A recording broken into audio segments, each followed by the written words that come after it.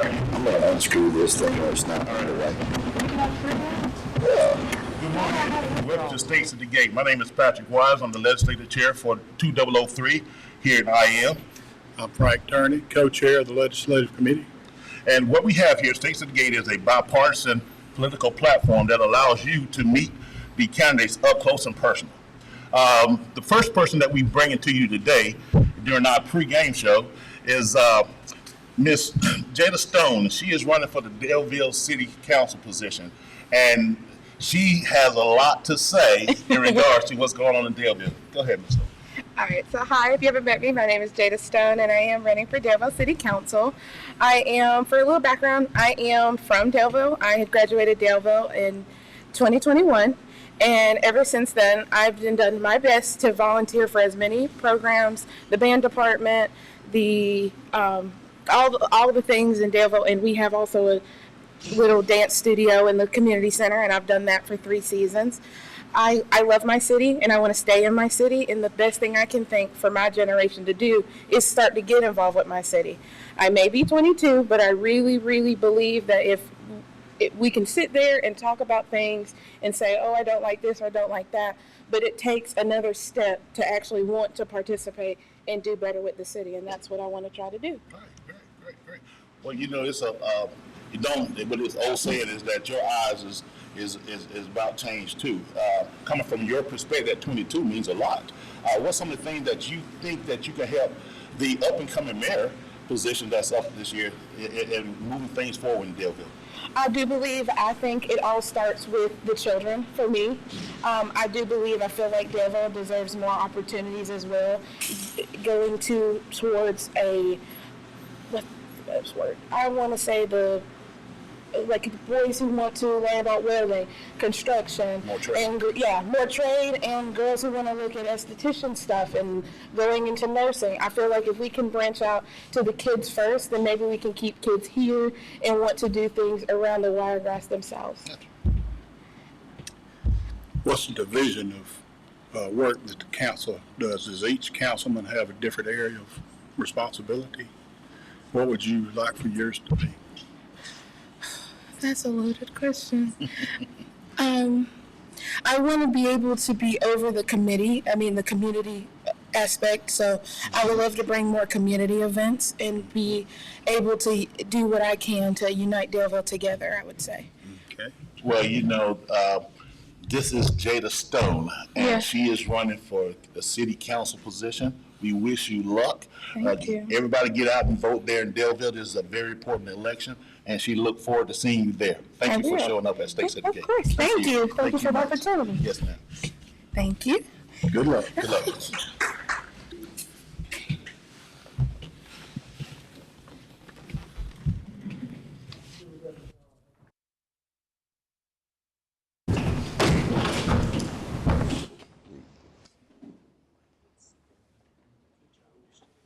Good morning, everyone. I just want to go ahead and welcome everyone to Local Lodge 2003. This is our Stakes at the Gate. This is our 3rd annual. This is a place that we want to bring in our candidates that are running our local races. And we want to let everybody know this is home. This is a place where we can come, we can bring you in, we can give you a platform, we can give you a place to speak. This is something that we want to continue to be able to do in the future. We want you to know this is a place where we have so many people here that work in the Wiregrass from this area, and it really, really, really is important to your city, your state. Fort Rucker, Alabama has been something that has been here since the early 50s, and we hope it's here for the next 100 years. So with that being said, what we're going to do is we're going to start bringing our candidates up. We're going to let you have the stage. We're going to have some predetermined questions that we're going to ask from our panel. Please answer. Everything that you say is going to be going out to your constituents. They're going to get a chance to see and hear from you. So let who you are be known, what you stand for. This is your place. This is your community, and this is what you do. So with that being said, I think we're going to start off with Miss Jada Stone. She is running for the Daleville City Council. Ma'am, the stage is yours. Thank you so very much for being here. Thank you for letting me be here. Yes, ma'am. Thank you for your time.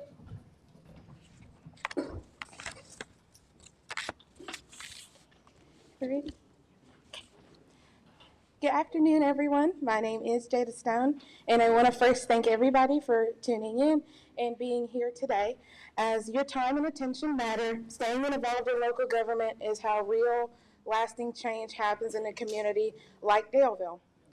I'm running for Daleville City Council because I care deeply about this city and the people who call it home.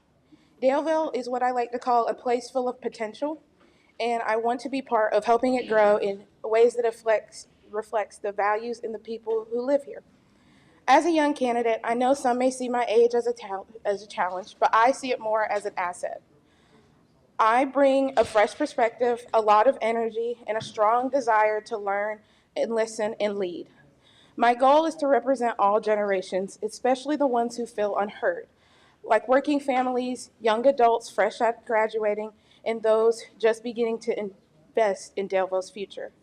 I believe in transparency and communication. I work and attend college myself, and I can understand how hard it is to stay involved with anything that goes on in your city. And I believe that when with meetings and decisioning happening at times that don't fit most schedules, I want to do my best and go door to door, getting stopped at the grocery store, and doing what I can to tell people what's going on and why it is. I support making city council meetings a little more accessible through live streaming, getting online updates, and more frequent community engagement. I also want to see Daleville grow. Economic development is a strong passion of mine, and I'll do anything to get new things in this city. I want everyone to feel comfortable with their questions, their concerns, and their ideas, because city government at the end of the day should not feel distant, and you should feel connected and approachable to the people in your city. I thank everyone for letting me talk, and I am honored to speak with anyone, and I would love to hear any questions. Welcome back to States at the Gate. Thank you. Here before you, we have Dr. Peter. Yes, Reading Peter. Reading Peter. She is running for the city council position Place for number Ozark. 3. As Ozark began to make a necessary change, what do you think you bring to the table to help the I do potential believe mayor it starts with the school, in my moving the needle opinion. here in I want to bring Well, I'm more a lifelong trade if I resident can, of Ozark, Alabama. If I can I've bring seen trade and Ozark stuff like over the esthetician years when and we had a nursing lot and of being able for businesses them to where we are more dual today. enrollment I opportunities think being would be the first younger, step, that because I can bring fresh what I like to ideas. say Now, I'm is 90% of 56, the people but who that's still, graduate I Daleville consider High that School, young. the first thing they want to But do I've is seen leave. where They don't Ozark's want to stay been, here. They think and I they can can see grow where somewhere it can else. go. So If I we can get definitely them see something where we where they can can bring, experience different I have things, new maybe they can ideas, be a lineman at you Wallace know, and Community College and serving get their as a certificate school there principal and in want to my stay past towards life. the area. I know what it takes I to also pull believe that together, if you we know, also people to be able involve them in like to our city help government reach a stuff, goal. of So that's course, some of the things young that kids I'm are working, doing. but if they know, hey, every second Tuesday there's the city the council incumbent meeting, mayor your voices can be took heard, and if advantage you of have the other States at ideas the as Gate well, 2 years I feel like young at the voices last should be the first thing. 3 years ago. 3 years ago. Then And we can this do things platform together. here for the White Race, what do you think about it? I think this is great because you're giving candidates across the Watergrass the opportunity. Social media that attracts a younger generation. Absolutely. I'm used to, I know a lot of people say TikTok, so I'm very experienced with like TikTok, Instagram, Facebook, and I believe all of those would be beneficial to getting younger people involved too. John?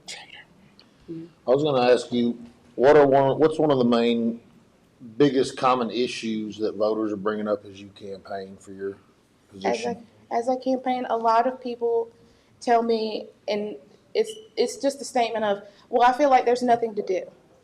And I wish I had an answer for them, which I would be like, well, we have, because I had a little girl come up to me, and her grandma was like, hey, we want to do more things here, and we would love to bump into any of her classmates. And of course, I mentioned that we have a dance studio at the rec center. but they wanted things to do like mini golf or like movies or stuff, but they have to go to Enterprise for that.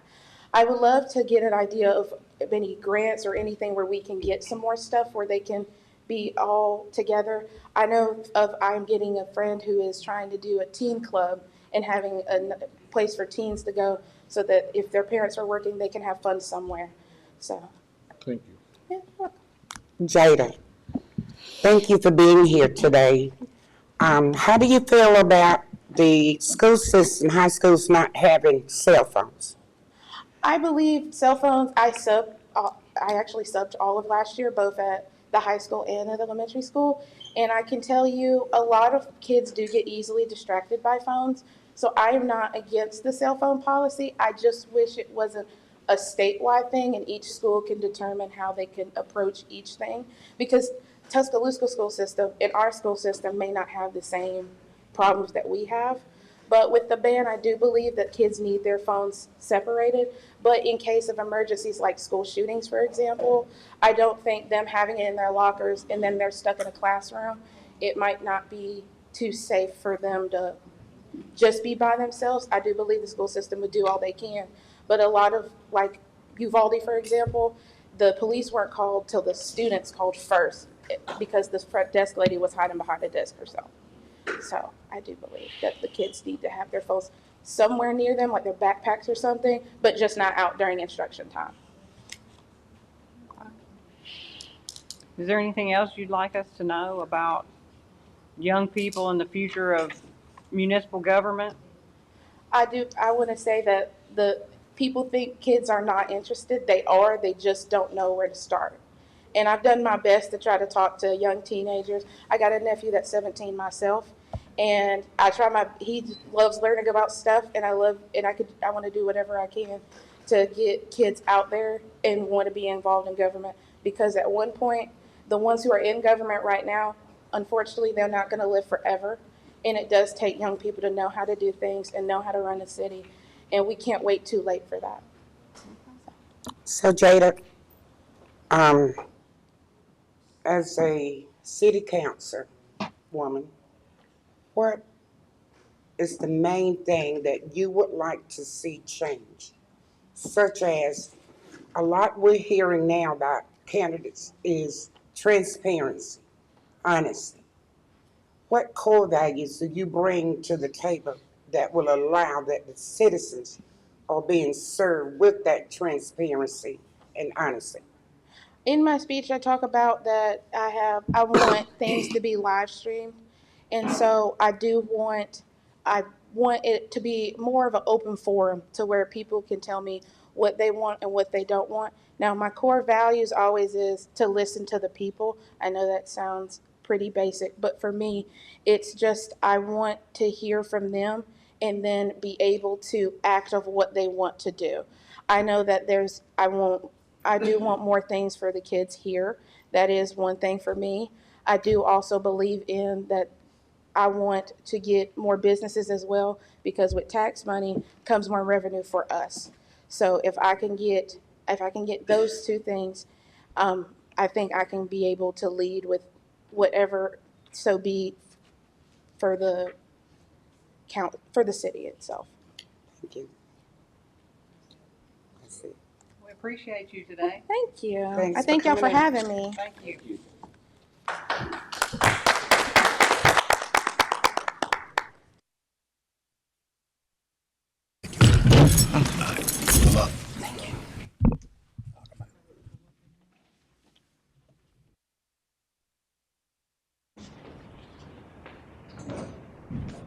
Ms. Jada, we just want to say thank you very much. Thank you so much for your time. I appreciate you. It is now my honor to introduce Ms. Danielle Peterman. She is from the Ozark City Council, and she'll be coming up to speak next. So, ma'am, you come around. Actually, I'll let you up here.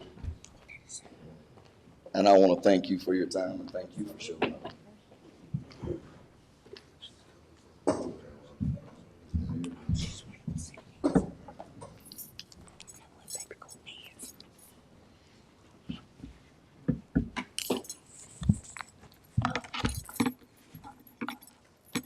ready? All right. Well, good morning, and thank you for having me today. It is an honor to speak before you. I want to give you a little bit about my background. I'm a lifelong resident of Ozark. My parents are Trawick and Lily Reddy. I'm a 1987 graduate of Carroll High School. I have 3 children, one currently serving in the U.S. Army as a second lieutenant. He was in Fort Sill. He just finished BOLIC, so now he'll be stationed at Fort Stewart. I'm a graduate of Alabama State University. I have a bachelor's and a master's, and I have a doctorate in educational leadership. Professionally, I taught in Selma City Schools right after graduation in 1992 for 2 years. I taught in Ozark City Schools from 1994 to 2001. I was a district and school administrator from 2001 to 2023, and I spent the last 11 years as a principal of D.A. Smith Middle School. I retired full-time service in 2023. I currently work part-time with Ozark City Schools as the One Eagle Foundation Director, character coach for the Hope Institute, alongside nationally known author and speaker Liz Huntley at Troy University. I'm a principal mentor with the Councils of Leaders of Alabama Schools. I'm a member of the Rotary Club and other various civic organizations, ordained elder, Northview Christian Church, and member of other civic organizations, and a member of the Alpha Kappa Alpha Sorority Incorporated. And I stand here before you who wants to make a difference. Let's begin. Transparency and communication. Let me begin by saying this. It's a responsibility. It's not just a buzzword. We owe it to the people of Ozark to communicate clearly, frequently, and openly about decisions being made and dollars being spent. We need more accessible information, more town halls, and more platforms where the voices of everyday citizens are heard and respected.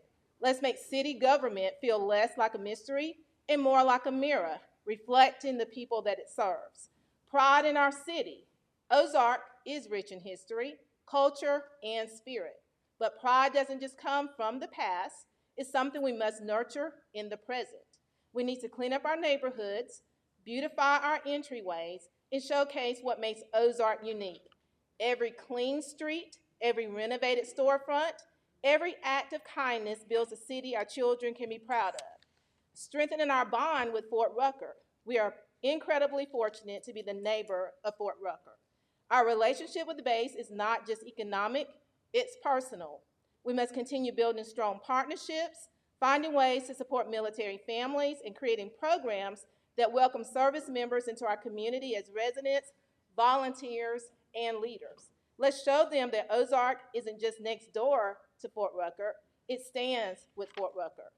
Attracting businesses and boosting revenue.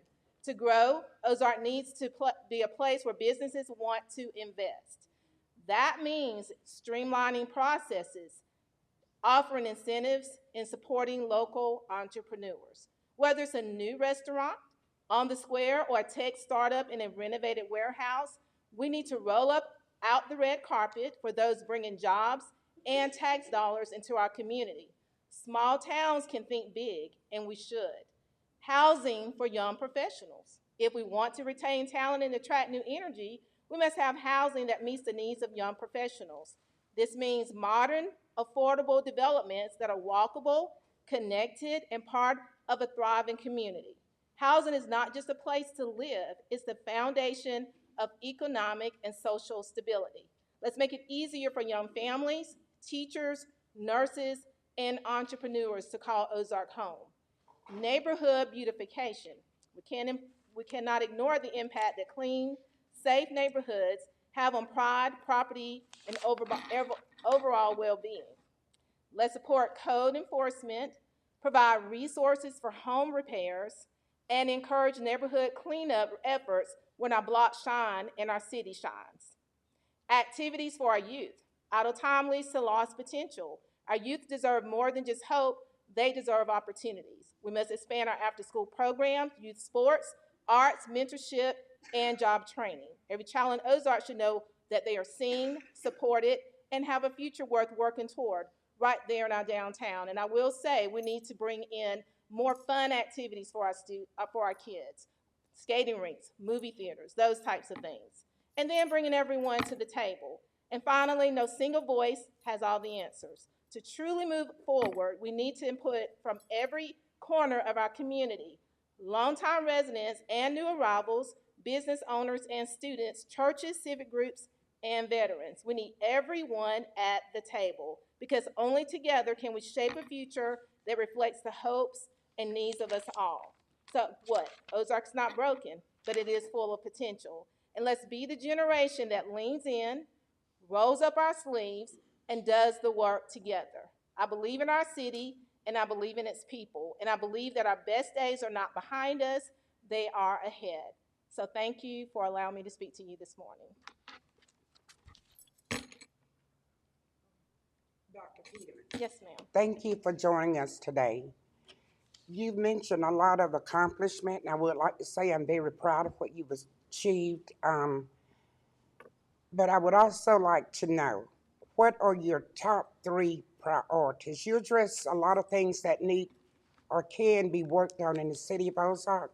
What are your top 3 priorities of things that you plan to accomplish? One of the things, one of my major top priorities is to have more town halls. We have the city council meetings, but I think it would be really good to bring our citizens to the table to listen to what they have to say outside of those city council meetings. So that is one of the major things. A second is to clean up our neighborhoods. We have Ozark, has a lot of neighborhoods, but some of them I could say are lost and forgotten. And one thing I would love to see, we have a lot of elderly people who cannot keep their yards clean. So we have a Make a Difference Day, one time a year, but it would be wonderful if we can get neighbors together to help elderly people, even young people, to get the yards to the point where the neighborhoods, they can be proud of those neighborhoods. And then obviously to bring in more businesses, and to do some research, to listen to what some of the other cities are doing, and to bring more businesses and so that we can continue to have Ozark to grow. Ozark has 231 that drives right through, and we have a lot of things in the works, and I definitely believe with the new sports complex that they are working or getting ready to develop, that will bring more, business into our community. So those are some of the top 3 things that I want to see happen in Ozark. Thank you. Yes, ma'am. Hello, Dr. Peterman. Hi. John Tonelli, thank you for coming. I was gonna say, where do you see Ozark, the community in the city of Ozark in 10 years? In 10 years, I see our community thriving because, again, as I mentioned, I believe we have some things in the works to continue to push Ozark forward. Our downtown has developed wonderfully over the past year, and I can just see more businesses coming into the city. I can see more houses, being developed, or should I say apartments being developed. So I could see our city, thriving within the next 10 years. Is there a shortage of housing, like for rental property in the Ozark community? I think it is. We do have subsidized housing. However, everyone doesn't qualify for those types of housing. So we definitely need housing for young professionals. We've had some new developments to come up. However, I think we need more. They just built a new apartment complex close to the Love Station, gas station over behind the aviation school. We have some beautiful loft apartments, but I think we need more. And again, like I said, we have a lot of young professionals. Like I said, as a former principal, unfortunately, when we try to bring teachers in, it's really difficult for them to find a place to stay. So I think the more housing that we can develop, the better that our city, because Ozark, I don't know if y'all been to Ozark, but it's beautiful. It's a wonderful place. So.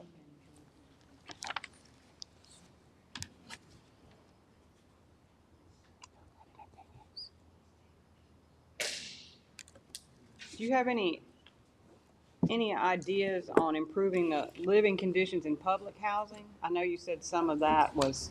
Now, our public housing is spot on. There's really, I've been in other places and I've seen some really terrible public housing, but our public housing is well kept. It's not a lot of, we have a wonderful public housing place. So there's really nothing bad about our public housing. But as I mentioned before, everyone doesn't qualify for public housing. You need places for, young professionals. But our public housing is it's pretty nice. Grass is kept cut, it's nice. So we don't have a bad public housing. That's fine. Unless you got another question. Okay. Thank you so much for Thank being you. here today. Thank you. We gonna ask some.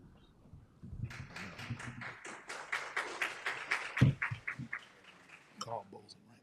Yeah.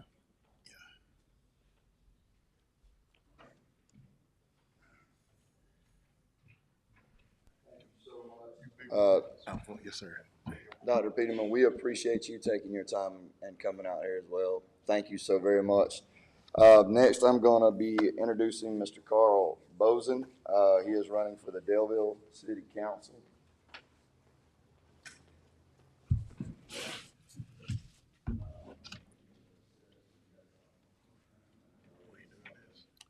just jumped all over. Mr. Carl, I appreciate you showing up. We're going to give you the stage. It's going to be yours, sir.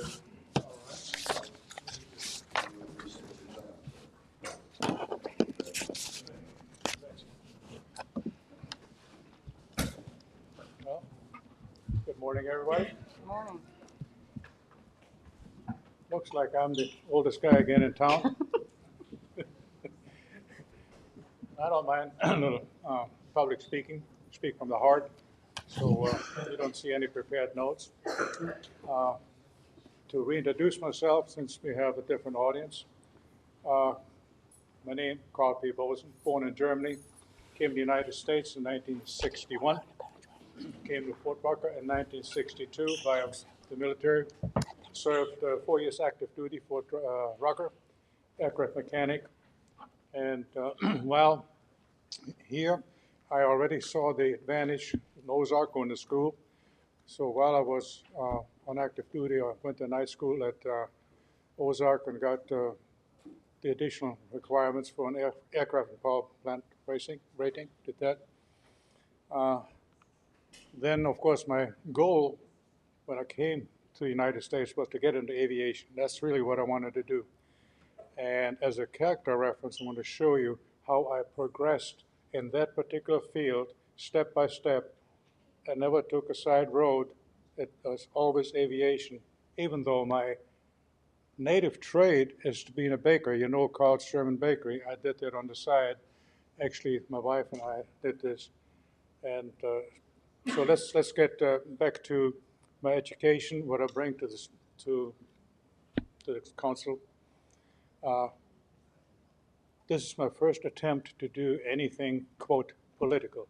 So I'm going to put the political side aside, and I'm going to look at this like a job with high responsibility. I look at it as to what difference can I make in guiding and provide common sense to whatever needs to be done, not, have some kind of tangent or whatever. So getting to aviation again, 30 years Alabama National Guard. After my active duty, retired from the Guard as a CW4, highest position held, battalion maintenance officer. In between, I enjoyed myself flying with the Special Forces for 10 years. That was a lot of fun. And then in between, of course, in the Guard, you're a citizen soldier, so that means you also go to school. I accomplished a degree in aviation maintenance technology with Enterprise. Then I went back to school and tech school in Ozark and got a degree in aviation electronics. I got that out of the way, so I got a degree in aviation electronics. And my latest thing here about a couple of months ago, I finished a course in paramedics. And as you get older, you get all these little twerks and tweaks and stuff. and you wonder how does the human body work? I'll make this real short. When you buy a new car, you get an operator's manual, right? Tells you what to do. Where's the operator's manual for this? Have you got one? You got to go to school and some more to school. And then you find out how complicated that really is. So the good Lord has been actually good to me. I'm 86, I'm doing fine. Talking about personal and financial responsibility. I don't owe anybody anything. I don't have any payments. I'm driving a 15-year-old car. My truck is almost as old as I am, not quite, but 20 years old. My house is paid for. My wife runs what used to be my bakery. She runs that now as Tinkertown. All that's paid for. So I'm not beholden to anybody, and I don't really need to be beholden, to say it nicely, to anyone when you get into city government. I can do what I think is right. I'll give you a little example of what I intend to do. The mayor and some of the candidates been talking about wanting to put in a splash pad in Daleville. I didn't know what a splash pad was. So I went to Enterprise and took some pictures, educated myself, found out what it cost, did some pre-engineering, and a guideline, which I will turn over to the mayor when we get done here, that he can use to determine what all needs to be addressed, and before you make any promises, what you're really talking about. So my way about becoming city council member, if you all decide to elect me, is to be mindful, to research, and come up with the best possible solution, which may be yea or nay, or maybe shelve things, whichever it might be. But you got to be level-headed, and you can't be a risk taker. I'll give you just a real simple explanation of a risk taking. If a guy that's got about 10 or 15 speeding tickets, he doesn't want to abide the law, and he wants to take risks. Well, I get a speeding ticket about every 10 years, okay, so I don't take a whole lot of risk. I'm driving at or below the speed limit just for the heck of it and enjoy it. Put on cruise control and listen to the music. Well, music not so much anymore. I got hearing aids now. The VA blessed me with some very expensive hearing aids. So I feel like I have the maturity, the integrity, and honesty, and sticking to it by showing you that I've been in aviation and I accomplished whatever can be done in aviation. And now I'm ready to get onto the city council and help out and see what is going to be the best approach for all the citizens. Now, you're probably going to have some questions. I don't know what my time level is. I should have looked at the watch. But anyway, one thing that I'm really wanting to promote is the cottage industry.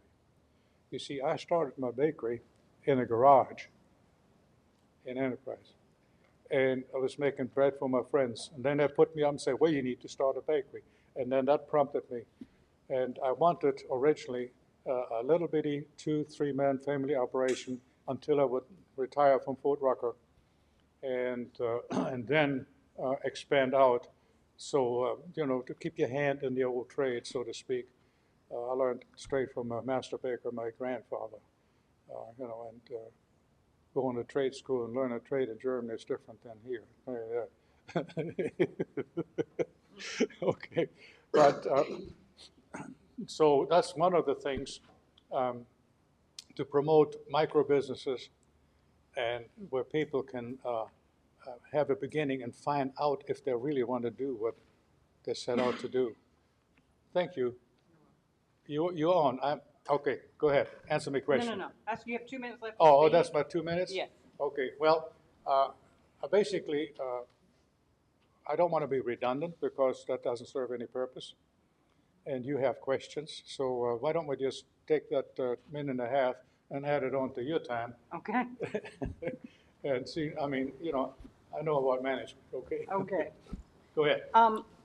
How would you hold yourself and the administration for the city council accountable to the public? You talked about transparency. Okay, very good.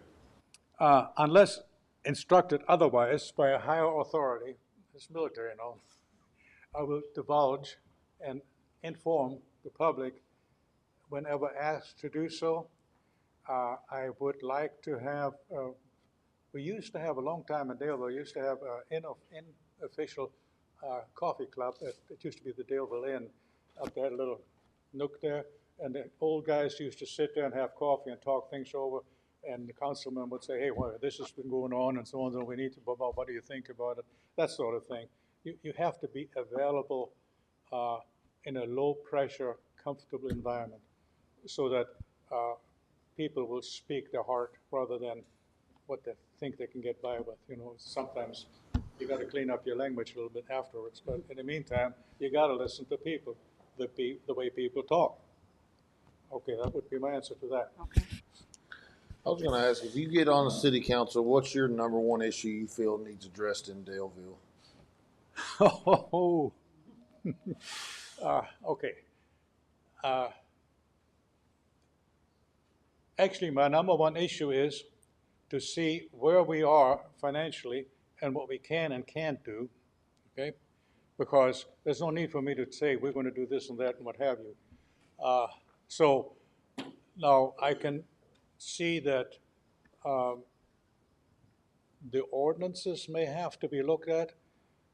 I'm talking about persons' property rights.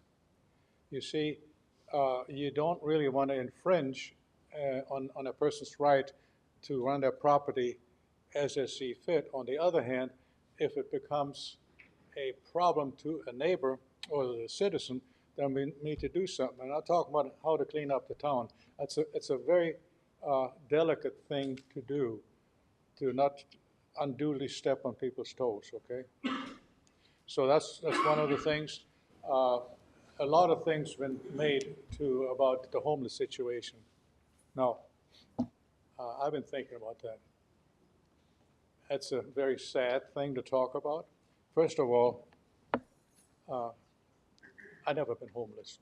I've never been unemployed, okay? So I don't need to know how that feels. Nor have I ever failed a drug test, which at random, okay? So I'm a non-smoker by doctor's orders to speak, because he says if you want to get old, you quit that mess. I did. Laid off, as a German, we raised with a lot of beer, you know that. Okay, well, I had to give that up too because I got a pacemaker in here now, okay? And the doctor says, boy, if you want to keep on ticking, this is what you don't do, okay? Well, I don't. And of course, I'm doing fine. So the homelessness, it's a form of choice because the origin that why you lose your homestead is because of financial mismanagement or other things or personal mismanagement. In other words, if you don't manage your brain, that means if you're dope all the time, you're useless to yourself. Then is the public going to pick you up? Up to what point? Because we're already paying the taxes. So my suggestion to this homeless situation is, first, let's define what that really is legally. Next, who is responsible? Okay, if you're a citizen of the state, is the state responsible? Okay, so we'll get with the state lawmakers and find out, define the situation, and then come up with necessary law. Now, for instance, criminals get incarcerated, right? That's the way we do things. If you are of not sound mind, you go into, you get basically institutionalized in a place where you can exist, but since you can't take care of yourself, that has to happen. So if these people don't want to take off themselves, now if you ask somebody else to take care of them, then there needs to be a state level authority that takes care of that. And you can't just avoid the problem. That's what we're doing. We're pushing it off on somebody else, okay? We're at time right now, sir. Okay. Go ahead, Tina. Mr. Mosley, I want to make sure, and this has nothing to do with your position that you're here for, but I would like to thank you for your service to the country and everything that you brought. And you mentioned being an aircraft mechanic, Yes, ma'am. and you worked on the contract here at Fort Rucker? That's correct. Okay. Just sitting here listening to you, I came thoughts to where probably when you worked on this contract, you never thought you'd be standing in a building that your dues have to pay for. And I just wanted to welcome you to our local lodge. Okay.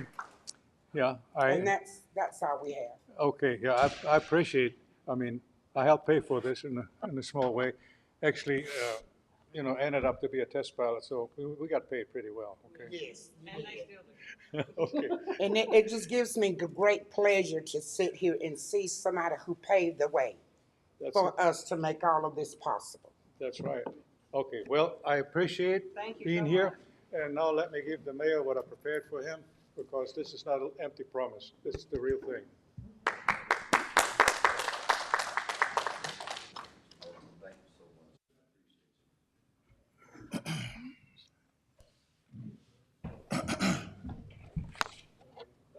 Next, we have,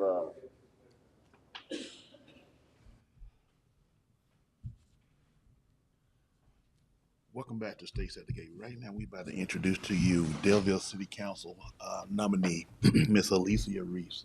Ms. Reese, I heard you and Mr. Frank talk about what you see in that you need in Delville. Elaborate again some of the things that you feel that you need in Delville. One thing we need is more activities for our young people in the summer, but particularly in the evening. They're young, they want to get out and do things, and we want them to do safe, healthy things here in Delville, not leaving elsewhere, and certainly not getting into trouble. We need more community events. We have a wonderful group of people living here in Delville.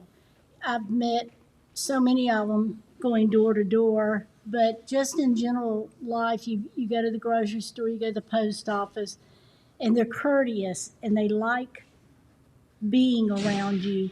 But we need community events that brings everybody together outside their houses. Well, that's great. That's great. How long you been living in Delville?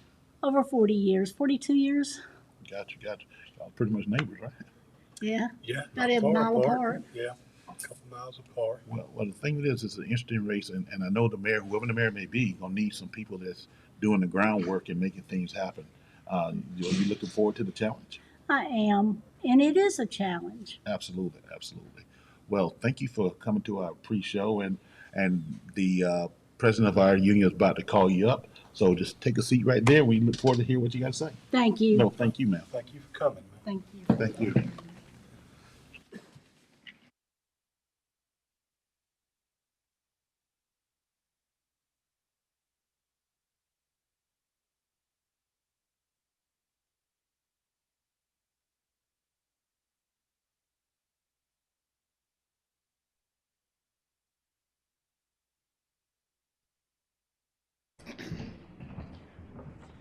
next, we would like to introduce Miss Alicia Reese.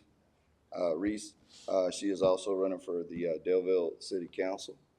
Now, I know you've done your pre-interview. If you would like to come on up. You're very welcome, and we appreciate you giving the time to come up here. Yes, ma'am, and I'll be here to come down. Okay. The stage is now yours. Thank you. I don't have a prepared lengthy speech. I will not use 10 minutes. I'll start out by saying if you've seen my big signs, and you can't have missed them, you'll notice the lapel pin is an Eagle Scout mother's pin. I'm very proud of the Boy Scout program as a group, but of course was supportive of my son making Eagle Scout. The pin I wear on my lapel here is a Delville City pin. I wear it when I go to court. I'm a lawyer. When I come here, wherever I go, this pin stays on my lapel. Very proud of Delville. We're not big, but we are good. We have wonderful people, as I was saying on the pre-interview, we have wonderful people in Delville who have a variety of talents and interests, and they're just good to be around. Our community is one that I feel safe in. My mother, 93, asked me, have you felt safe going door to door campaigning? I said, I've always felt safe in Delville. I've never felt otherwise. And that's all communities in Delville. We don't have a particular community. Some cities you'd have a community is very low income. You might have an affluent. You might have, different communities. We're kind of scattered throughout, so I like that. I do have a few notes that I set down after I got here. I was appointed to city council 7.5 years ago. There was a vacancy, and the current city council at that time appointed me. Well, the next one I ran. And before that, I was on the planning commission. We were doing the overlay, trying to change the zoning where it needed to be changed, trying to improve Delville Avenue. But since I've been on city council for 7.5 years, I know I've missed one meeting of city council, and I've been on the board of the water board, and I've missed one meeting there. I had COVID. They wouldn't let me come. But in addition to being at city council, you can't just sit on your laurels. So, as it were, I've gone to every single League of Municipalities that's an annual event where you gain training in various aspects, whether it's economic development or how to deal with cantankerous people or different things like that. I've gone to every one of those. I believe I'm the only council member that has attended all of them. I've also taken independent time to go through a basic. There's certain areas you can gain more training in, and I've completed the basic and almost completed the next level to gain knowledge so that when we do have our work sessions twice a month, well, we don't always have them, but they're available twice a month, that when a question comes up, then I have something to fall back on. I have some substance to give an answer from.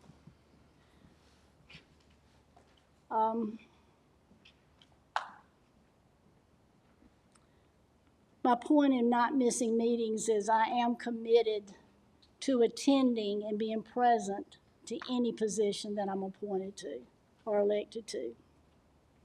We have gotten grants to help. Well, we got grants to help take down some very, not ugly, just ugly buildings, but dangerous buildings here in Delville. And we're trying to not only clean up the look of Delville, but make those lots available for a business who would want to come in and build. It's very expensive to take down a building. And so with that grant, it kind of gave us a little bit of an advantage getting that property ready. There is one property in town that is dangerous. It's being used by transients. The community is upset by it. We don't have the legal right to go in and take it. We are in the process of getting a condemnation done on the property so that that problem, not just the eyesore, but the danger of it can be removed. like I said, we need more community events. We need more activities for our young people. One thing I'd like to do, and y'all may not, it may not bother you, but it does me. When I've raised boys, and when they're too little to go to the bathroom by themselves, but they're too big to go in the ladies' room, there's got to be a compromise. I want two bathrooms out at Culpeper Park.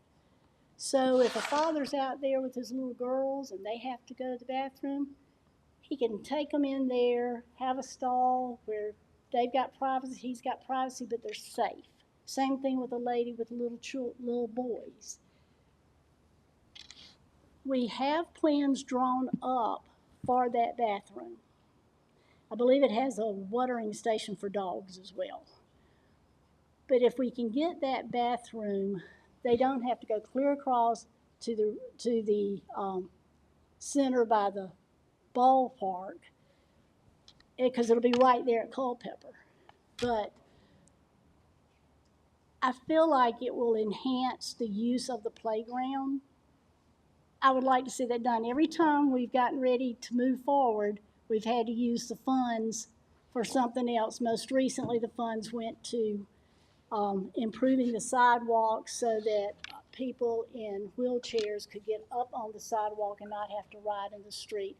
And yes, that was more important than a bathroom. But the other thing, I mentioned this the other night, I would like to get bulletproof glass for our police department. Our police department is fantastic. They do the best they can. But if they're ever, if anyone ever breached that hub and our communications, it would be an immediate shutdown. And I've been making inroads to getting some support from our political people to fund part of it, but we've got to get more of it funded. But those are my two things. That's last thing I'm going to say to you. Yes, I want to be on city council, not for the title. I want to be on city council so I can help Daleville continue its good things, but improve.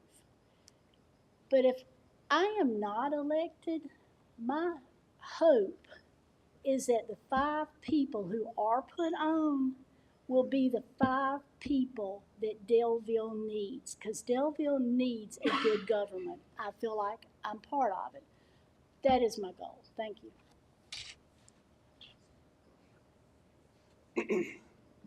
Is it Reese? Reese, Reese, like Attorney the candy Reese. without the royalties. Okay. Thank you for being here with us today. Yes, ma'am. And you just made a very important point. You want the 5 members who are elected to be the right ones for I Daleville. do. I admire that. Would you be willing to help those 5 people share your knowledge, your experience, to help them continue to help Daleville improve? You're saying if I'm not one of the 5? Yes, ma'am. Absolutely. I will give any talent, knowledge, or experience I have. My heart belongs to Daleville. That's where my heart is.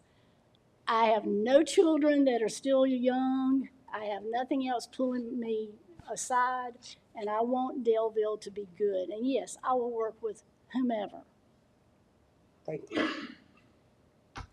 Been to a couple of these forums this year, and I wanted to ask you a question about first responders.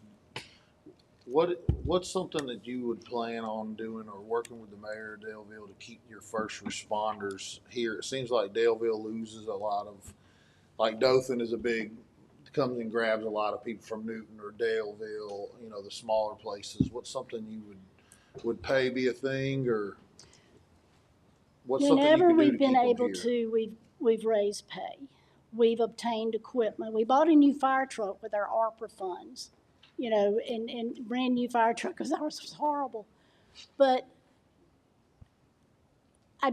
there's not an easy answer to that. Money's always part of it. We have been able to send, and I know I keep harping on training. I'm a lawyer. I like education, you know, I like knowing things. But training them, because as I understand it, there's several levels. You don't just, I'm on the rescue squad and therefore I can do everything. No, there's certain levels, and we have provided training for our rescue squad to have those that can, as I understand it now, if they were to pick you up between Delville and Dothan, they could actually begin life-saving measures on you because we have those trained at that level. They wouldn't have to get to Dothan to administer medication or to begin life-saving procedures, but just training and then pay them better, you know, where there's money, pay them better. The problem with paying better, once you pay better, yes, that's great for this year and maybe the next year, but 5 years down the road, are you going to have the money to sustain that? You can't cut them back. So what do? Drop off a member? That's one of the problems. We want to give more, but it has to be sustainable. Hope that answered it. Yes, ma'am. Thank you. So we're at almost 2 minutes left, but I just have a quick question. Do you see any improvement that needs to come in the Delville City School System? Or do you feel like it's good? There's always room for improvement. I don't care what school it is. I'm not intimately knowledgeable of our schools. My youngest is 25, so I had him late, but very late. I don't know. That's something it's come up several times, and obviously it's something I need to check out myself. I can't answer your question. Okay. Well, we thank you for being here today and taking your time to come speak with us. Thank you. Thank you. Thank you. Thank you.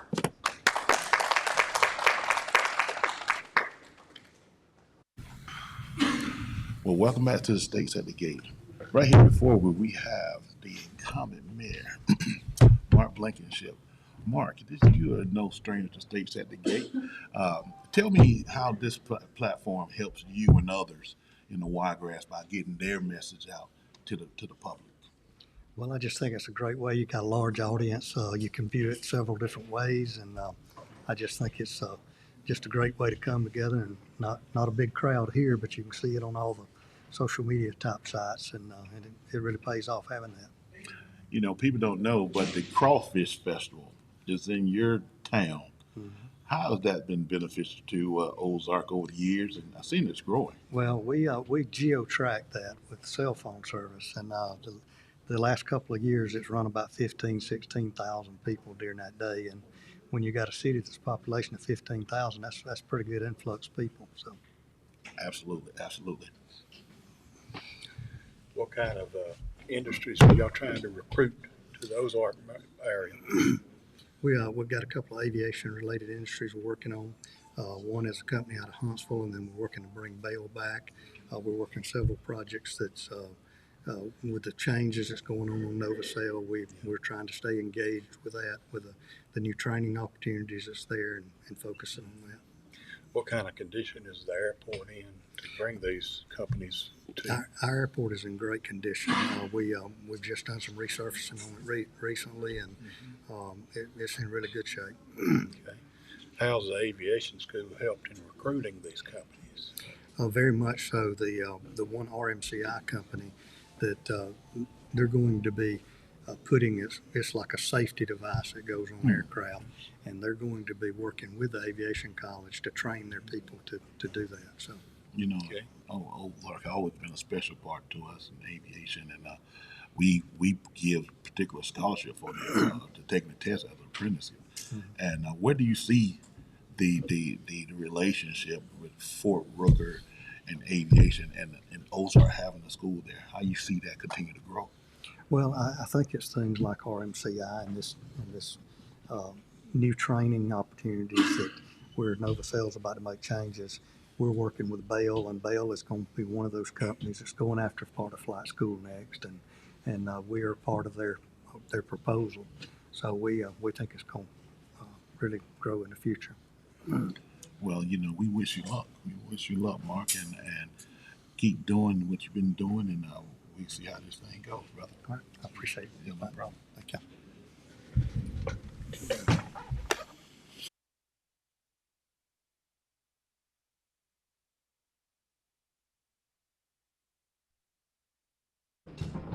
Well, we would like to thank Ms. Alicia Reeves for coming out. And next, we would like to introduce Mayor Mark Blankenship, Mayor of Ozark right now. And sir, if you would come on up, we'd love to have you take the stage. And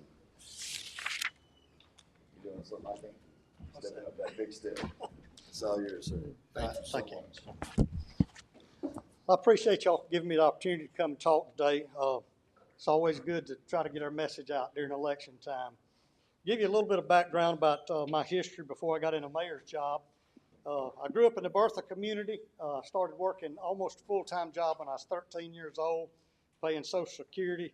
I went to basic training when I was 17, started with a Southern Company when I was 18, worked there for 20 years, wound up starting a construction company, and it grew to the point that I had to retire from the Southern Company, and that's the reason I left after 20 years. But I've served on the CB&T and Synovus Bank Board for 26 years, and serving some other capacities too, like I'm the chairman of Southeast Gas, and I'm the chairman of Southeast Regional Planning at this point. And we've accomplished an awful lot the last 4.5 years, almost 5 years now as mayor, but I want to cover a few of those. It's several pages long, but I just wanted to hit some of the high spots. We took a government-owned building and renovated it, and I played the construction superintendent on that for our library and moved it in there, and it's like a brand new building, and we actually donated the building to them. We started our Ozark mural program, and we've painted several murals around town. We've tried to focus and do a lot of things in quality of life that really makes a lot of difference to people. We built the farmers market in Ozark. We built the first indoor pickleball complex in the Southeast. We started a U.S. Army Warrant Officer Museum in the Holman House, and working with the folks on Fort Rucker. We got a $800,000 tennis court rehab project that's in the works now. We started a military flag program that we do twice a year, and that's grown to over 800 military flags where people can buy those. We put them up and we take them down and that kind of thing. We moved our 131st Armored Tank back to Ozark and put it on display out on the highway, and in the process of redoing that. We got a $1.8 million renovation that we did to our Ozark Civic Center. It had not been redone since 1975, and it's in great shape now. We put a safe haven baby box into our fire station out on 231 in hopes if someone gets to the point that they think they need to give up a child, it gives them a way to do it, and they don't have any issues with it. It's there's no questions even asked. We were selected and approved to be an ACE city, and I was selected as the 2022 Outstanding ACE Mayor. We constructed a $1.4 million access road on parallel to Highway 231 for future growth. We got a Growing Alabama grant and redid our Ozark Corporate Park, and that job is completed. We just received 2 more. There was 14 issued across the state, and Ozark got 2 of those. One of them will be a project that's done on the airport, and another one will be done in the industrial park. We brought Motobuilt company to Ozark, Motobuilt in Anvil.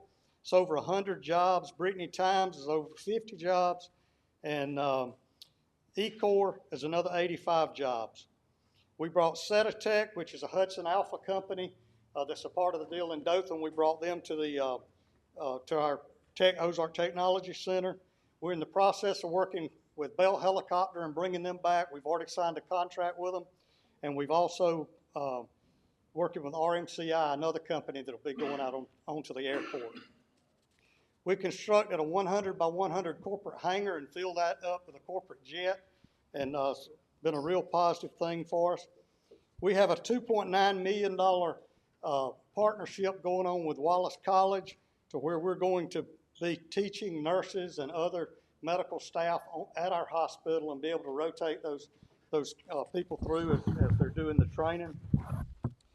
We've established a full downtown entertainment district, and If you'd have been downtown last night, you could appreciate that. We had a lot of people downtown, and before that, at 5 o'clock, our downtown was dead, but it was a lot of people down there last night. We put an EV charging station in downtown. We put our Chamber of Commerce in the Holman House, which has allowed us to open that Holman House up and be able to utilize it every day. We built some small tiny homes on the just below City Hall that has been a big hit for us in Ozark. We built, it was mentioned earlier, 28-unit apartment complex in Ozark. That's the first one that had been built in over 40 years. And we have the largest demolition project ever in the city of Ozark. When I got there, we were putting $20,000 a year in it. We're doing 140 now, and we're tearing down 8 and 10 houses a year, plus doing the grass and the weeds and those kind of things as well. The shopping center I mentioned earlier with the library, we've totally redone, and that entire shopping center is full now. So that's been a big plus for us. And we operate that as a separate business, so it's not commingled with a general fund. So it actually operates just like a business that you or I would have. We put in a new automated car wash. We've done some things for our employees. We moved them from a Tier 1 retirement system back to, from a Tier 2 back to a Tier 1, which is a huge thing. We've added additional holidays to them. We've given them additional benefits like access to the pickleball complex and those kind of things. Put them on a 4-10 work schedule. And like I said, it's 4.5 pages of stuff. I just kind of went through and hit the high spots, but that's about all I got. I'll be glad to try to answer your questions.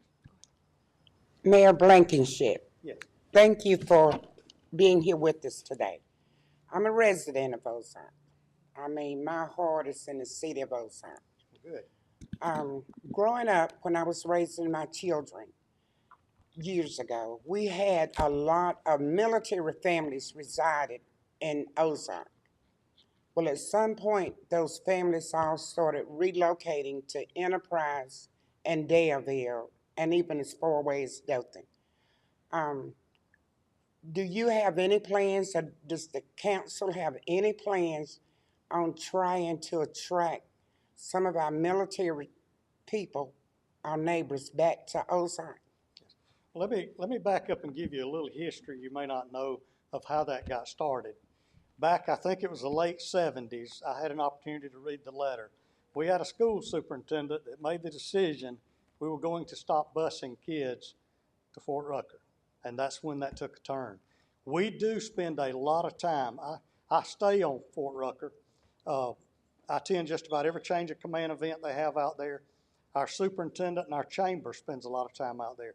And we are slowly but surely recruiting some of those people back to town, but it's tough. One of our problems is we don't have the housing that they have in Enterprise, and that's the real issue with us being able to bring them back. Does the city of Ozark have any imminent plans of trying to correct that issue as far as housing? The housing, yes. I have worked with every national builder there is, the Stone Martins and all those kind of folks. I've had them in here working with them. I've had some of the builders from Enterprise, Mark Saliba out of Dothan. We've worked really hard. J&B Construction out of Daleville. J&B built the ones that we have. They got about 12 going right now in Ozark. But yes, we work on it all the time. Our problem compared to Enterprise or Headland is we don't have the flat peanut fields to build in. Our property is so hilly, so wet, and it's just, these new builders, I call them track builders, like these big national ones. They want to come in here and find a large track, and they want to build 50 at a time. And it's just difficult to do in Ozark. So what we're having to do is we're having to get outside the city limits and capitalize on those people that are building houses out there. And one of the things that, people will say, well, that's not in Ozark, that doesn't help you. Well, it does, because now our population doesn't mean anything. Everything's done based on mobile data collection. My daytime population's 29,000 people in Ozark, and the trade area population is 32. So when I'm recruiting business and industry, those are the numbers I'm looking at now. When they asked me about my high school at Carroll High School, about the declining numbers, I'm able to say, yeah, but I have two more that's in my trade area that has an increase. And I'm talking about Daleville, G.W. Long and Skipperville and Ayrton. But those schools they're growing and ours are shrinking, but a lot of it has to do with people wanting to get out into the community and have larger tracts of land and that kind of thing. Thank you. Hello, Mr. Blankenship. Johnson L. This is probably a tough question I was going to ask you. Came up at another forum. Would you support refugees moving to your community? And if not, why? And if yes, why? I think we'll support anybody if they're considered legal. Okay. Just one question about on the union side, since we're here at Local Lodge 2003. On the what now? The union side of the house. So, we've been here since 1955, putting safe aircraft in the air that long. We want to continue to stay here. There's been rumors that some new companies would come in and not recognize the union or organize them. How do you feel about the union as a whole, and do you think it's important to keep the union here? Well, I can tell you this, I worked union people for 20 years when I was with the Southern Company. I've never had any problems with unions. I started off in the union when I started, and then I took a company position. But, the companies that we're dealing with, that conversation has never come up. We've never had those discussions. So, but as far as me personally having a problem working unions, And if we decided to go on strike, would you let us strike out there in Ozark? say that again. Would you let us picket in Ozark if we went on strike? Hey, Come on now. I went through a strike in 1982, okay? I know what a strike's like. 45 days I had to cross the picket line as a company person. But Okay. But as Michelle was alluding to, everybody that's paying any attention to the political climate in our country right now, there seemed to be an all-out attack on organized labor. So with this contract, just the union employees who work on this contracts, around 3,500, lives in the surrounding areas. And we support a lot of our employees' salaries help support these communities.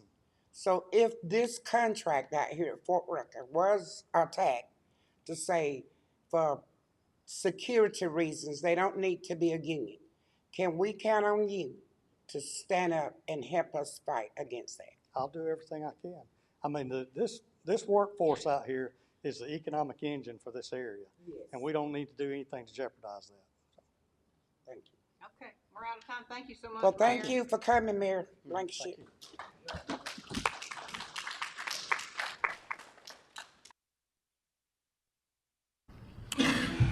you. Welcome back to States at the Gate 3. I am Patrick Wise. This is my co-chair, Frank Turney. We're sitting here with Mr. Glenn Leininger. He is running for the Daleville Council, City Council. Yes, and tell me, Mr. Leininger, what brought you to Daleville? I started out in 2004 with a mechanical engineering degree and spent a better part of 20 years pursuing jobs all over Southeast. One of those jobs led me here in about 2014, 2015, that area. I've since moved on from that and now currently a Department of Army civilian. I've found that Daleville is a nice place to live. I enjoy the people. I enjoy the atmosphere. And the greatest thing about them is the location next to Fort Rucker, being the gateway to Fort Rucker. Right. That leads us to very distinct advantages. I don't think we're fully taking advantage of them. I think we're getting there, but I don't think we've fully realized them. You know, we always say that Daleville is right on the cusp of getting back where Daleville used to be. And I think with the two potential mayor races, comments in the potentials in the mayor race, they're going to need a strong body behind them. What do you think that you can bring to the next mayor coming to Delville? Well, I think I could bring engineering expertise and technical advantage to working with the mayor on his next projects. I think that there is a lot of industrial size type projects that need to happen. The funding for them, I don't know where that's going to come from yet. I'm not privileged on that yet. I'd love to see a lot more of Daleville Avenue rejuvenations, moving our power lines, talking to Alabama Power about moving our power lines up. That takes the power lines out of our individual eye line, allows more sight line into the businesses that populate. Hopefully, then will fill in our Daleville Avenue retail area. What else could you bring to the council? I bring a perspective from being a Department of Army civilian, a hands-on, day-to-day, what is going on? Right. How is Fort Rucker, from the inside perspective, interacting with Daleville? What are the day-to-day fluctuations? And also how Delville is interacting with Fort Rucker. Yes, at the same time. It's a relationship. There's a lot of events that neither one know about. Right. I see Rucker events that Daleville doesn't attend, and Daleville events that Rucker, just for lack of knowledge, doesn't attend either. I'll be happy to see someone harnessing that That'd be ability, good. and maybe Yeah. you can do that. And we want to thank you for showing up for our pre-show, and good luck. Well, Good thank luck. you, sir. I Absolutely. appreciate the time you spent with us Absolutely. today. Absolutely. Thank you. Thank you. Well, Mayor Blankenship, we want to thank you so much for everything. We appreciate you coming out here to 2003. It means a lot to us, knowing you guys are there and you support us. Next, we would like to introduce Mr. Glenn Leininger. He is running for the Daleville City Council. And sir, if you don't mind, we would love to have you up here on the stage.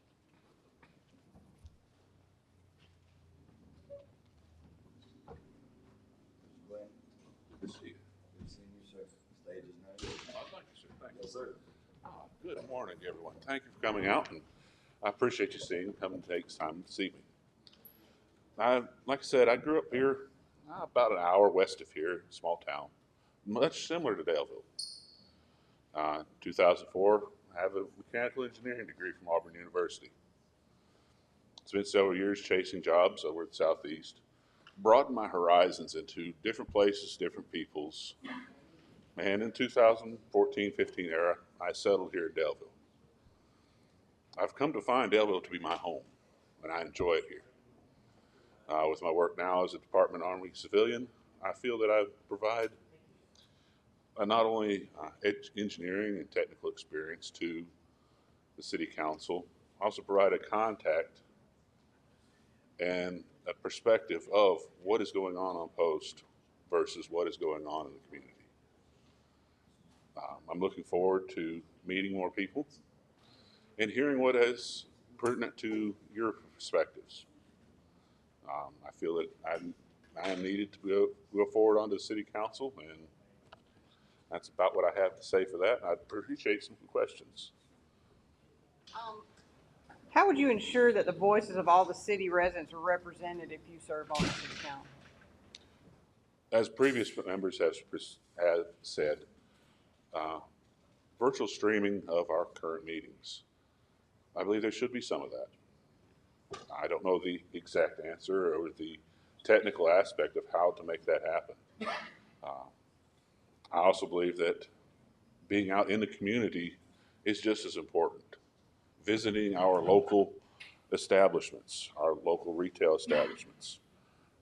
Instead of going to get dinner in Enterprise, why don't we come get dinner here in Daleville? Why should we, let's use our resources that we have. And if you see me out and about, feel free to come by and say hi, or tell me what I'm doing wrong, what I need to do better. Either way is good information to have. How do you feel that you could have incentives to bring more new business? I see Daleville doesn't seem to be growing as some of the other cities are. So what incentives could we do to draw in more small businesses? Small businesses or large businesses? Either one. Either one. Yeah. those businesses have to have faith that Daleville is the right place for them. All In has taken that leap. That's a massive building that they're building out there. I've been told that it's their new headquarters building. That is a bright shining star in our feather in our hat for showing that Daleville, we do have the ability to host large businesses, small businesses, retail businesses that look like they need to be. I'd love to see them come in on Daleville Avenue. Like I mentioned in the podcast earlier, I'd love to see Daleville Avenue, the sight lines be improved so that we look like we are forward facing. We have the appearance that we are growing. The appearance of that will tag in the people that need it. Bring the individual businesses in. Improve our reputation.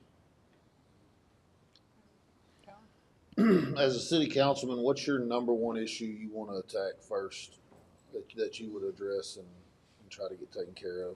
Your number one issue you think Daleville needs? I'd like to look at our policies about nominations of other boards. Being that we are now at a off-cycle year for voting, this election here is going to be important to see how many people show up to vote. With that judgment, I'd like to look at who we nominate, who we appoint. And is there a better way of doing it? Now that we have the advantage, in my opinion, of having an off-year race, where that we can focus our efforts on city, and the citizens can not be bombarded by months and months worth of political ads, but have a more personal touch. And that might be beneficial for other appointed positions to add to the list.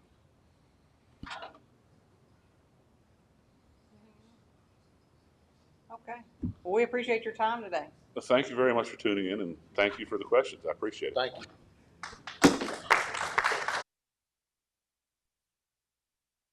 Frank. All right.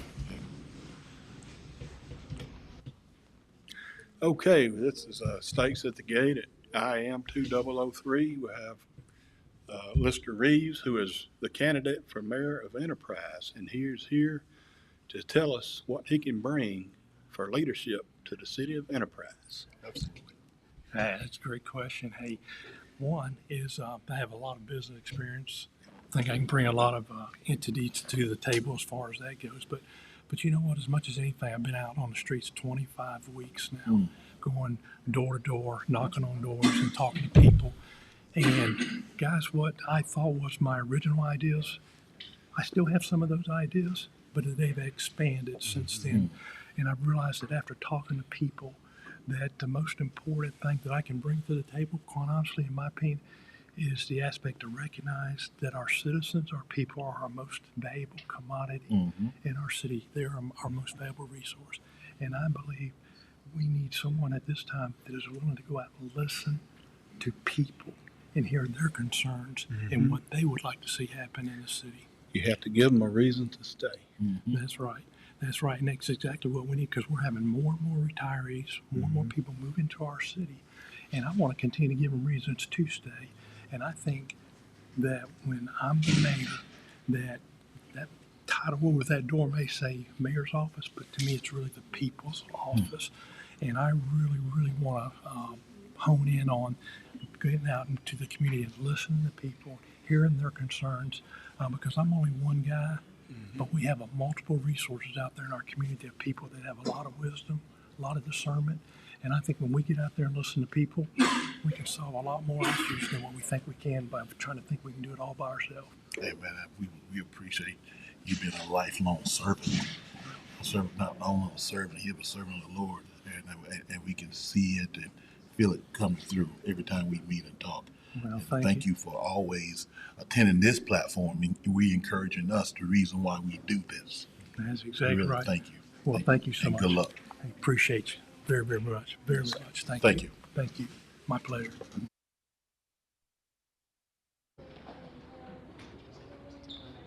Well, Mr. Leininger, we want to thank you so very much for you coming out and speaking. It's nice to see people coming and speaking from the heart. We do appreciate you. I want to tell everyone that's here, remind you, we have food, snacks, we have drinks, waters, Gatorades, anything you need. This is home. You guys feel free to go get anything you need at any time. Next, we would like to introduce Mr. Lister Reeves.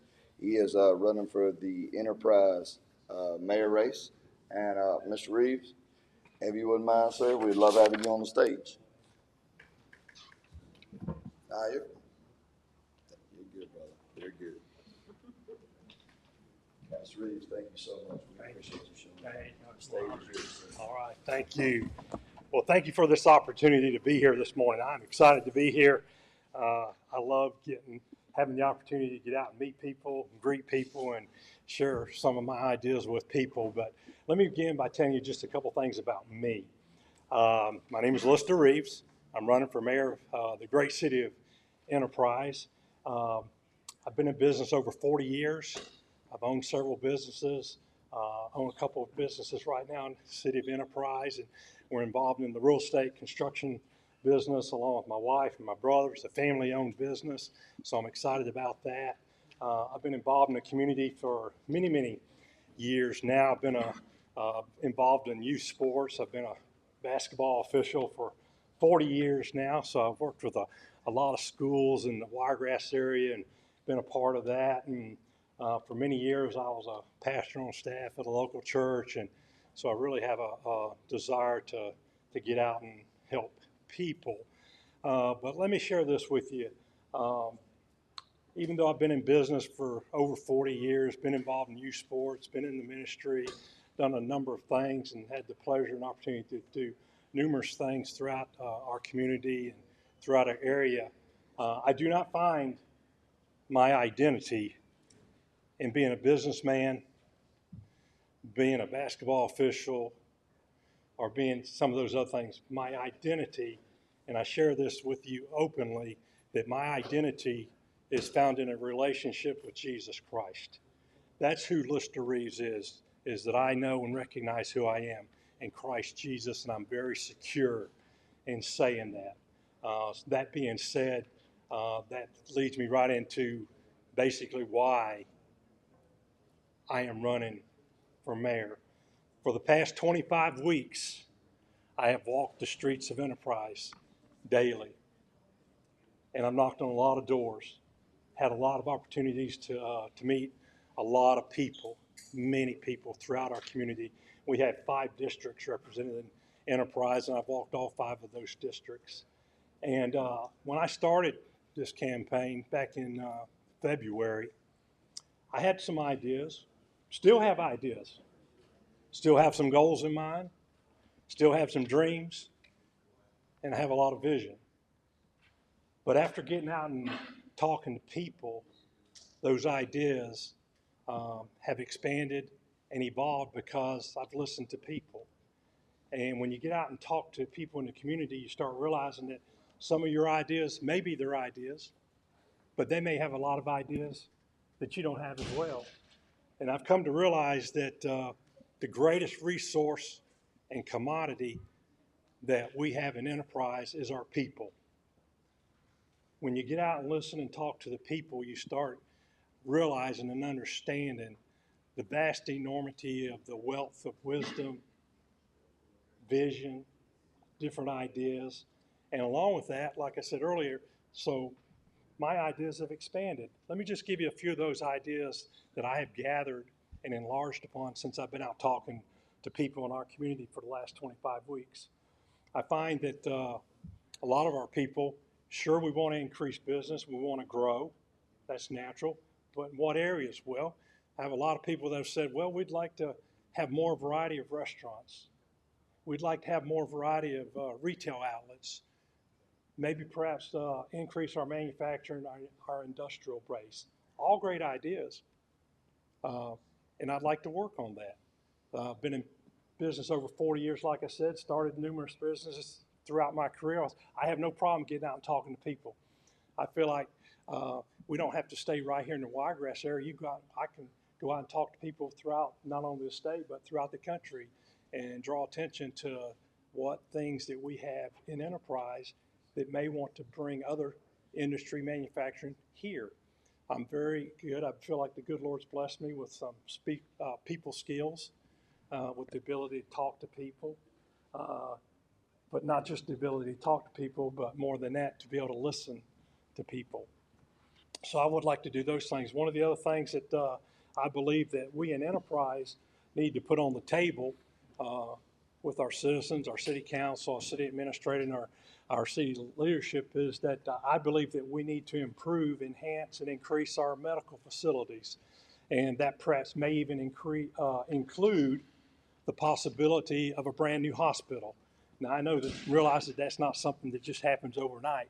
That takes a lot of planning, a lot of vision, a lot of dreaming, and a lot of activities that go on behind the scenes. But I believe that's something that we need to do, because I believe enterprise, as we continue to grow our population, we have more and more retirees coming to our city, more people coming, more veterans. We have a new veterans home.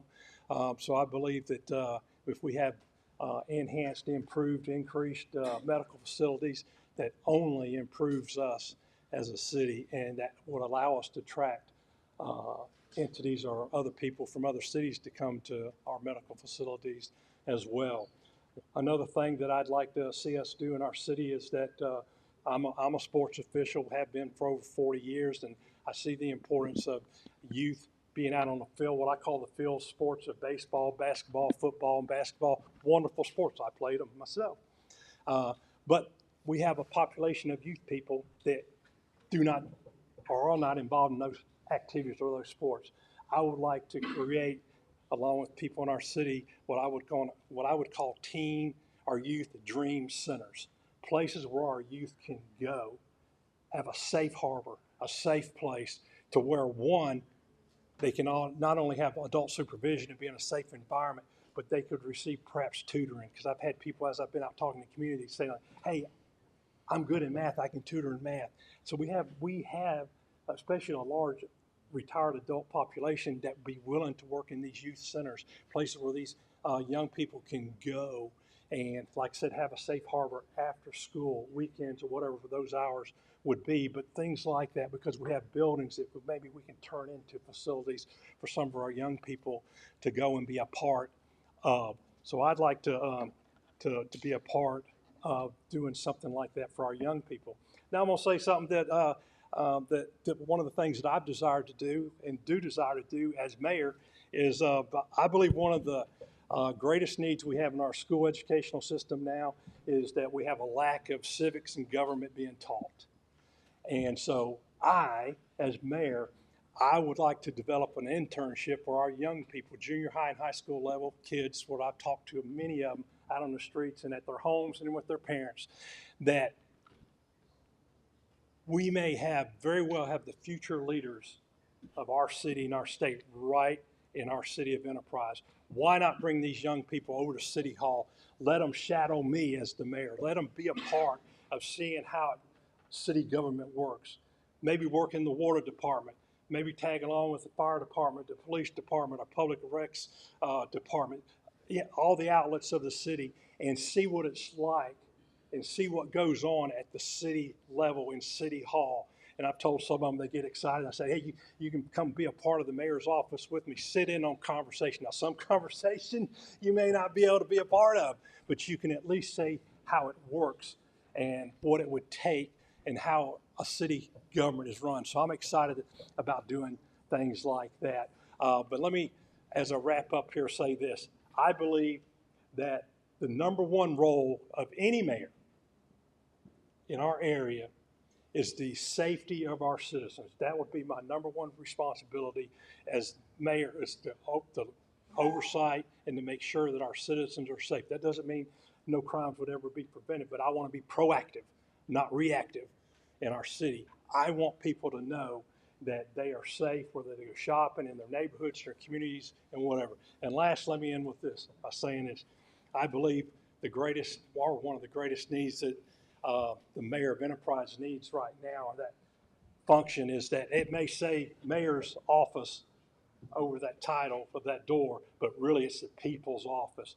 I want to be a mayor that people can feel like they can go and talk to, and that the mayor will listen, and they'll walk out of that office, or if they call me on the telephone, they'll go, you know what, he may not have been able to answer my question directly, but he listened and he acted like he was concerned, and that's what I want to be. I have a lot of enthusiasm, I have a lot of passion, I have a lot of energy, and I have a lot of enthusiasm. I want to serve the mayor as mayor of Enterprise, Alabama on August 26th. I hope those of you who are listening to this will get out and vote, and I hope you'll vote for Lister Reeves. And I shared with one other crowd one time that if you're not going to vote for me, August 26th might be a great day for you to go to the beach and take your family. So God bless you. God bless Enterprise, and God bless America, the greatest country on this earth. Thank you so much for your time.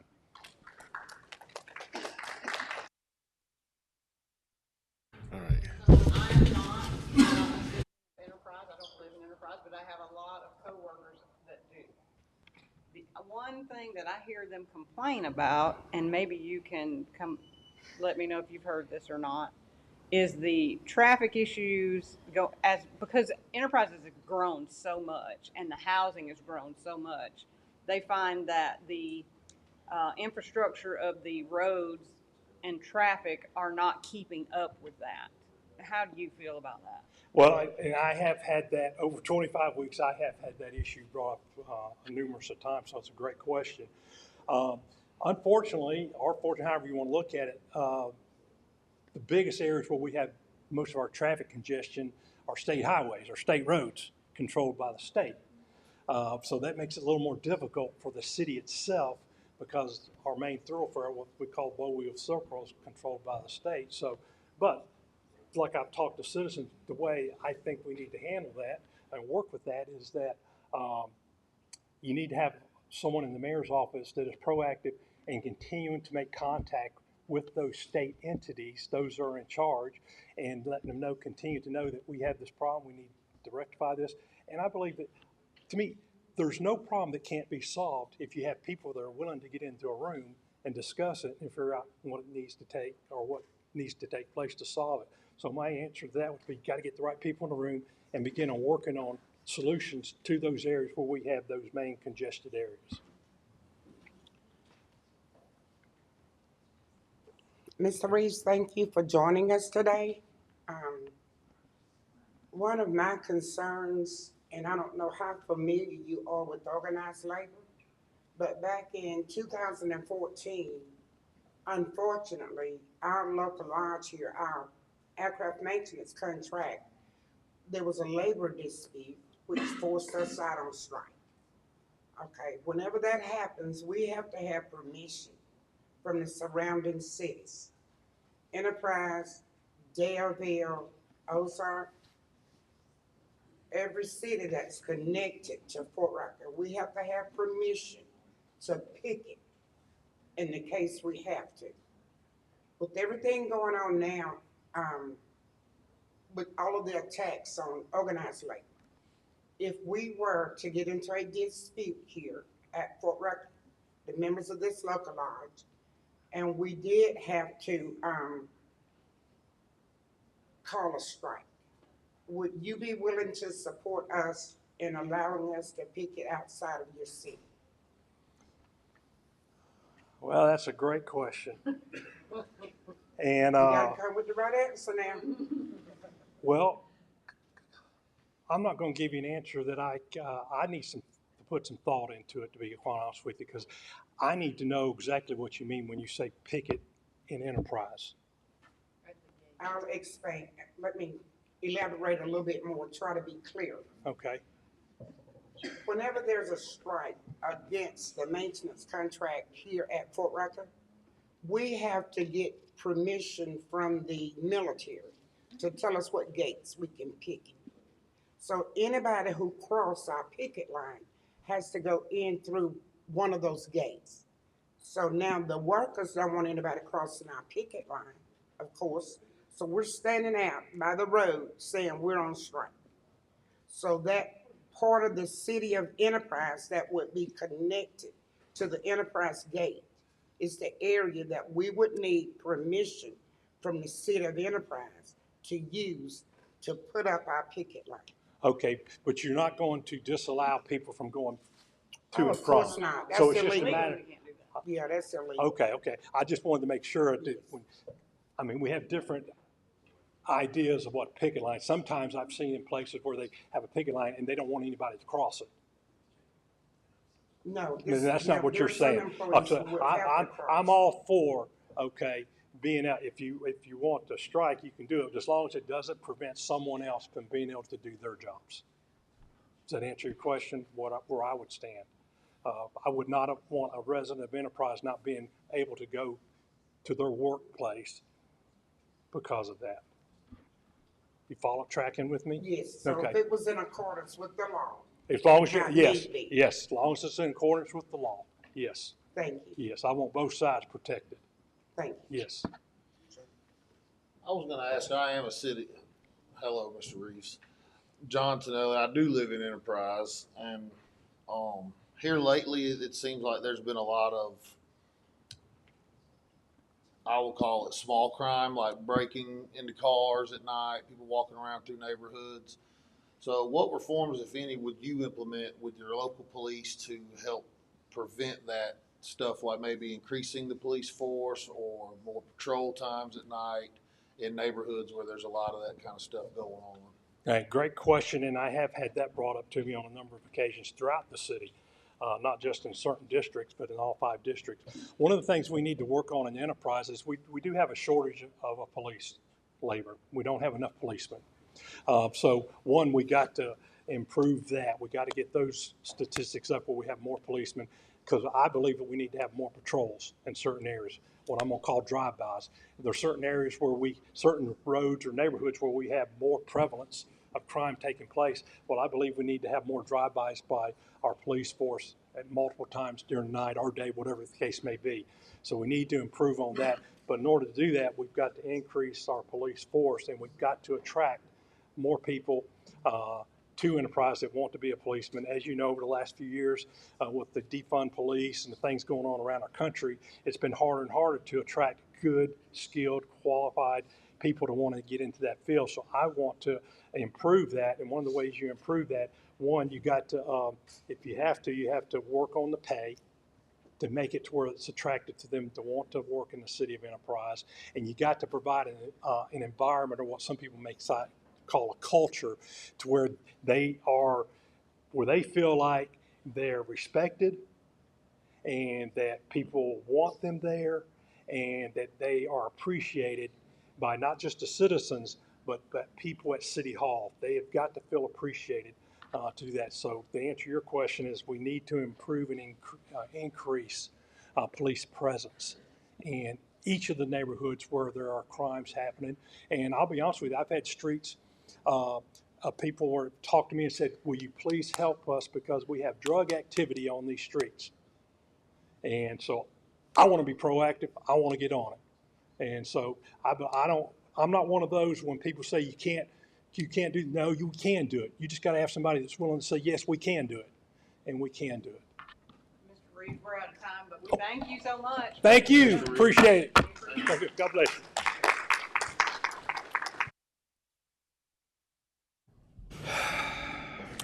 Welcome back to States at the Gate 3. I am Patrick Wise, and this is my colleague, Frank Turney, and we are bringing you the States at the Gate show. Before me right now is a person that I met at our first States at the Gate, Mr. James Roberts. He came with such enthusiasm and passion about working within the community. Why would I not think that James would be running for councilman in Daleville? And we appreciate you being on the States and the Gate. Tell everybody about you right now, Mr. Well, like I said, my name is James Roberts. I've lived in Daleville for over 40 years. I came to Daleville, it started in 3rd grade, and I stayed in Daleville all the way up to 92 when I graduated, which we also became state champs in 92. I love Daleville with all my life. I want to do things to improve Daleville. I like to improve Daleville's image, to get more businesses coming here, maybe more companies coming here to help the city grow and get bigger. I also think we need to build more houses around Delville to get more population in Delville. Gotcha. I know eminent domain has been a talk in Delville amongst, getting a lot of your downtown businesses reincorporated and getting some space for industry. I mean, so you can get some tax dollars coming back to Delville. What are you, with the mayor that's coming in, what are you doing to help support such ideas?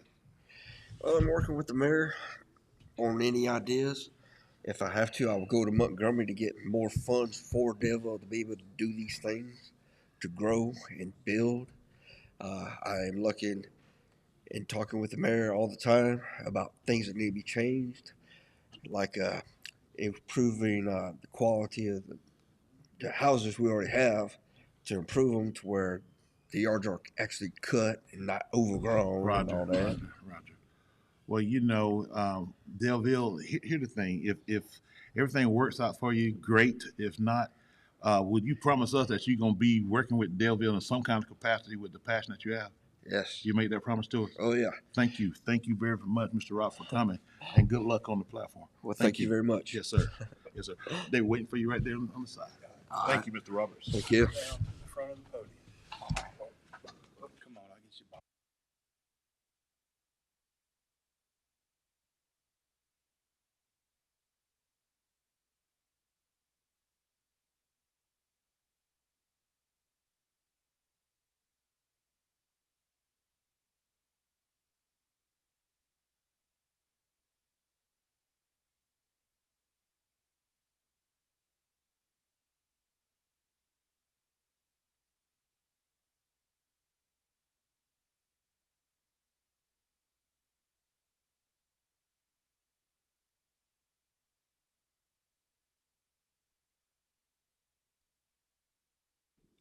We want to go ahead and thank Mr. Lister Reeves for coming out and speaking. He is running for the Enterprise Mayor race. Next, we have Mr. James Roberts. He is running for the Delville City Council. And at this point, sir, I'm going to hand you over the microphone. And we thank you so much for your time, and we appreciate you being here. Thank you.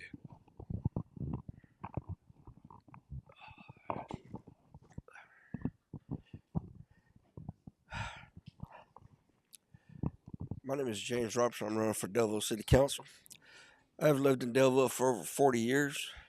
I came to Delville in the third grade, and I stayed in Delville all the way up to 92 when I graduated. The same year that Delville was 92 state champs. I have lived here all my life. This is my second time running for Delville City Council. I didn't get it the first time because I did not go out and meet the people and talk to people and get my name out there. This year I've got my name out there. I have gone out and seen people. I've also got me a Facebook account to where I have actually gone out here in the city, recorded videos of me out in the city talking to people and let people know things. I've heard people say that they would like to get the Delaware City Council meetings recorded so that they can watch them. I actually went to one city council meeting and recorded it for them and posted it on Facebook. And I've gotten over 400 views on that video because I posted that video. So I am here to let people of Delville know that I will do whatever they want. Just talk to me, let me know. I am willing to work with anybody to make Delville better and improve Delville's image and do things around town that needs to be improved and changed. One of the things that need to be done is people have told me several times they would love to have a farmer's market here in town because we don't have one. We need one. I'm a farmer. I have a gardens in my backyard growing vegetables, and I need a place where I can take these things and to sell to people. And I would like to do this. If I can get your vote, I will do whatever you want me to do to improve Delville, to help Delville's image improve. I thank you for being here today. So you said would you want to do a live stream of the city council meeting so people could tune in on a live, or do you just pre-record it and then let them listen to it later?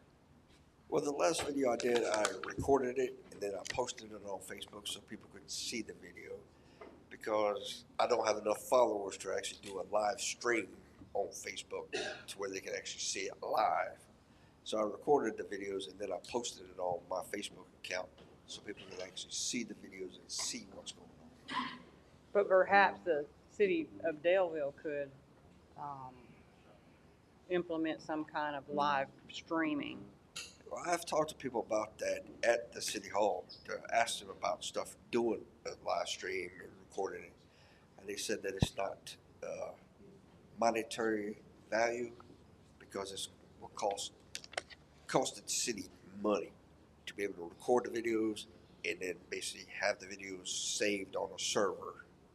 It will cost the town too much money to do that.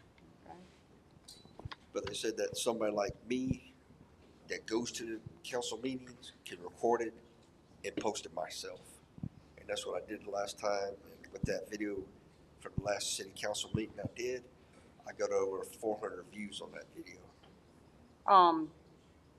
What would you do to ensure that voices of the Daleville residents would be heard at the city council meeting? Well, for me, if you come and talk to me and tell me what you need or want, I will bring it up to the city council so your voice is heard. Because I have heard other members of the Daleville City Council that's been on there said that they've tried to get things done, but they were told no numerous times, so they just quit doing it, quit worrying about it. I'm hard-headed. I don't do that. If I bring something up, I'm going to keep bringing it up until it gets done. Either gets done or gets discussed, because that's what the people of Daleville need. Somebody who's going to bring things up and keep bringing things up until there's a solution to it. Is there anything else you'd like us to know? Well, no, like I said, I've lived here all my life. I probably will die here because in July of this year, I just recently had 4 stents put in my heart because I had blockages. So I will probably die here. And I would like to be on city council to help make improvements, improve Daleville's image, because there's a sign here in Daleville that all it is a chain link fence that just says "Welcome to Daleville." Stuff like that, I think, need to be improved, need to be changed. We need to do things to get Daleville more noticed, because this is the gateway to Fort River. So why don't our signs show that? Show people that this is Daleville. Welcome to Daleville. We are the gateway to Fort River. Come to our town. Well, we thank you for coming today, Mr. Roberts. We appreciate you speaking with us today. Well, I appreciate it. Thank you very much.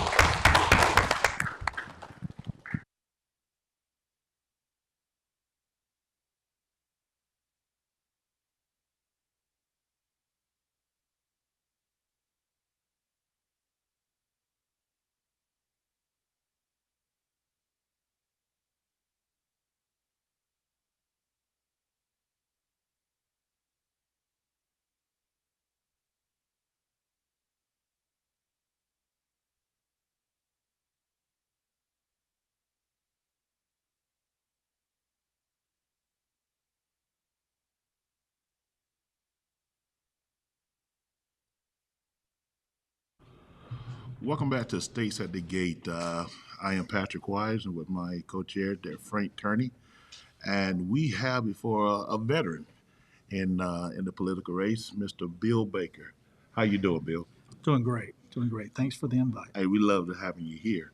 I know that you are no stranger to what Dothan the Wiregrass needs, and I love sitting back hearing your perspective on how things are. Tell me what you think things are needed today, on day one, what you can do as mayor of Enterprise.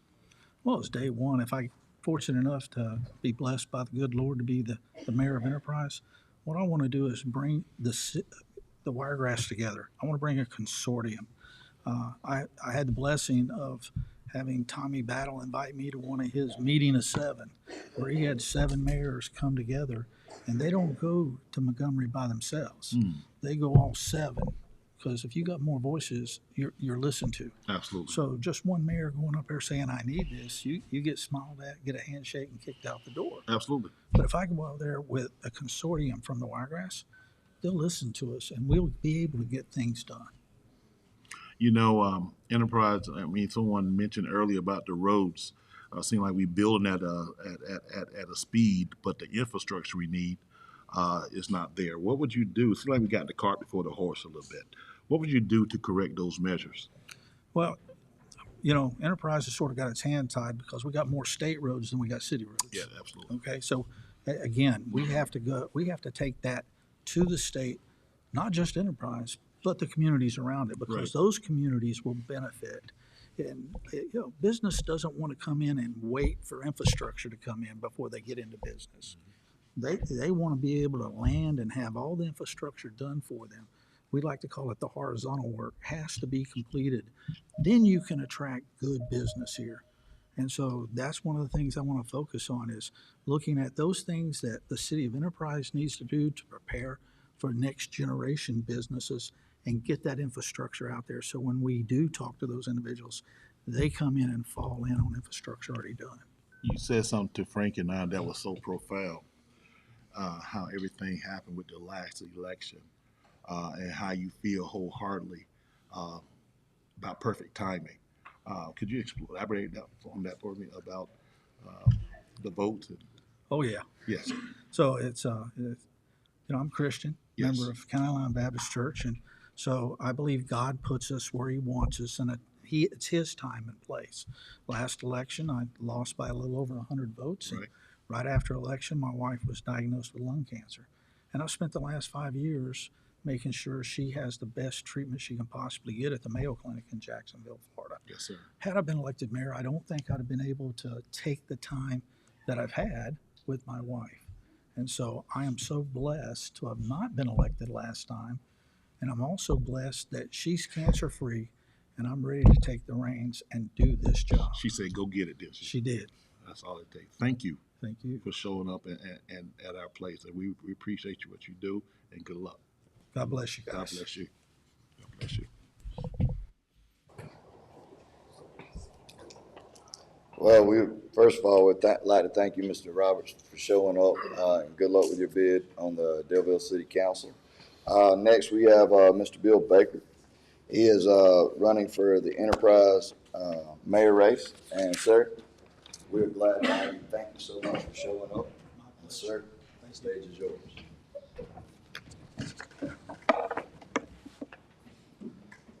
Thank you so much for the invite, being here. I'd like to thank Patrick Wise for making sure that I was in the right place at the right time. I want to thank the International Association of Machinists and Aerospace Workers for putting this event on. Hosting this event is so important so you can hear what we will do, not just for the union, but our citizens. That's what's important to us. Friends, neighbors, fellow citizens, my name is Bill Baker, and I'm running for mayor because I believe the best days are not in our past, but in our future. They're ahead of us. I spent 24 years in the United States Army. Let me just say, I'm the only veteran running for the city of Enterprise as the mayor. I'm only combat veteran. I'm the only veteran that spends his afternoons with other veterans to ensure they get the benefits that they earn. I've learned that leadership isn't about titles. It's about service, okay? And that's service not just to other veterans, that's service to your community. Today, I want to share with you my vision for building Enterprise's future together. Not just Enterprise, but the Wiregrass. We have to do this as a team. We cannot do it just by ourselves. My vision is simple but powerful. Work with all residents to make Enterprise the best place to live, work, and retire. You know, everybody's going to tell you it's the best place to go play, right? Most people come to Enterprise via Fort Rucker. And guess what they do to our area? They retire to our area. Guilty. I'm guilty. I retired here. That means planning not just for the next election cycle, folks. We've got to plan for the next 20 years. If we're planning just for the next 4 years, we'll never get there. We've got to look out beyond the horizon and make sure we're planning. We need to develop forward-looking growth plan that honors the tradition that we have in each one of our communities, but we also have to embrace innovations. We'll operate with what I call a cost culture. That's a mindset where every dollar is respected, every expense is questioned, and taxpayer money is treated just like it's in my household. We've got to spend our money smart, not just spend our money. City works best when we work together. That means working outside our city with our other communities. As mayor, I'll partner with other communities, businesses, civic groups, churches, and schools. I believe in open two-way communication, not just talking to residents, but listening to them. Enterprise will be a city of unity and inclusion where every voice matters and every person will have a seat at the table. And what does that really mean? That means I'm not going to look you and say, you need to come to city council meeting if you have a problem. That way we can hear it. I believe that the mayor should be going to those community activities and listening to those issues and bringing those issues up to the city council. That's what we got to do. We got to go to the people, not wait for the people to come to us. We must look ahead. My 20-year strategic plans mean anticipating changes in infrastructure, population growth, and economies. We simply cannot react to challenge. We must prepare for them. Jim Collins reminds us in Good to Great. How many here has read the book Good to Great? Jim Collins is a businessman. He talks about good companies making them great companies. You can take those same principles he talks about and talk about good communities, good cities, and making them great cities. Great vision without the people involved is irrelevant. Let me say that again. You know, great vision is irrelevant if you don't have the people involved. I believe in that. That's why our commitment to better infrastructure isn't just about concrete, steel, and technology. It's about people who bring it to life. By equipping our residents, city employees, our business leaders, and our community partners with the tools, resources, and support they need, we can work together to build the roads, facilities, and systems our city truly needs for generations to come. We're not building for today or today's problem. We're building for 20 years from now. Advancements in technology, data management, artificial intelligence will help plan smarter, save taxpayer money, and avoid costly mistakes. Make sure enterprise is ready for the future. We will maximize the value of every tax dollar, maintaining essential services while controlling costs and plan for long-term stability. Smart spending today means a stronger Wiregrass tomorrow. We will not raise taxes. Let me say it again. We will not raise taxes. I believe in OPM, other people's money. We will go and get state, federal, and private grants to work on the projects that we need to work on. We'll expand our local tax base through responsible growth, use of public-private partnerships to deliver big projects without any tax hikes. Friends, we have a choice to make on August 26th. We can either drift along and hope for the best, or we can take charge of our future. We can build stronger, safer, more prosperous enterprise together. The way we act today will shape our communities for generations to come. Today we'll act and shape our, so today I humbly ask for your support, your prayers, and your vote. On August 26th, let's bring leadership that lifts people up, not tears them down. Let's bring integrity, honor, and service back to our city government. Let's show the state of Alabama what enterprise can do when we move forward together. Thank you, and may God bless the city of Enterprise, our great state of Alabama, and the United States of America. Thank you. Go ahead. Hey, Bill, John Tonelli, resident of Enterprise. Nice to meet you again. Yes, sir. I want to ask a two-part question. What was your primary reason for running, and did you make any significant changes in this campaign than you did your last one? Yes, I did. Primary reason for running is numerous, okay? I see where Enterprise is going. That same vision is not resident with our city council. When you try to bring up issues with the city council about the future, they're very hesitant. And I'll give you one example. Urban digital twin. Are you familiar with that? Okay, so urban digital twin is used in about 90% of the cities the size of Enterprise.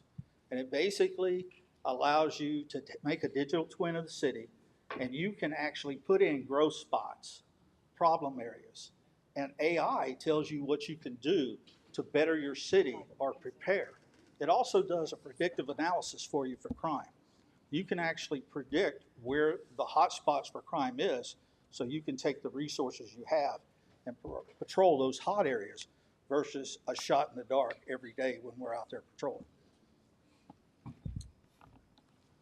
Thank you. So, we appreciate your service as a U.S. veteran. Thank you. Most fun I could have had with tax dollars. I know that's right. I was also a veteran. Not as exciting as your career from what you've said, but I was also one. And that brings me to Fort Rucker. Fort Rucker is obviously very important to the economics of Enterprise. We have over 3,500 members that currently work on the contract for the maintenance contract for the aircraft here at Fort Rucker. As the others were asked, how do you feel about organized labor and the ability to picket outside of the gate in your city? Should a strike be necessary? So I served 24 years in the United States Army to protect the constitutional rights of every citizen. I believe in freedom of speech, and I believe that as long as you're doing what you need to do legally, we need to support you, and we need to protect your constitutional rights. Mr. Baker, I'm Tina Jenkins. I'm the business rep assigned to this, to represent this local lodge. And we have around 3,500 employees. How do you feel right now? And let me preface this by saying we are nonpartisan, okay? Our organization. But right now, the climate in our country, everything that's going on with organized labor, where we've got veterans and other departments being stripped of their right to organize, to bargain for fair wages. What's your opinion and how do you feel about organized labor? Here's what I believe, is I believe people should be able to organize, whether it's a union or another organization that they want to bring to help shape and push good labor practices. So I support it. Let me tell you what we need to focus on though. We're in a transition. AI is going to bring a whole new different set of industries to us. And we've got to put our arms around those industries and figure out how we bring them. Right now, there is a microchip factory going into Columbus, Georgia. What is the second and third tier operations that facility is going to need? Enterprise is good at bringing second and third tier. What HSAA is a third tier supplier to the automotive industry. So we need to find out what is that second and third tier. Who's out there talking to them? Who's going to bring them? Doesn't need to come to Enterprise. It can come to Delville. It can go to Ozark. Why? Because people in Enterprise are going to work there. We need to look at UAS. They just had a UAS Industry Day at Fort Rucker Wednesday. They had 30 companies out there and over 500 aircraft. Those aircraft have to be made to FAA standards. And Part 108 says now they can fly beyond line of sight. So that means I have to have an MRO here, not just for manned aircraft, but we need to attract unmanned aircraft MRO here so we can keep your union alive. That's what I want to do as mayor. What's the name of that company you say in Columbus with the chips? I need you to give me their contacts so we can go organize them. Yes, ma'am. We don't have any other questions, and thank you again for being here. My pleasure, and thank you for allowing me to take your time. Thanks, Bill.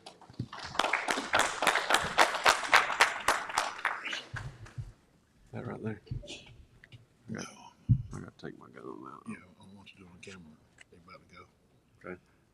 I'm good. You good? Thank you. Stick in my pocket. Welcome back to Stakes at the Gate. We have the distinguished pleasure of one of our wiregrasses, one of our P River sons, Mr. Josh, currently here just to stick his head in. He is a former candidate that used the Stakes at the Gate as one of his platforms that did it successfully. And he just wanted to pop his head in and talk to all the constituents of what's going on in Montgomery. Yeah. The floor is yours, Dad. All right. Well, I appreciate Patrick and Frank. Thank you guys for inviting us. It's always good just to interact with our constituents, and even when we're, not necessarily in a campaign mode, but just, to give an update. Sweet tea. That's right. Let folks know what's going on. And, it's, of course, this is my first quadrennium. We run for re-election in 2026. Right. So finishing 3 sessions, and they're all different, and you handle different issues. A lot of things that, are very important to the Wiregrass. Right. Things that deal with budget issues, trying to make sure that we're getting our part back for South Alabama. And, one of the big things that has been, it seems like we've worked on every session has been workforce. And, that's right. We were just talking about it earlier about the impact of Fort Rucker and the workers that are here, and really working with our community colleges to try to make sure we've got a ready workforce to come in and to help supplement this $9 billion industry we have. That's right. And we always want to go out and get more industry and talk about UAVs and bringing in other other services that we could provide here at Rucker, but we've got to have people that can come in and qualify and work with you guys to maintain that fleet and to make sure that we are providing the best service we can to those folks. So a lot with economic development, really working on things. We talked about, taxes and trying to make sure we're doing our part to, make sure our constituents are not overburdened. Right. We talked about the property tax cap increase, our cap. We've also reduced the grocery tax. So there's things out there. We're going to go back again this year with overtime. Mm-hmm. I think your folks probably are impacted by that. Absolutely. Trying to get that passed. It sunset this past year. We were not able to get it back up for a vote, but I feel pretty confident we'll get it through this time. So, and try to make sure that the folks that are working, we don't want to discourage people from working. No, not at all. And if they're putting in OT, we want them to get paid for it, not be taxed on it. A lot of people don't realize every May, we got people coming in the workforce. Yeah. That's right. Either high school or college. Yeah.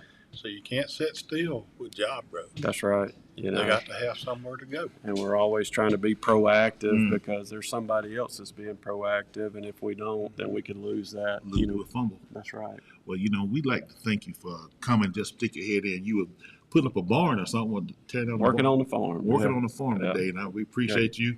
I see the dirt on your nails. That's right. So we appreciate you coming out here and participating in the Stakes at the Gate. Thank you for having me. Yes, appreciate sir. y'all. No Thank problem. y'all. Y'all always come to Montgomery and advocate for your group, and Yes, it's always fun to you. see. That's The, right. what is it? The roadkill. The roadkill. There you go. That's a good event. So. All right, buddy. All right. Take care, man. Thank you. And wait on the stage. All right. Well, Mr. Bill Baker, we want to thank you so much for you taking your time and you coming out here at 2003 and speak with us and speak to the constituents. Best of luck to you on your bid for the mayor. At this time, I would like to introduce Mr. Josh Conley, State Senate. Sir, if you wouldn't mind, we'd love to have you step on up. All right. Thank you. Appreciate it. Appreciate you being here. Thank you taking your time out. And coming. Appreciate it. Thank you. I do appreciate the opportunity to come today.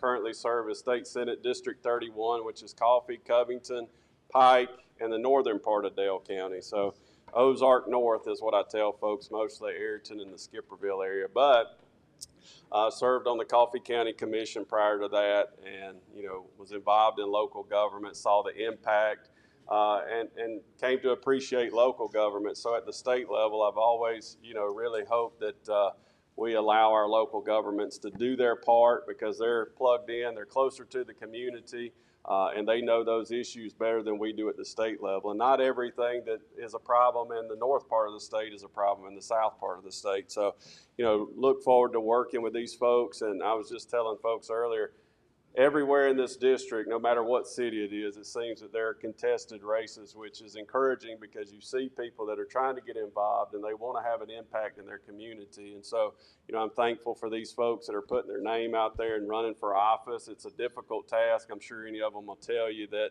you give up a lot of your time and your energy to try to go out there and meet folks and get to know them, but it's hard to get to see everybody, and you're just putting your name out there, and I appreciate their efforts and what they're trying to do. So, really just wanted to come today, Patrick and Frank and your union group here.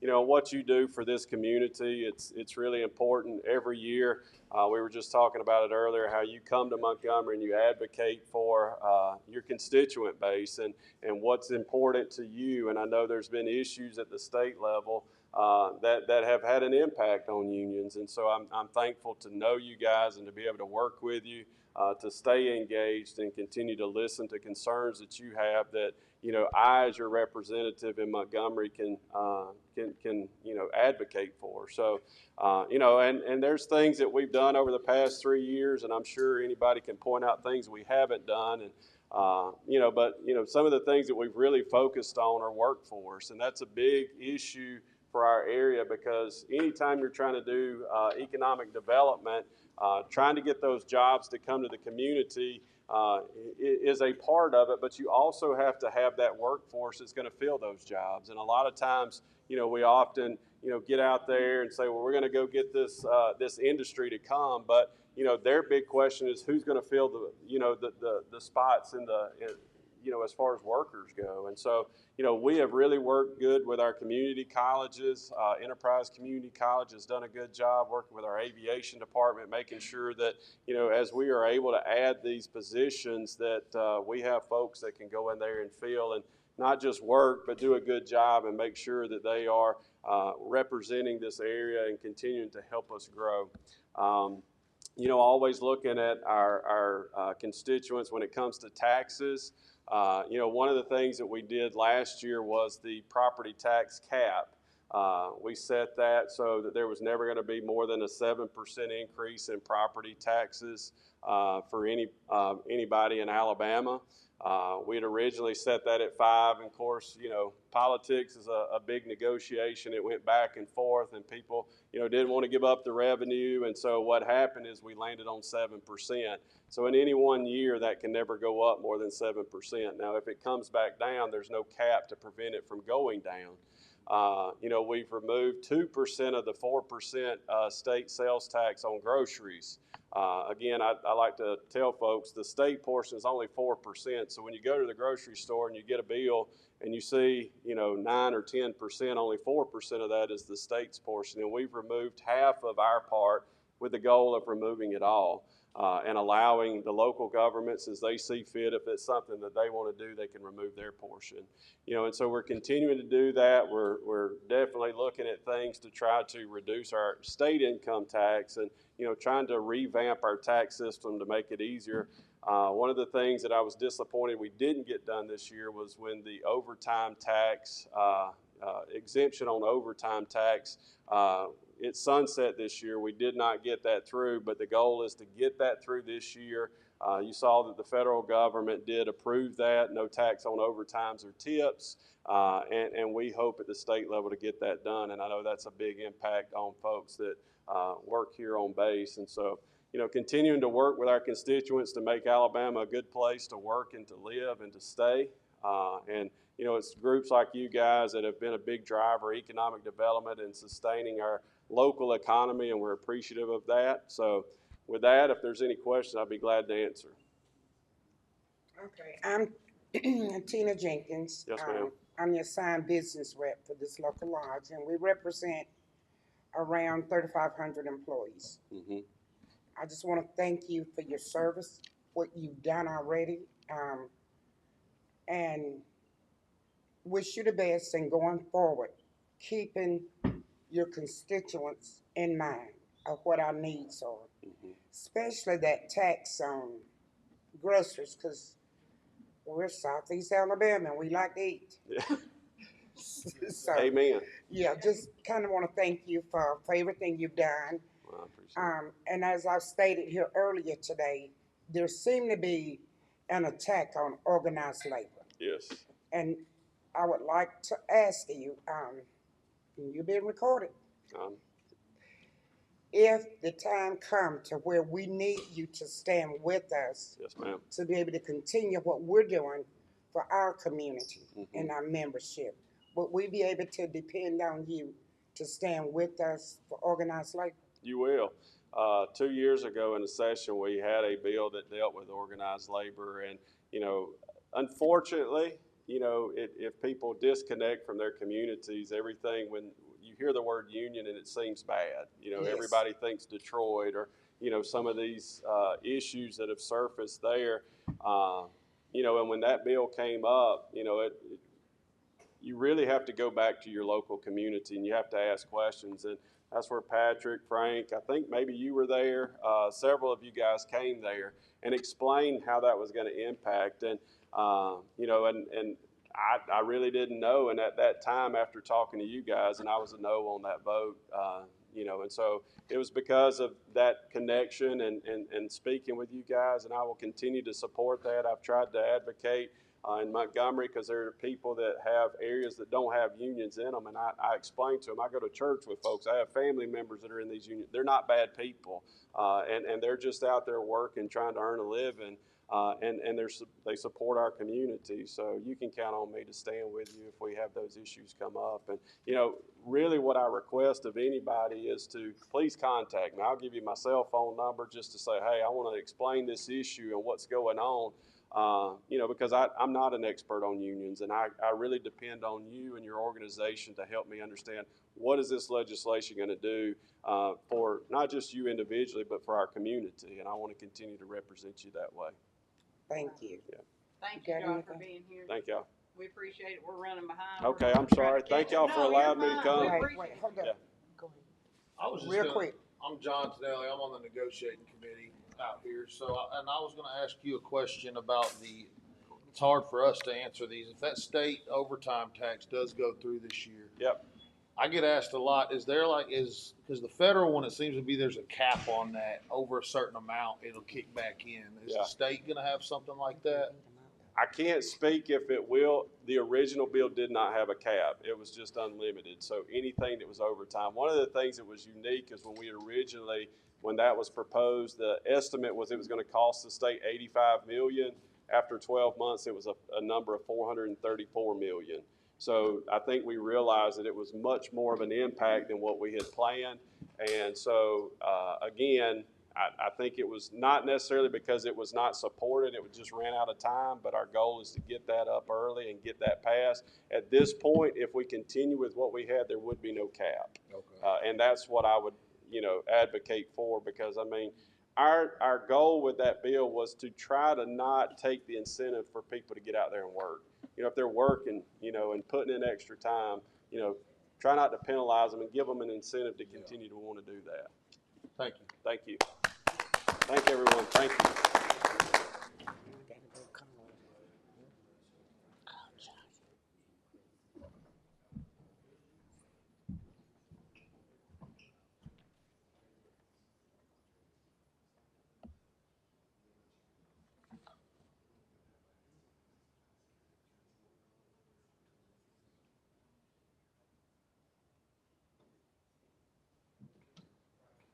Chair of the Legislative Committee.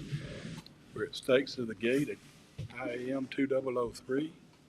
And we're bringing in Mr. James, how do you say your last name? Cameron. You're running for Level Plains Mayor. Yes, sir. What can you do for Level Plains, sir? I can give the town back to the people. That's something that they've been lacking for about 35 or 40 years, in my opinion. Town councils, as I was telling you before we went on the air here, town councils should be more like a board of directors for a corporation. We run the day-to-day business, make sure the employees are happy, make sure everything's getting done, the basic stuff is getting done.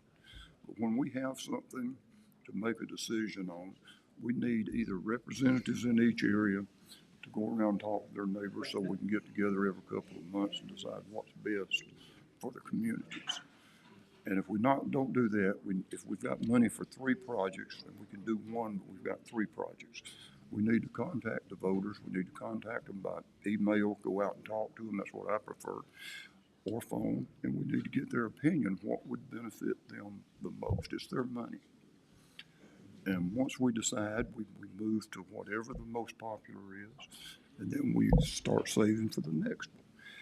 And by doing that, we give the town back to the people. The people have the say-so. They actually own the town. And as I told you before, ego drives a lot of politicians, and ego is nothing but anesthesia for ignorance. And you can't run for an office to represent people if you're not going to represent the people. You have to be there. You have to try to find ways, but you have to go back. If you have a town the size of Dothan and you have your council meeting in the Civic Center, you pack it out. You poll all those people about what you want to do, and you do what the majority wants. You don't even have 5% of the population there. The other people are left completely out. So you have to find a way to contact them. And I know you can't contact everybody, but you have to make the effort, and you have to let them know you're working for them. They're not working for you. That's right. Oh, how was the crime rate, Level Plains? I don't think the crime rate's that bad. I think there's ways we could make it almost non-existent.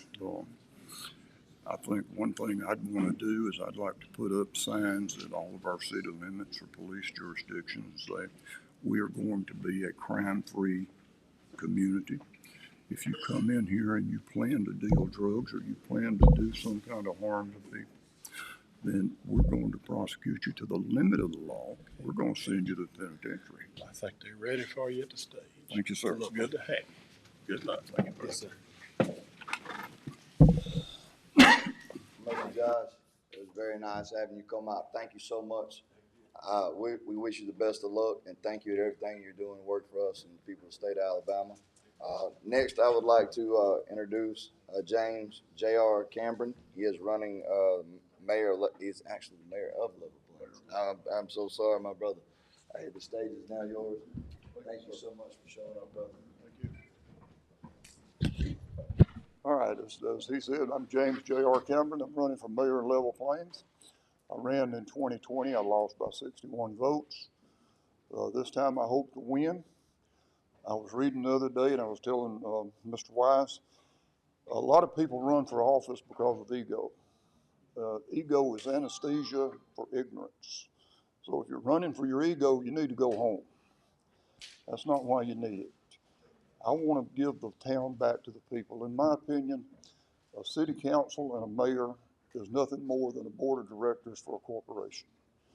That means they take care of the day-to-day business, they make sure the employees are on the job, they make sure that the normal work's getting done, and they manage your money. Anything major coming up, unless it benefits everybody in the town, like a water tower or well, then you should have to poll the people and see what they want. They own the town. Politicians don't own the town. We're just like you. We're voters. We're citizens. But we don't own any more of the town than you own. We shouldn't be telling you what to do. You should be telling us. And if we're not reaching out, talking to all of you, then we're not getting a cross-section of what really needs to be done.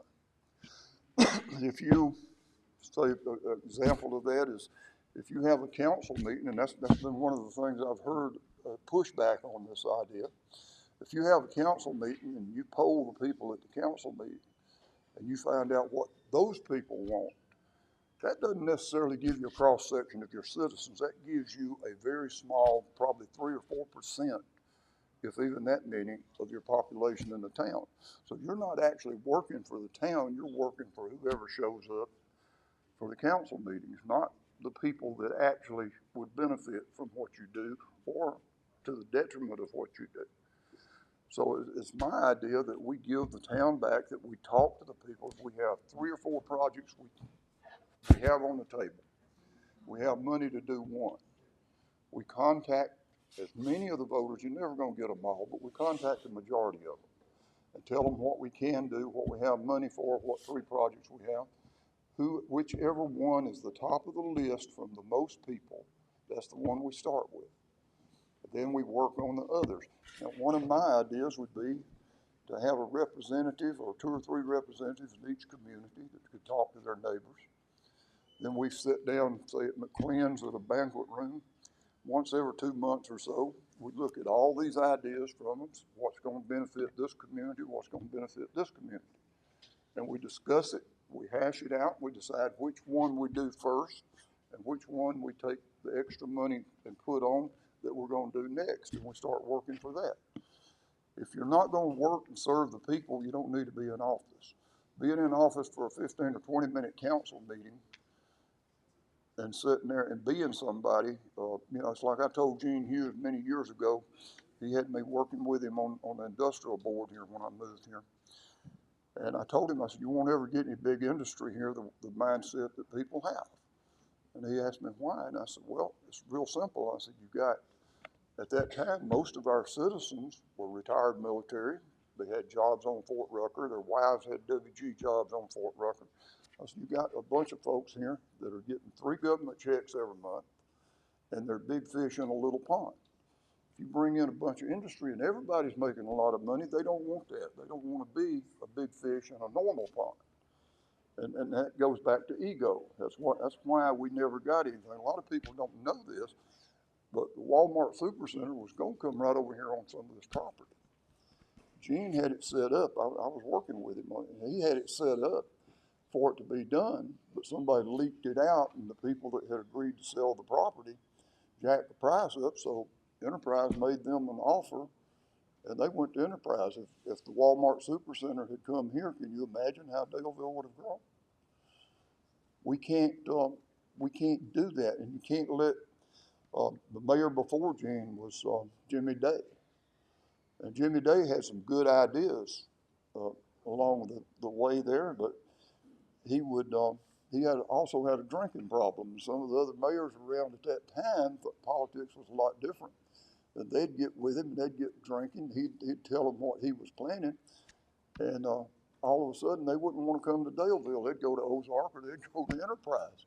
So those 2 towns grew a whole lot faster than the main gate to Fort Rucker grew. And that's what got us to the place that Daleville's at now. And I love Daleville. I moved here, I came here to do a restaurant, build a restaurant, and I decided to stay because of the people. I tell people one of the best blessings I ever got in my life was coming here to the Wiregrass area, because I had lived and worked all over the country, and I'd never met people as friendly and as deserving as the people I met here. And I hope to serve the people of Level Plains for 4 years. At my age, I'm not going to be like our last president in the dark looking for the light switch. I want to give things back to the people and show them how it should be run. And hopefully in 4 years, I move on down the road and somebody younger can take it and keep it going the same way, and we can get everybody where they're involved in their own town.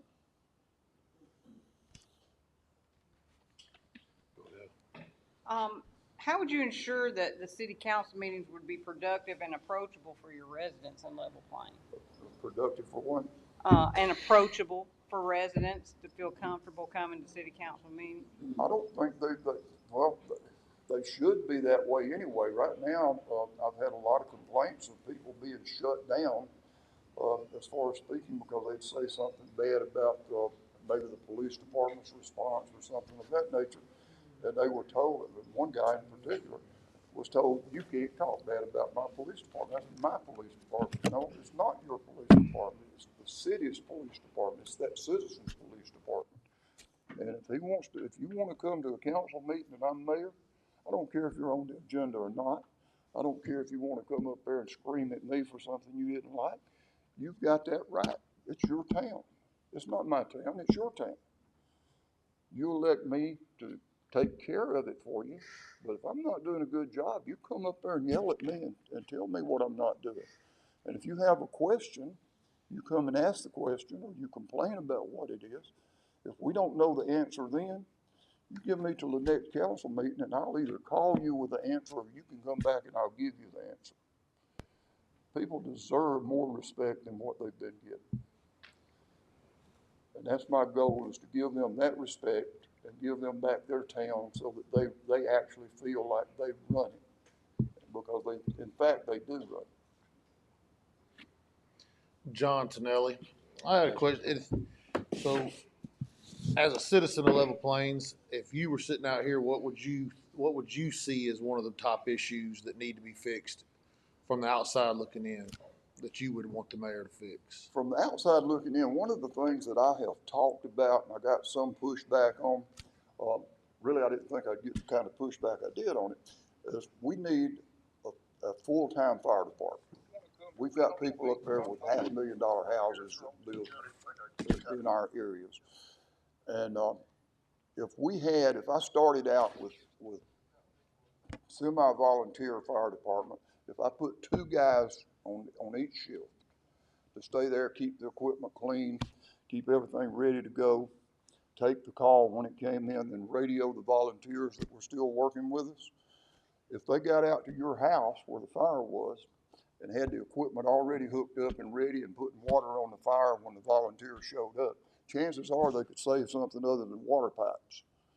The way it works now, you have to wait till the volunteers get there. They have to get the equipment out. They have to come to your house. Then they have to hook everything up. Well, on top of the time lost, it hurts your insurance rates. If I only had 2 people full time, and we could make a better response time and have everything ready, that would be enough, I think, to go to the insurance companies and negotiate and lower your fire insurance rates. Because that's what it's all about. You know, if you live there, you know, if you don't have a fire hydrant within a mile, say a half a mile of your house, and we put one 250 feet from your house, your fire rates can go down. You know, it all depends on availability of what we can get to the quickest to save your property. And that saves the insurance company's money, and it saves what you've worked for. Thank you. Yes, sir. I think that's all we have. All right, well, I would like to say something to you. I think the Enterprise Gate is in Level Plains Police jurisdiction. I worked for years for Union, and as long as you're doing a peaceful picket line, I've walked a bunch of them, you will be protected, you will be welcome. Thank you. We appreciate that. Yes, ma'am, thank you. And thank you for being here.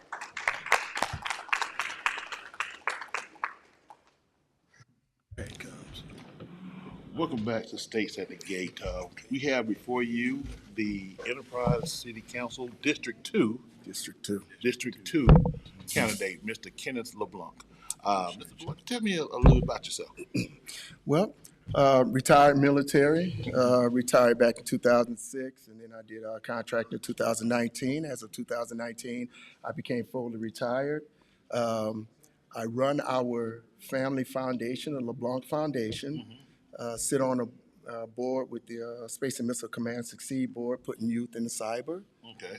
On the Governor's Commission, the Physical Fitness and Sports Steering Committee, Right. so we can help and support this Get Moving Alabama campaign. And other than that, I'm around the neighborhood all the time doing community programs and supporting folks and helping. Really? Yes, sir. So you're already in the community doing great things. Mm-hmm. What makes you want to get into this sometimes crazy world of politics as a public servant?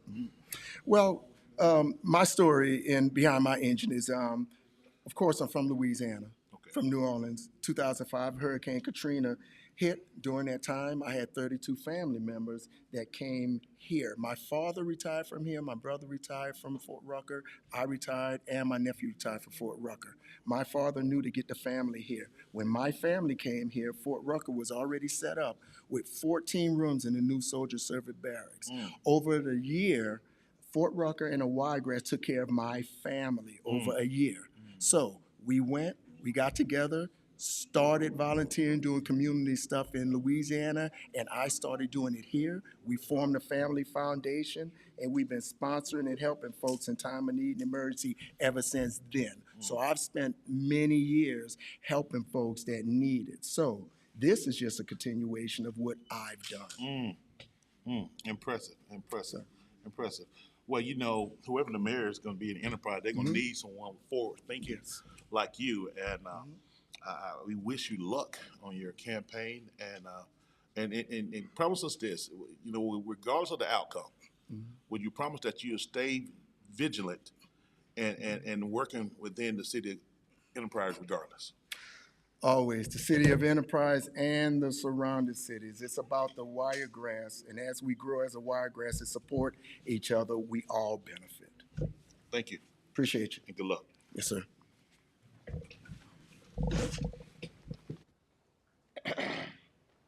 Mayor Cameron, we appreciate you. Thank you so much for coming out today. You being here meant a lot to us. Thank you so much. I know we're right down the road, and thank you for everything you've done to help us. Next, we would like to introduce Mr. Kenneth LeBlanc. He is running for City Council and Enterprise in the District 2. Sir, we appreciate you showing up and being here, sir. Appreciate you. Sir, the stage is now yours. Yes, sir. Appreciate it. All right. Y'all know the candidates are used to 3 minutes with a person keeping the bell. You said 10 minutes, I don't know how to act, but I'm gonna get to the point, okay?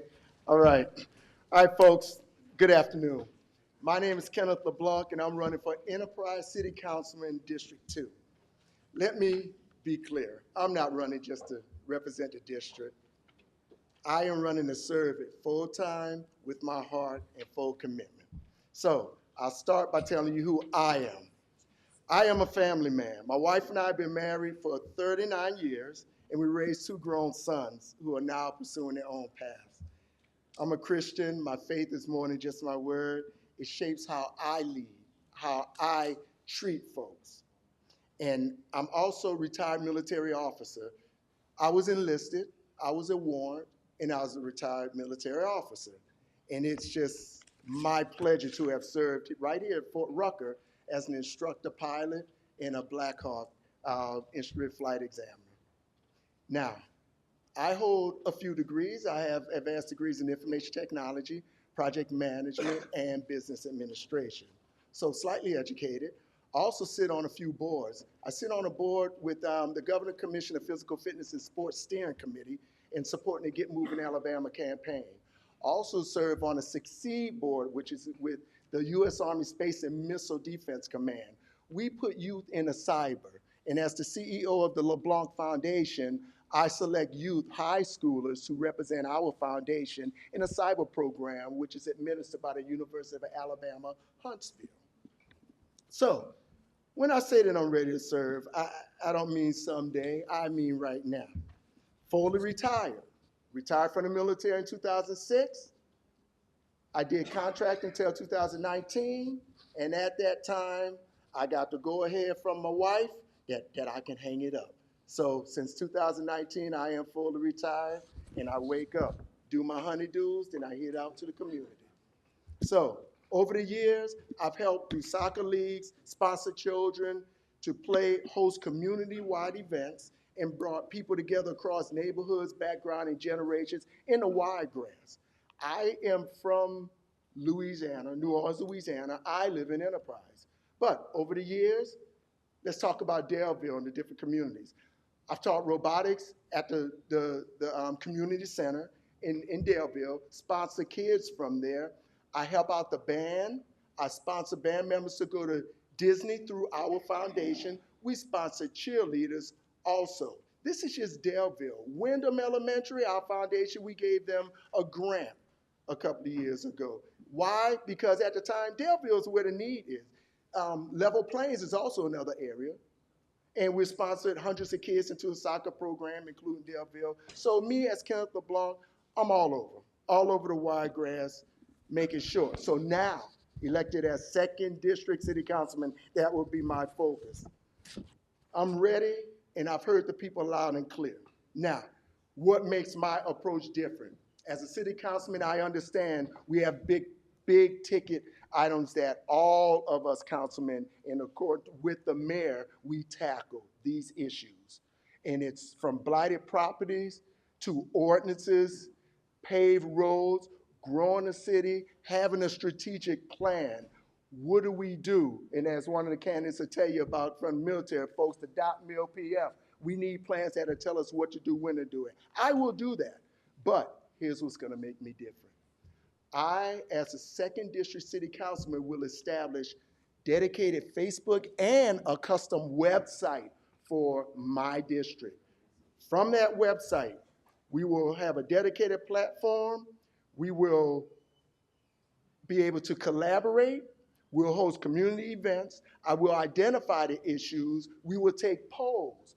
I will find out what is near and dear to the folks in my district heart.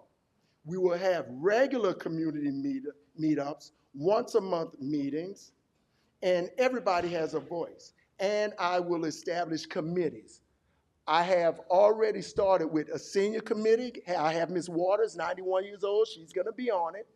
And I have youth committees and several others. I will bring the district together. We will be informed. And together, we will become a model district and bring the city and every other district and the Wiregrass together. But that will be where the pilot programs are. I'm not running to fit in.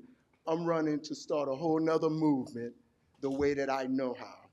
We've seen all what happens when leaders show when they need something and they show up, yes, we campaign, and at the end of the time, we campaign again. This isn't, not Ken LeBlanc. Ken LeBlanc is integrated. I become native with the folks that I serve, and I will with the second district. I'll bring the same dedication to this office for you. So today, I'm asking for your trust and your vote, not just because I have a resume, not because I've got results, I've got relationships, readiness to serve right now. This election is not about who speaks the loudest, it's about who listens the best and actually puts it in the work. That is what I've always done, and that's what I'm doing now, and that's what I will continue to do as your next city councilman. Folks, my name is Kenneth LeBlanc, and I'm not just running. I am ready to serve. And on August 26th, I would welcome everyone's vote. Let's build something together and make it better. Mr. Yes, ma'am. LeBlanc, thank you for taking time out. Sound like you've already got a pretty busy schedule. So thank you for taking that time out to be with us here today. My name is Tina Jenkins. I don't know if you were here earlier doing any of my introductions, but I'm the business rep for this members of this local lodge. And I want to ask you a question. Don't answer if you don't want to. When you were a flight instructor, did you come across any of the aircraft maintenance employees doing maintenance on the aircraft out here? If you did, I hope they were nice to you. Yes. You know. Yes, yeah. Maintenance folk, we rely on. Okay, good. We rely on very highly, and near and dear to my heart, we must have good maintenance crews, and we need to treat them folk right, because we're just one untightened bolt away from stuff falling apart. Thank you. You made my day. I was a little bit nervous for him for a minute. I just wanted to thank you for that. Thank you for your service to the military, and I'll defer to Joe. Hey, Kenneth, I'm John Tonelli. I do live in your district and in your neighborhood, so, and I'm one of those maintenance guys too that she's talking about, so. But I wanted to ask you a question. What steps will you take to ensure that all the voices are heard when it comes to budget allocations and the community spending? Not just the people on the council, but all the voices. Well, what I do is, I would tell you, and it's no big secret, folks in the city and in all the districts, they are not engaged for the most part. When we have over 30,000 people in the city and you win a mayoral race or whatever, 2,000-3,000 votes, folks are not engaged. So what I will do, I am going to establish our dedicated platform of our Facebook, of our website. I will identify per Ms. Waters, the senior, the 91-year-old, and said, I'm not on the Facebook and the website. I read and I watch the news. We need to identify those seniors who have an opinion and get out to them and meet the people where they're at. So the platform that I am looking to establish will educate folks on what's going on, provide links that help them. I will take polls. We will discuss it. I will discuss it with the people monthly, weekly, daily. So I will know what the second district wants. And although it's second district, it will be open to everyone in the city, because I suspect when we start doing that, folks are going to get involved. Because at the end of my term, I don't want to have to put out any signs. I should already know that I got the support of the district that I've been native with for the past 5 years. Thank you. Yes, sir. Mr. LeBlanc, you mentioned some programs you had involving children and different types of educational opportunities for children. What steps would you take to promote extracurricular activities or after-school programs, things like that, for the city of Enterprise? Okay. Over the years, I've done many programs. Right now, because it's election time and I'm running for second district city council, we have the LeBlanc Foundation has 11 programs that we actually were going to start. It has been put on a back burner just because. I don't do interviews right now for the LeBlanc Foundation because it sort of crosses and can get into with the FEC and everything. But regardless, on the 27th, whether I'm Ken LeBlanc, second district city councilman, or LeBlanc Foundation, I have several programs. You will see an announcement that we are sponsoring 250 kids, 300, just depends, into a soccer program. We're going to start robotics classes for the kids.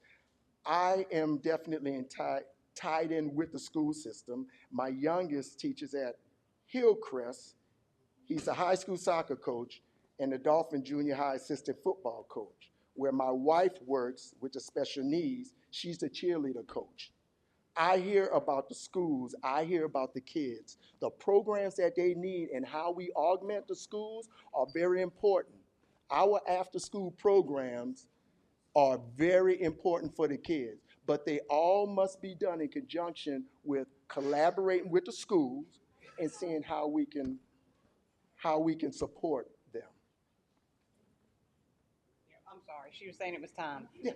I appreciate it. We appreciate you. Thank you. Appreciate it.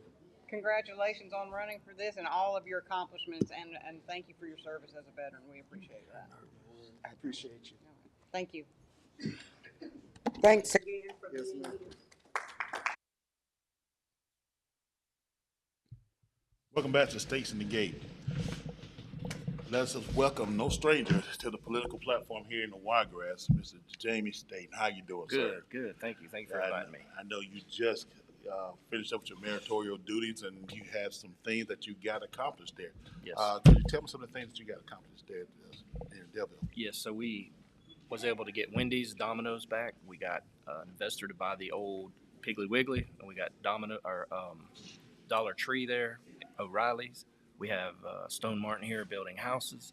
We have some places that are closed now, but we did have La Fresca was a restaurant. We got Stat Med here. We had a donut shop. Now we got several. But so yeah, we're moving right along. We got some grants to tear down these old buildings. Right. Start working on that phase. The eminent domain. You had a chance to work that a little bit. Yes. So a lot of Delville's problem, in my opinion, is the way it looks. Right. It's been neglected for years. But and I'll say that up there too. It takes money to make things happen, and Delville didn't have the money, so we had to make sure we got the money for through economic development. Well, I know you're doing great things. I know that whatever the outcome, you always going to be involved in. We like to continue to thank you for all the work that you do and will continue to do. All right? Yes, I appreciate that, my man. No problem. No problem at all. It's a pleasure. It's been a pleasure here. Yes, this way. Mr. Blanc, Mr. LeBlanc, I would like to thank you so much for you taking your time and showing up here and just spreading basically the word about those children. I'm right there with you. I believe in our children are our future and putting everything in them. So thank you for everything you're doing, and good luck with your bid for, I think it's District 2. So thank you so much. Next, I would like to introduce Mr. Jamie Staten, Mayor of Daleville, longtime friend. Never had to ask where he was. I just turned around. He's always been here when we asked for him. And sir, I would like to ask you for a stage, and I would tell you thank you so much for everything you've done. And the stage is yours, sir. I appreciate you. Thank you.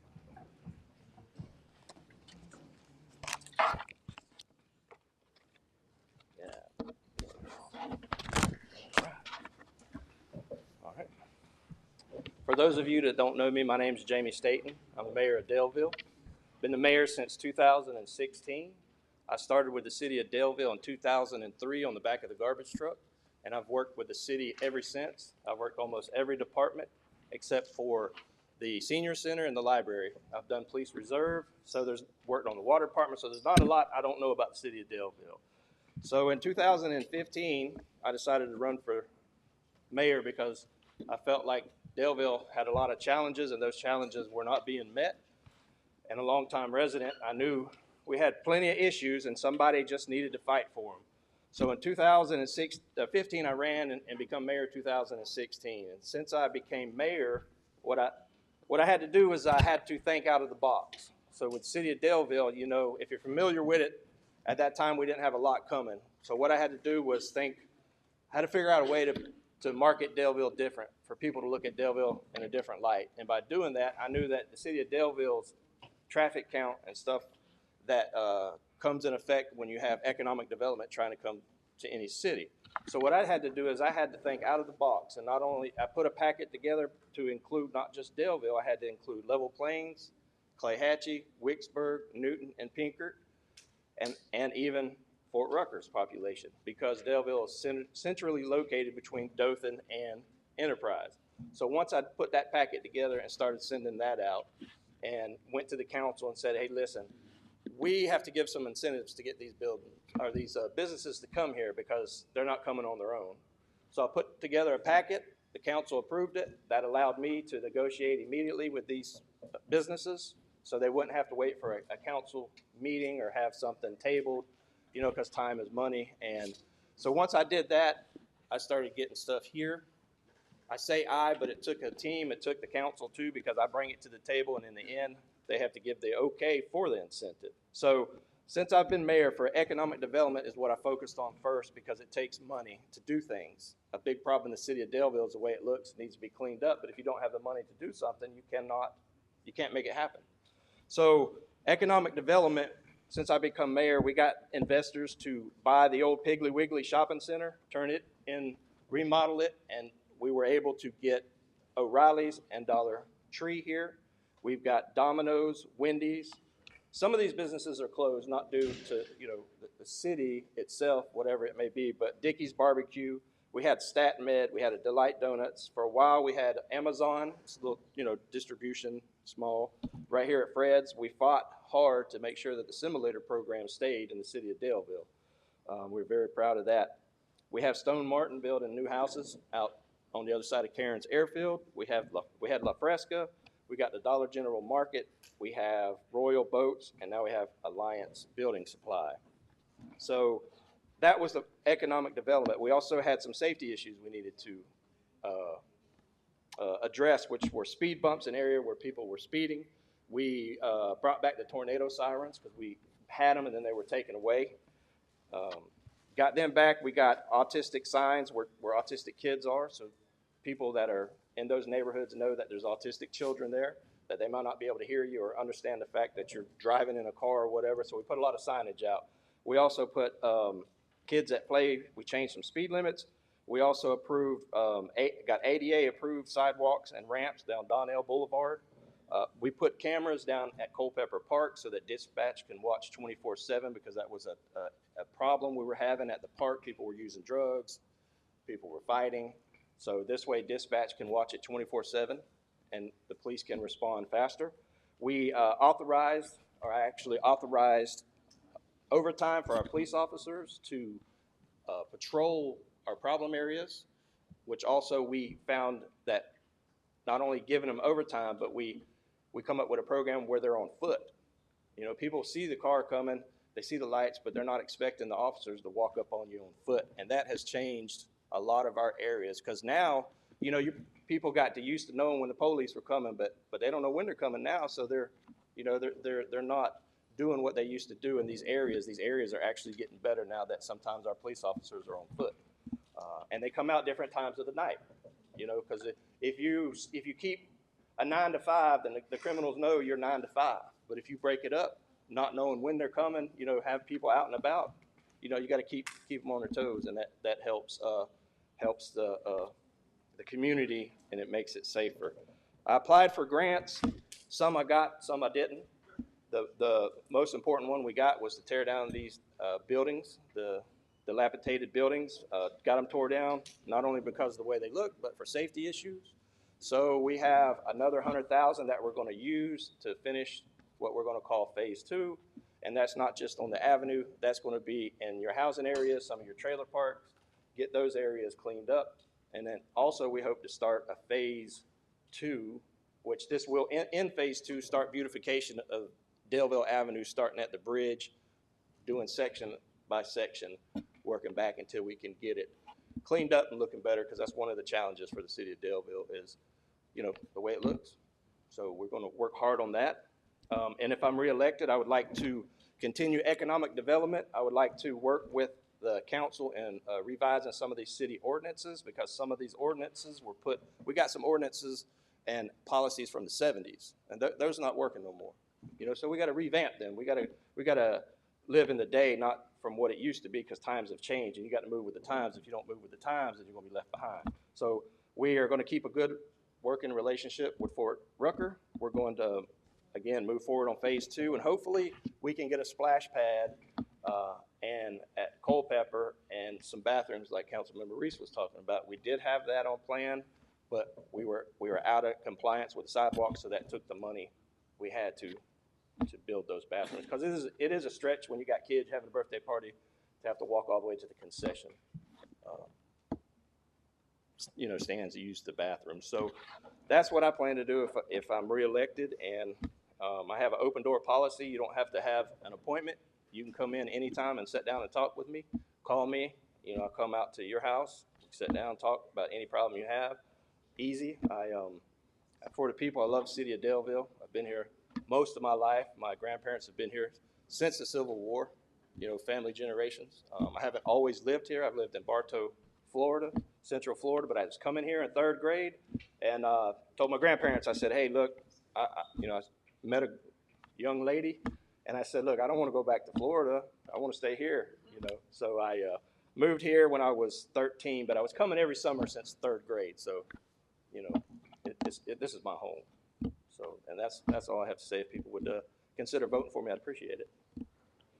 First of all, I want to thank you for coming to the Union Hall and speaking to our members at a union meeting about how you would support us if we had to go on strike, and you would open where we needed to picket in the Daleville area to do so. So we really appreciate your support on that. Yes, you know, like I said that day, what a lot of people don't understand is, you know, Fort Rucker is the heart of the Wiregrass, but you people are the heartbeat.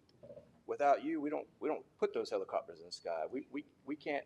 Y'all come, you shop in our cities. You are number one, the bee's knees as far as I'm concerned, because without y'all, we would be a ghost town.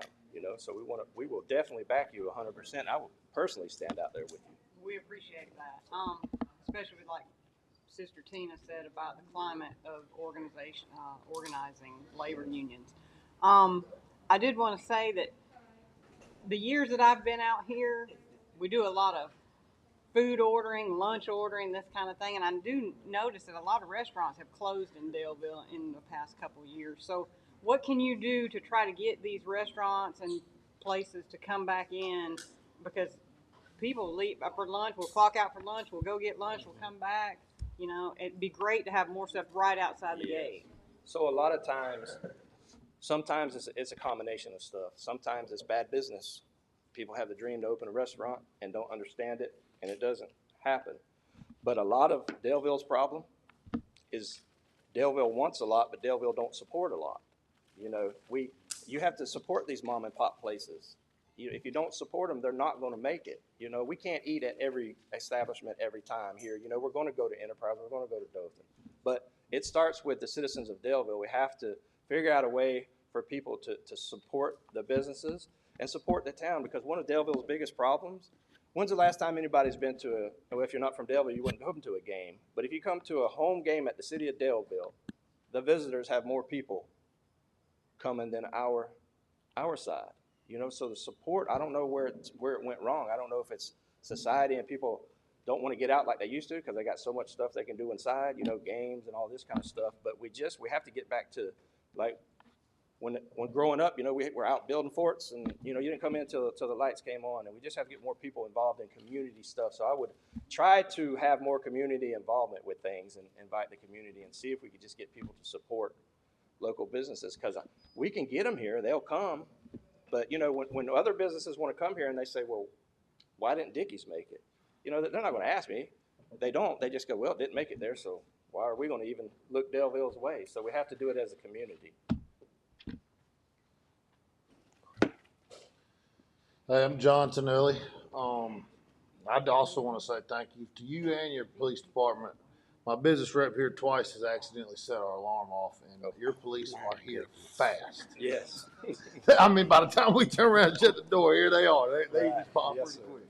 But I wanted to ask you, how do your personal values align with yourself as a public servant? So, I mean, I was always taught to be upfront, and you know, a handshake and a look in the eye means a lot. So if you're not truthful to people, you always got to remember that lie. As long as you're upfront and truthful for people, do what you say you're going to do, and help people. You know, that's a big thing in life. You know, everybody needs a little help from time to time, and I just believe in treat people the way you wanted to be treated. Everybody has a right to live. They have the right to live how they want to live. You know, I got no problem with how anybody wants to live. Just don't push it on me. I won't push mine on yours. You know, my values. But I just think I'm just lucky. I believe I was lucky to be raised in the 80s, you know, and the 90s where if you got in trouble, your neighbor's dad would tear your butt up. When you got home, you got it again from your parents, you know. So I just think, just treat people how you want to be treated. And just, that's something to live by, because, you know, we got to watch out for one another. You know, we got enough in this world to worry about from other places than us fighting with each other. That's the bottom line. You know, this tit for tat's killing America. We just need to come together as a person, a people, Americans.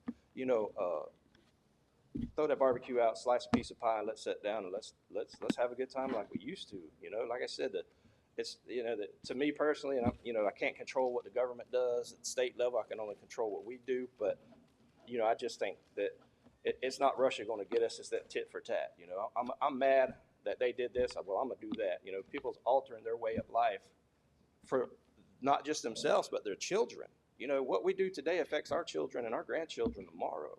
You know, we can either give them a place that's fertile, or we can destroy it and they can have nothing. So I just believe that, you know, just be good to your fellow men and women. You know, just be good. You know, and if you believe in the Lord, pray to God, and then if you don't believe in God, just whoever you do believe in, you know, just be a good person. That's all I can say.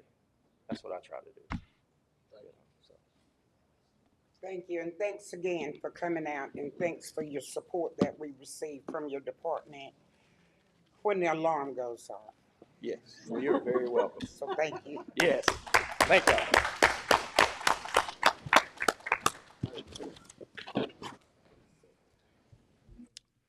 Welcome back to Stakes at the Gate. We have before us a no stranger to public service. He is one of the golden boys that we feel in this area, has done some great things in his area, Mr. Kevin Turley. Welcome to Stakes at the Gate. Thank you. Tell us a little bit about yourself there, Kevin. Okay. 48 years old. I moved to Daleville in 2016. Have had a lifetime of service to my community as a firefighter, as a advanced licensed EMS provider, and also as a certified law enforcement officer. I've given back. Actually, since I was 16 years old, I was involved in Silver Air Patrol as a kid. Really? So it's just who I am. I really enjoy giving back, and that feeling you have when you give to your community. It's important to give back and to be involved.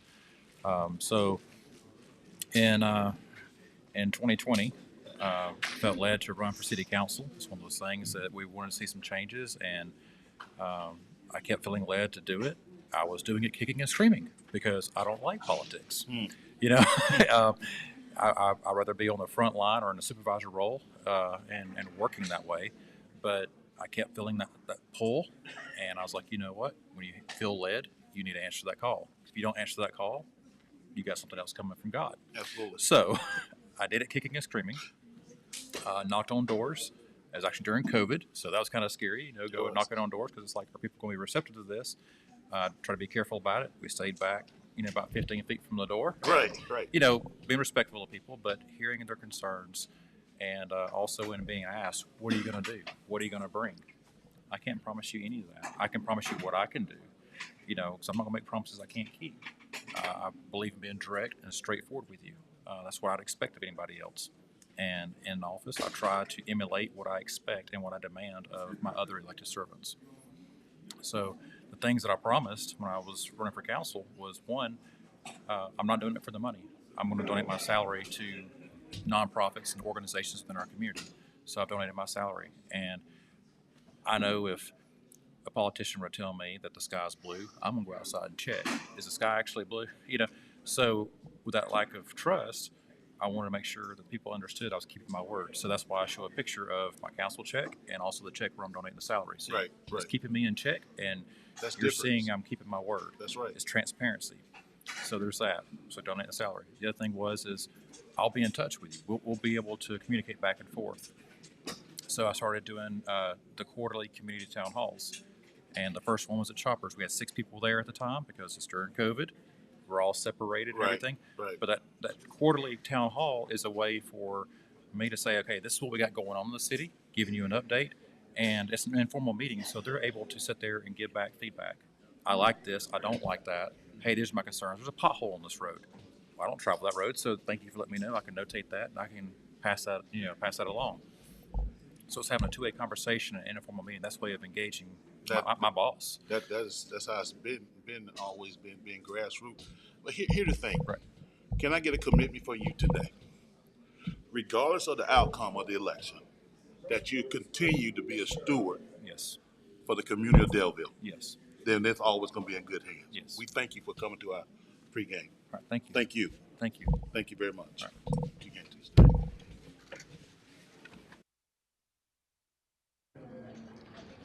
Mayor Jamie, we want to thank you for being here and everything that you've done for us. So we appreciate all your time that you came out here. Next, we would like to introduce Mr. Kevin Turley. He is running for the Delville mayor race. Ms. Turley. Glad to have you here. Thank you for showing up. We appreciate you being here. And sir, the stage is yours.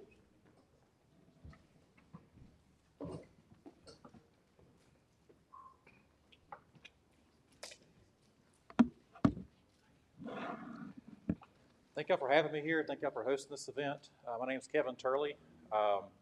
Given my life to public safety and public service. I've done 30 years of that as a firefighter, as a advanced licensed EMS provider, and also as a certified law enforcement officer. So that's just who I am. I actually started volunteering when I was 16 years old in Silver Air Patrol. So it's I'm a community-oriented person. In 2020, I felt led to run for city council. I was kind of doing that kicking and screaming. It's one of those things. I'm not a politician. I was like, do I really want to do this? But I kept feeling led, and I feel like when you feel led to do something, you need to do it. Otherwise, you have somebody else to answer to for not answering that call. So I did that kicking and screaming. I was expecting to either barely get it or not get it at all. And I was okay either way. I was just doing what I felt led to do. And I went out and started knocking on doors and hearing some concerns. Also state my platform. And along the way, people were asking, what are you planning on bringing here? What can you bring? I can't promise you that. I'm not going to make a promise that I can't keep. So I was like, no, these are the things I'll be able to do. I was like, one, I'm not doing it for the money. I'm actually going to donate my council salary. I'm going to donate my salary to local organizations here in our community to help support them, kind of get some discretionary funds. So I was going to do that, and I've followed through with it. The next thing I promised is being engaged with our community. So I started the quarterly community town hall meetings, and the first one was at Chopper's Barbecue. Had 6 people there, all kind of spaced out because it was COVID. We took precautions, but it was a way to say, okay, this is what's going on in our city, and also to solicit feedback from the community. And it's informal. There's no agenda to get on. You're not limited to 3 minutes or anything. You're able to give all your feedback. If you have concerns of, okay, we got a pothole over here, we got this issue, that issue, we can take note and bring it back to the whole as a council. One council member can't do anything. It requires the council as a whole. But we've had quarterly town halls. The 19th one is coming up in September, so they've continued and they've grown. The last one we had was standing room only. One before that was standing room only, so it was nice to see that. The other thing is keeping the citizens informed. We've done bi-monthly newsletters that go out. You can sign up for those. I got a website, kevinturley.us. You can go there and you can subscribe to the newsletters, and you'll get an email twice a month, and it will let you know what's going on in the city council meetings, the events we have coming up in the community, ways to be involved, and also to solicit feedback. You can reply back to that and give feedback. So now the other thing is when I got elected, I want to make sure I know what I'm doing. There's certain things you can do, can't do. And let's face it, I've never been a politician before, so I needed to learn. So I started the Certified Municipal Official classes with the lead municipalities, and started that actually before I even was sworn into office. And within the year, I was certified as a Certified Municipal Official. I'm now working on my advanced level, CMO. I believe that's important, knowing what you can and can't do.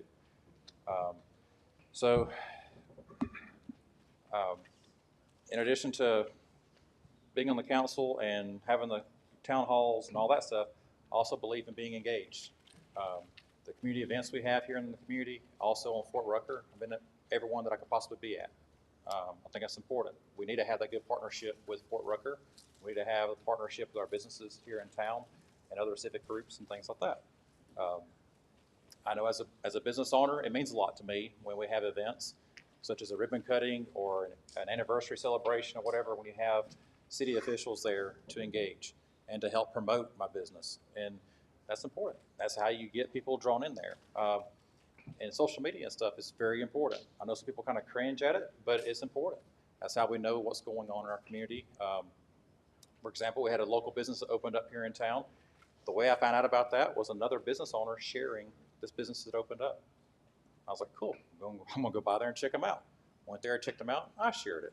Next thing you know, the word starts spreading. It's just us networking as a community to bring us closer together. So along the way, I've been feeling led to run for mayor. And again, that's another step up, and it's kind of uncomfortable, but you do what you feel led to do. So that's where I'm at today. Now, you know what I've done. Now what do I plan to do? If I get elected, one of the things I would like to do is to work with our council to get our EMS service transitioned from a volunteer on-call service. The way it works right now is if you were to call 911, dispatch gets that call, they tone out the crew. Whoever signed up, if somebody signed up for that shift, they get toned out. They respond from their house, work, wherever. They respond to the station, get the ambulance, and then respond to the scene. Could be quick, could take a little bit longer. It's better than nothing, but that's where we're at. I would like to transition that to a full-time service, so somebody is with that ambulance at all times. Now the question can be asked, well, how are you planning on doing that? That requires money. You gonna raise your taxes? No.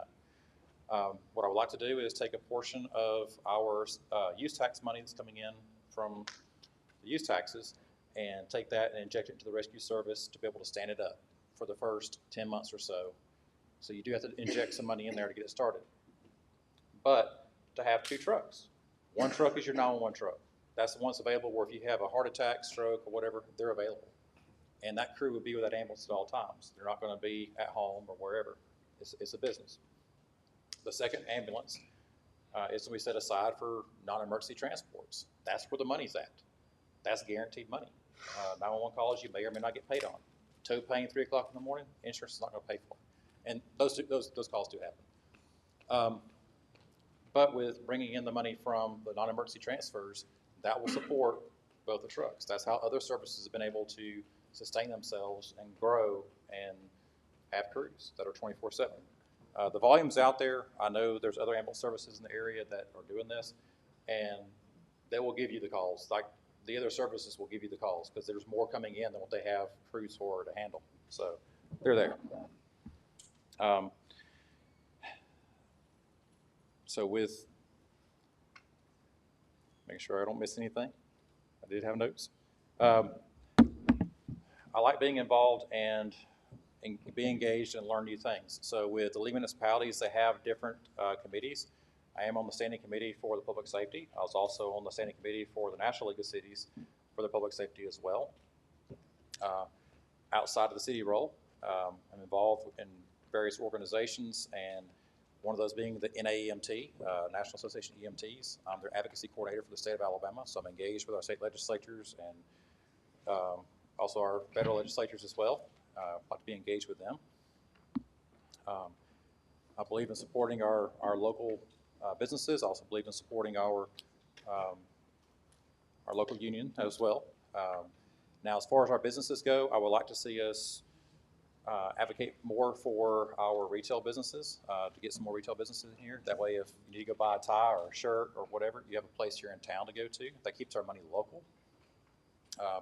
Also, not forget about our businesses that are already here. You want to support them as well. In regards to the union, one of the events they had at Fort Rucker was a community partnership open house, I guess you'd call it. I went to that, and one of the things that we were able to do was go and visit the different things at Fort Rucker, and we're actually able to visit the one for M1 to see what they do out there. It's outstanding to see what goes on and to see the importance of the union and the union employees. If you have any questions or anything, I'm happy to answer them.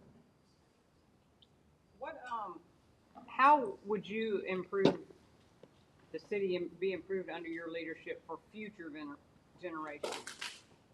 How would you improve Delville for the future generation? Okay. One of the things, and I know it's gotten brought up on the campaign trail back in 2020, and the same as right now, is with the aesthetics. We've got to stay on top of that. It didn't get the way it is overnight. It's not going to be an overnight fix. The analogy I like to use is it's not going to be a microwave process. It's an oven bake process. And some things have been allowed to happen for so long, you can't just come in there with an iron fist and go, okay, right now, here's citations, here's this, here's that.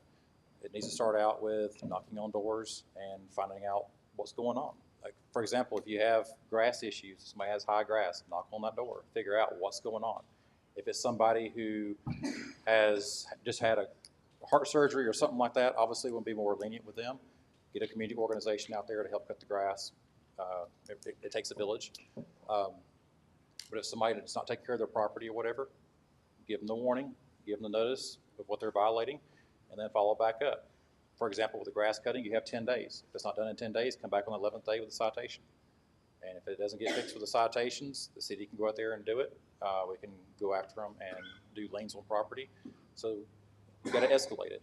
But aesthetics is one of the things. I know some of our property owners don't live here. You can't get mad at the local businesses because they're mostly just tenants. So you got to go and go after the property owners who may not live here. And sometimes you got to play hardball. You can't always be nice. But I would like to work on the aesthetics. I would like to have a better relationship with Fort Rucker and inviting the troops out here into our businesses. That helps bring in revenue. That also helps our community thrive. Engage with our schools. I know every year for the last 2 or 3 years now, they've had the community days out there with businesses and such. I want to see us be more involved with that, both as a community as well as a city. Just be engaged. You have anything, John? Hey, I'm John Tonelli. Thank you for coming. I would like to ask, as you've been campaigning, I'm a resident of Enterprise, but some of the residents here in Delville would probably like to hear, what's the number one issue that people have brought up to you as you've been going around campaigning for mayor that they want to see fixed in Delville that you're going to address? One is the aesthetics. That has been a hardline issue for the last 2 elections. I kind of hit on how to handle that. The other thing is where you need to get the community involved. A lot of our best things in Delville are actually born from the community, and we need to be able to get the citizens more involved. For example, with the Boys and Girls Club. The Boys and Girls Club was not started by the city. That was community born. And that is a thriving organization where I dare say we have the best Boys and Girls Club in the Wiregrass, probably the state. So, and that's community partnership with the citizens, the businesses. You know, it's a phenomenal program. And that allows our kids to have something to do and educate them, go hands-on with things. And if they weren't there, let's face it, they'll probably be back at home by themselves, unattended, probably getting into something at some point. We were all kids at one point, you know, idle hands. But, you know, you want to get your community involved with that. With our disc golf course, that was not started by the city. That was started from the community and local businesses. And we have an outstanding disc golf course next to the Boys and Girls Club, and it's one of the best played or highest played courses in Southeast Alabama, right here in Delville. And now we're working on another course at Culpeper Park. So again, all those things are born from the community. So it's trying to get the community involved. And one of the ways I'm doing that now, and I will continue to do, is try to be Delville's biggest cheerleader.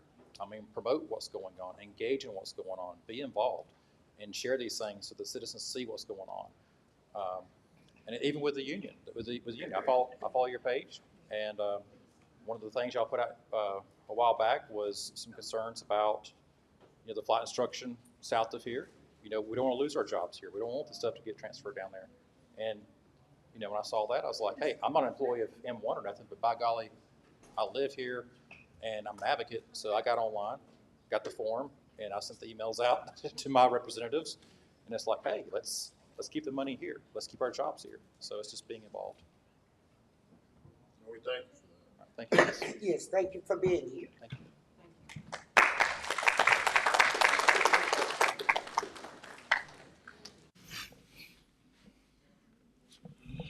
Welcome back to the States at the Gate pre-show.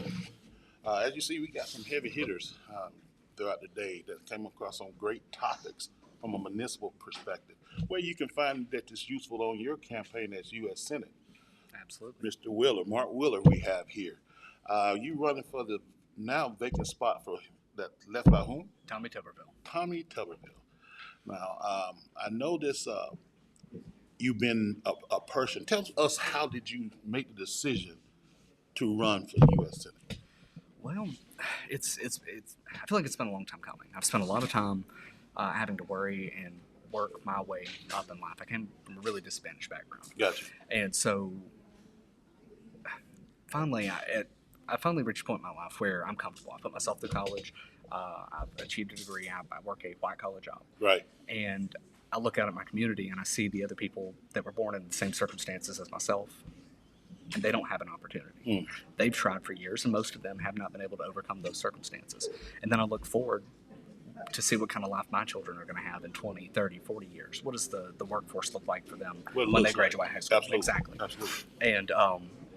And so that's my concern. What does the future look like for my kids, your kids, for the community and the people that come after us?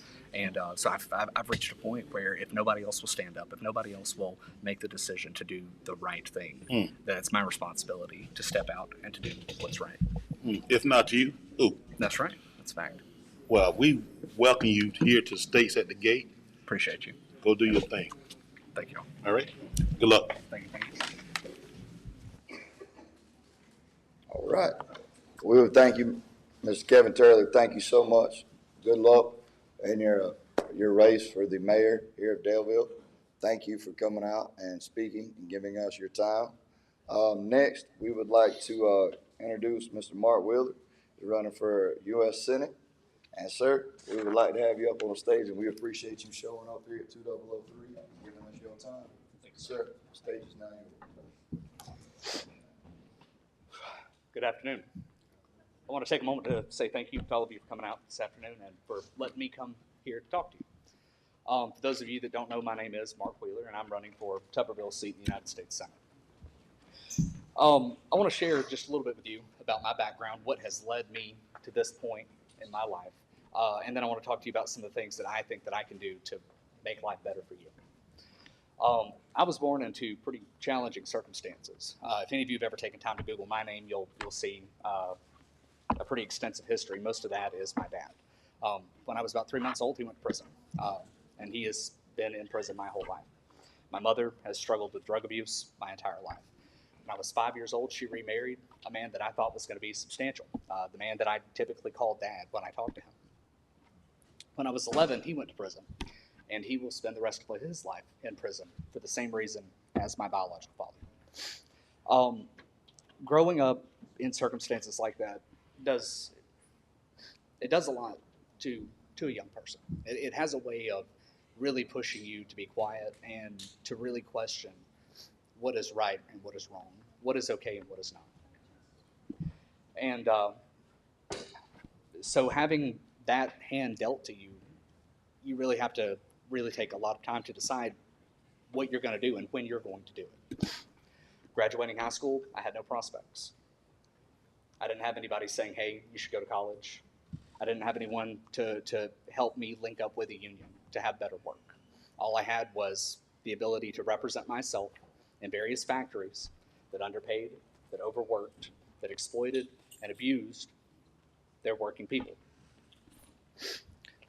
So I buckled down and I said to myself, I'll have time to sleep when I die.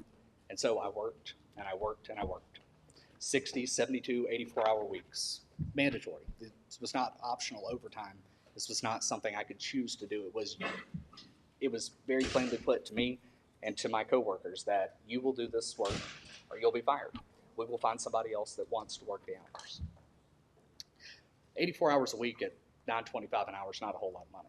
And overtime tax has a way of really eating into the little bit that you are earning. But I did that. I did that until I was 29 years old, 30 years old. And over the course of that time, I put myself through college. I worked nights. I studied during the day. I'd sleep 2 or 3 hours, spend a little bit of time with my family, and then study. And then at the end of that, I graduated with a bachelor's degree in chemistry and emergency management. And now, my current profession, currently I work as a polymer chemist. I design and develop sustainable polymers. I help create and manufacture the wire that goes in your homes.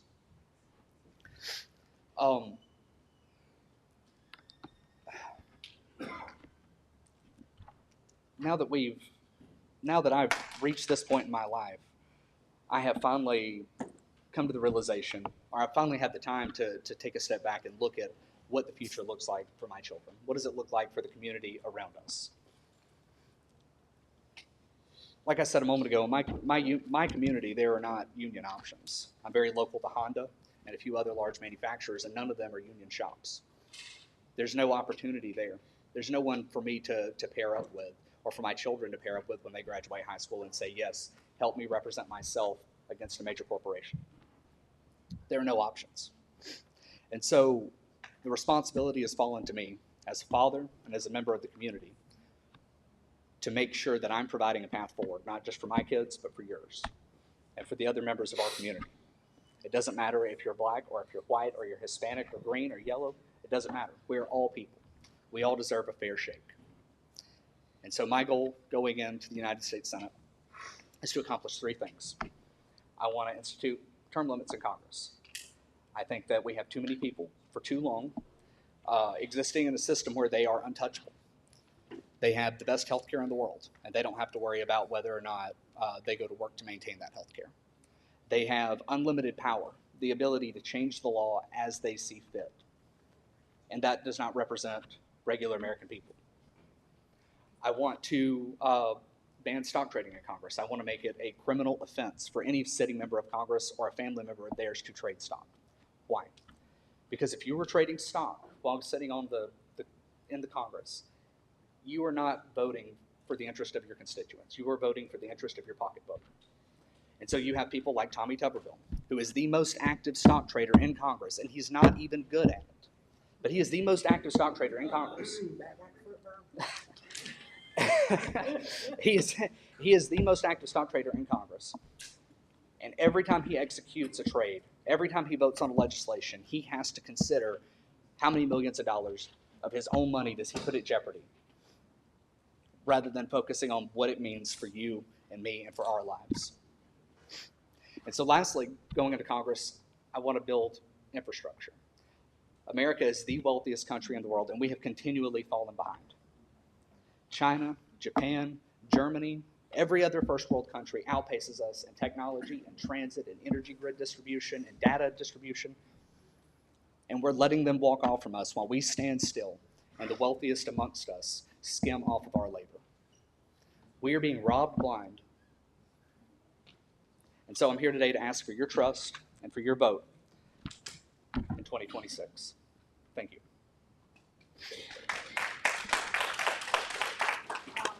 Mr. Wheeler, as a member of the Legislative Committee here at Local 2003, we do a lot of lobbying, whether it be in Montgomery, Washington, D.C. For sure.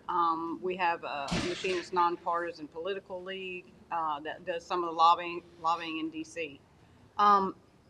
One of the biggest problems we have is having access to our politicians, to our legislators. For sure.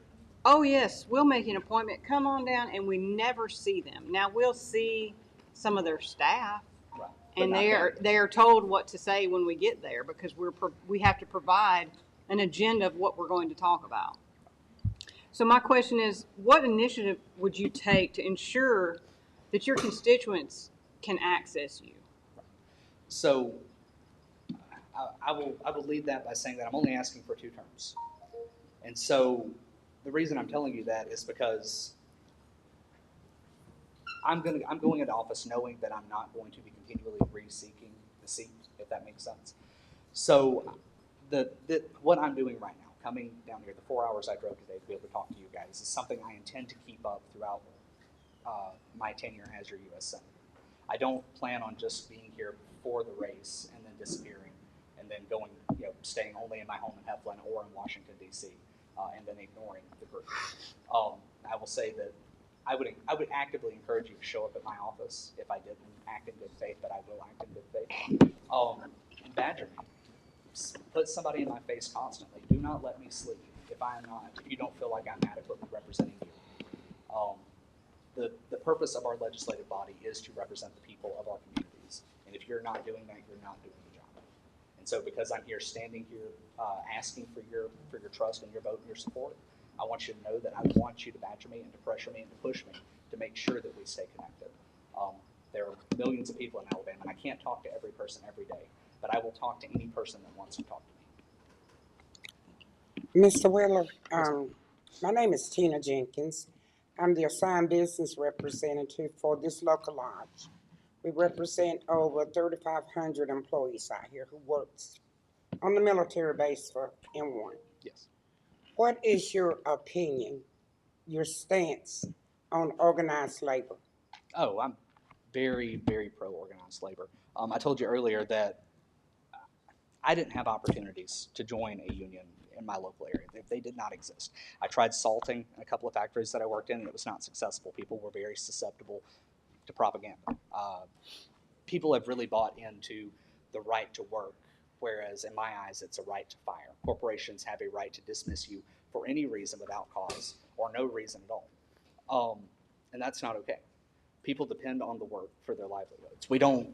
We are not living in the 1500s anymore. You cannot just pick up and go build a house in the middle of the woods somewhere and then just exist off of just solely that. To live in modern day society, you have to have gainful employment. And that employment, especially in places like rural Alabama, always come with a company thumb pressuring you and saying, this is what we offer and that is it. If you don't like it, go find something else. And almost always there is nothing else. So for me, driving legislation to support and strengthen unions is paramount. It's something I really will spend a tremendous lot of energy championing to make sure that it happens. Thank you. Yes, ma'am. Hello, I'm John Tonelli. Thank you for coming. This is a non-labor question. Do you think assault weapons, high-capacity magazines, and bump stocks should be banned? Why or why not at the federal level? Outright banned? No. Regulated? Yes. So I'm a very pro Second Amendment guy. I own guns, right? It's a big thing for me. Me and my family spent some time working on gun safety and accuracy and shooting, things of that nature. I do not think that most firearms that are available on the market today should just be outright banned. But ownership of a weapon comes with responsibilities, right? If somebody breaks into my house and takes one of my guns and they take it out and use it for something evil, then that is in part my fault because I failed to secure that weapon. And so I think that applies across the board. When you talk about assault weapons or high capacity weapons, in my mind, it is okay to own the item because the item itself is not inherently bad. It is the person that uses the item. Now, things that we recognize have a tremendous opportunity to do lots of damage, they do need to be regulated to some capacity. That means a background check. That means making sure that it's somebody that doesn't have a history of violent crime or severe mental illness. And so coming together in that way, I think we can find an excellent middle ground that will suit most everybody. Thank you. Yes, sir.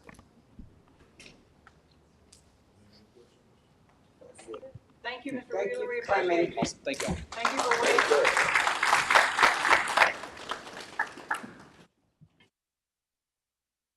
waiting. Welcome back to States at the Gate pre-show. We have here no stranger, Chad Martin. Yes, sir. Yes, sir. Good to be here. Enterprise born, enterprise raised. Talk to us. You run for governor. Corn fed too. Corn fed. Yes, yes, sir. You run for Yes, governor. sir. I'm giving it my second go around on the ballot here in Alabama, and been out working hard across the state. So Yeah. it's good to be here and close to home on a Saturday. Absolutely. Yeah. Absolutely. So what's some of the things you're hearing out there? I mean, you told me that you're doing real well. What are people saying about Mr. Martin? Well, you know, the main thing you face here in Alabama is a lot of the things come back on one thing, and that's us being sixth ranked poverty state in the nation. And that causes a lot of things like violence and drug addictions and things like that. So we got to work on economic development here in Alabama. You were just recently in Selma. Yes. And you said you was blown away by the endorsement you got over there. What were some of the things? Yeah, well, and I'll tell you that is such a historic. You can just feel the history when you're in Selma, Alabama. But the thing that was really disappointing is they've not only been ravaged by a downward spiral in economics, but they've had storms come through that area and tear their, and whether it be tornado and hurricane. So, yes, I was able to meet with Mayor James Perkins there and had lunch and had a really great day over there and met a lot of good people. We feel pretty strong in that area. Well, you know, the governor's race is something that's very, very important this upcoming time. And yes, sir. A lot of things is going to come across the governor's desk. We wish you luck. Oh, yeah. And thank continued you. success. Thank you so much. And keep working hard. And you do a good job out here. Thank you, buddy. Thank you. Thank you. Yes, sir. Thank you. Thank you, sir. Thank you. Now I'll go ahead and get out. Yes, sir. All right. Well, Mr. Mark Wheeler, we appreciate you coming out and thank you for everything and you spending your time here talking to us at 2003, and we wish you the best of luck. Next, we got Mr. Chad Chig Martin. He is running for governor. Yes, sir. Thank you, sir. Love to have you here. Thank you, sir. Glad Appreciate you're here. it. Thank you, sir. for everything. Yes, sir. Thank Stage you. is yours, sir. Yes.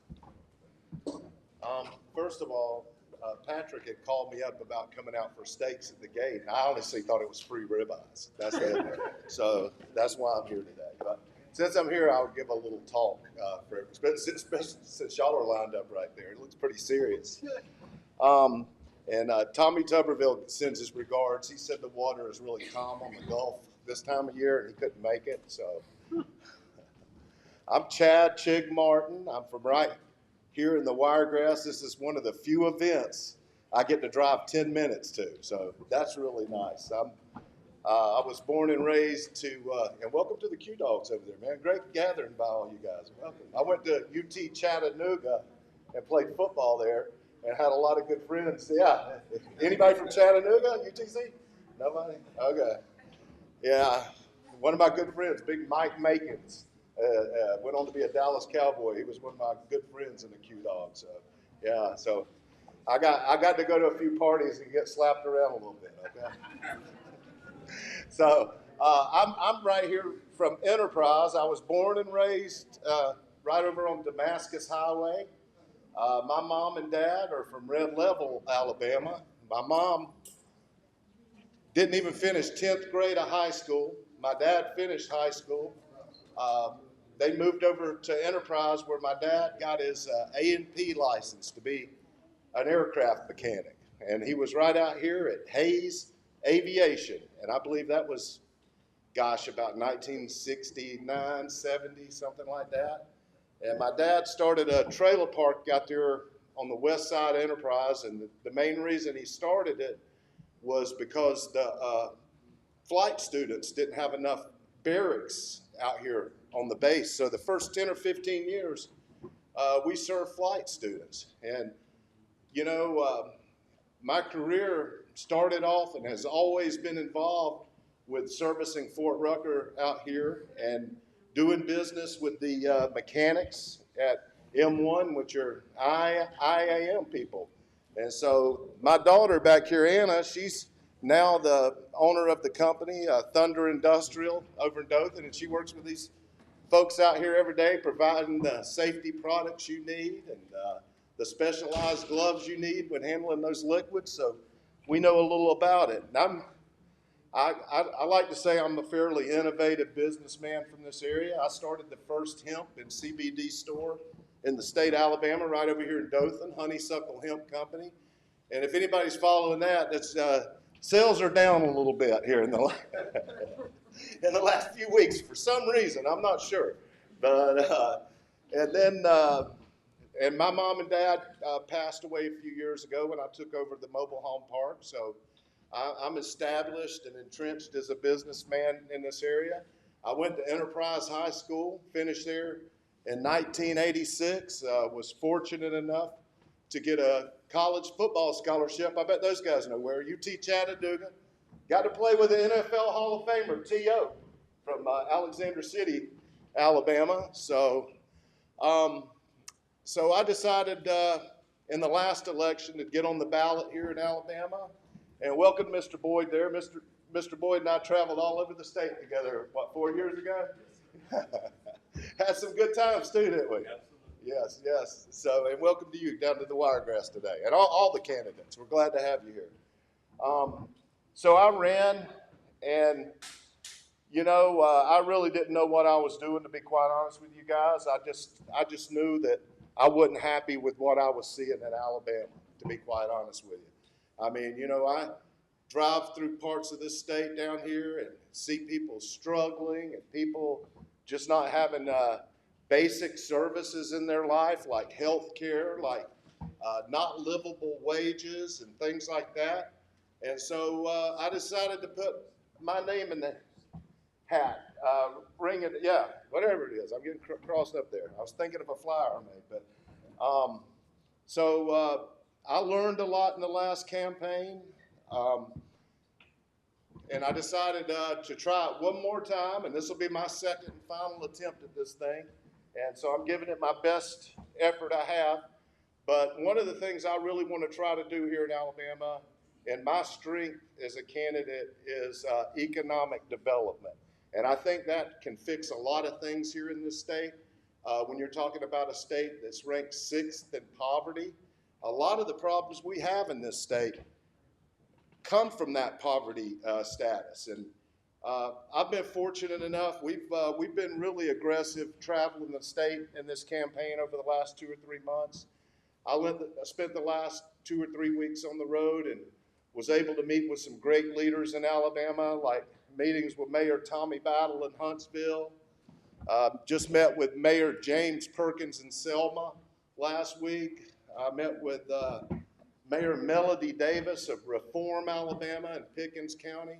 And we're trying to listen and see what's going on in these communities. Of course, people like Tommy Battle, they have problems in Huntsville where we've got to grow up there responsibly. They have all the business coming there with Redstone Arsenal and the FBI and NASA things. And so that's he faces the problem of doing it responsibly. Well, in other cities, like over in West Alabama, in the Black Belt, where I spent last week, a 3-day tour of the Black Belt, people are struggling. And we've got to do something, and we've got to bring these problems to light over in the Alabama Black Belt. And I'm committed to make some investments in the state. And definitely one of those investments is going to be in the Black Belt, Alabama. We need roads, bridges, infrastructure. We need areas for technology parks. And I want to do all of this economic development, but I also want to change the mindset on the way people are thinking about our colleges here in the state. It is almost impossible for a regular family to send people to a 4-year college nowadays. It's the price of a house in some cases to go to college now for a year. So I want to really focus on trade schools here in Alabama. And I would like to create the Alabama Job Corps program. And I want these Job Corps programs to be available for these students of lesser incomes to come there under grants and things like this, because to me, this is an investment in the state. If we're putting people in schools and they're coming out qualified workers with license and things like that, they can even help this program here with IAM. If you have welders coming out with license and you have mechanics coming out and avionics, whatever it may be. But that's something I think we have to focus on in this state. I am for a lottery here in the state of Alabama. We have 4 states around us that are all sucking our money out all around the state. And we're building new schools for all of these students while ours are dilapidated, while ours are crumbling with asbestos. And it just doesn't make any sense. It used to be when I was growing up a moral thing why you didn't have the lottery. Well, it's not a moral thing anymore. It's just a way of doing business here in the United States of America. 46 out of 50 states have the lottery. We've got to work on health care in the state of Alabama. We should not have any child in the public school system that does not have access to health care. That's not political. That's just humanitarian. Children should not suffer because they live in an economically deprived area, because they have addicts for parents. That's not the child's fault, and we got to make sure our children are taken care of. We got to make sure that the children, our poor children in this state, when they go to school, that we make sure we provide them breakfast and lunch at least. We got to decrease these health care prices in this state. I mean, people that work with these great companies like IAM is part of, they don't have to worry about these things that much because they've got such great jobs and great benefits, but that's not the case for a lot of Alabamians. When it comes to unions and the private sector, as governor, there's a balance there. You have to support both. You have to support your unions and their jobs and their collective bargaining. But you also have to support the private business people in the state. Give them the resources they need as well. It's a balancing act that it's just something you have to deal with, and it'll never change. There's some smaller things, and they're not really small, but they're just not talked about a lot. I want to do some things in this state. Anybody that lives in South Alabama knows you're going to see overpopulation of animals running all around this area because we have such a warm winter. They just continue. In the north, you don't have this problem because of the horrible winters. But I want to introduce a program that we have statewide spay and neutering at affordable prices in every county. And I think because of our schools in this town, like Auburn University and their veterinarian programs, we could actually let these students work at these centers while earning college credit. And people, Alabamians, could come in and get spay and neuters for $20 or $25. I'm over? That was quick. I'm used to 3-hour meetings, but hey, thank y'all so much. I appreciate it. Chad Chickmartin, yes. I gotta talk to y'all soon. Yeah, too bad. All right. I'm kidding. So You know, we're talking about, obviously, labor is a huge issue for us. Yeah. The labor movement. While the current governor's been in office, there were steel workers, no, miners in the Sylacauga area that were on strike for a couple years. Okay.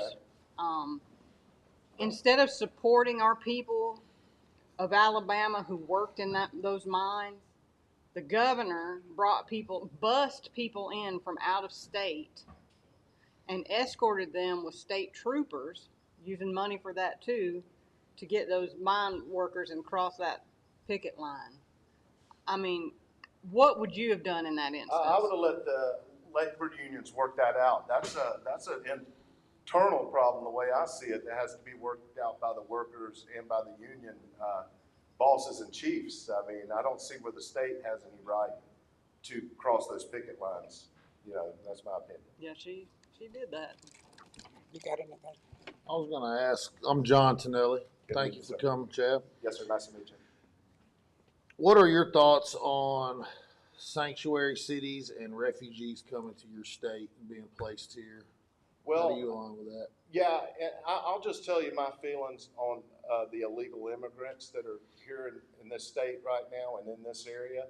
I'm a realist, and I can tell you over the last 40 years, there's been immigrants in this community. And quite honestly, some of them are the nicest people in this community, family-oriented people. They're filling the tough jobs at our local poultry plants. They're working on these peanut farms. They're working in these chicken houses. They're catching chickens at night. They are making this community run, whether people want to admit this or not. So I don't have any, and most of the people don't think that they're actually paying in taxes, but they are working for national companies like Pilgrim's Pride over here. Yes, they are paying taxes. And the other thing is they are paying the taxes without being allowed any rewards at the end in the form of Social Security and things like that. So in a way, our whole system is taking advantage of them for profit. But I don't want the dangerous people here.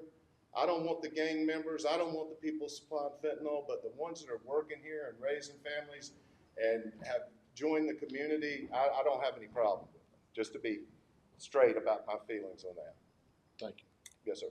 Ms. Martin, thanks for being here. Thank you, ma'am. Can I call you Chief? Yes, ma'am. I've never met a chief before. Yeah, that's probably a good thing. But again, thanks for being here. And you mentioned the fentanyl. Yes. For full disclosure, oh, by the way, my name is Tina Jenkins. I'm Nice to the meet you. assigned business rep for this contract. Yes, ma'am. But for full disclosure, I've never smoked any of that marijuana. I tried it, but I just didn't inhale it. Now, having said that, Bill Clinton was with me. having said that, I've heard that because we don't have legalized weed in the state of Alabama, a lot of our teenagers out there want to experiment. Yes, ma'am. The same way they did with alcohol back in the whatever. Yes, ma'am. That they're wanting to experiment, and that the products that's coming into our area, they are laced with fentanyl Yes, and ma'am. other dangerous drugs. So some people are of the opinion that if we had legalized marijuana where kids could go, or their parents, could go to a legalized tobacco shop and buy pure products, that you would see a decrease in the number of teenagers, young adults, getting addicted to Yes, these ma'am. harder drugs. What's your stance on legalized? Well, I'll just tell you about this. First of all, drug dealers don't check IDs. They sell to anybody of any age. So my hemp store did check IDs. You had to be 21 years and older. And also the products that I sold in that store had state certified lab certificates. So you knew exactly what was in that product from the states. And now on the streets, I would say there's about a 30 to 40% chance you can get an illegal product now in the cannabis world that is laced with fentanyl. So the thing, it is real. The way I see handling natural medicine here in Alabama is, I can tell you this, it is a nationwide and even a worldwide trend right now, natural medicine. And I say, instead of fighting this, because At the end of the day, you can go in any back alley anywhere across the country and get these products. That's the truth of the matter. And I don't want that, because that is unsafe.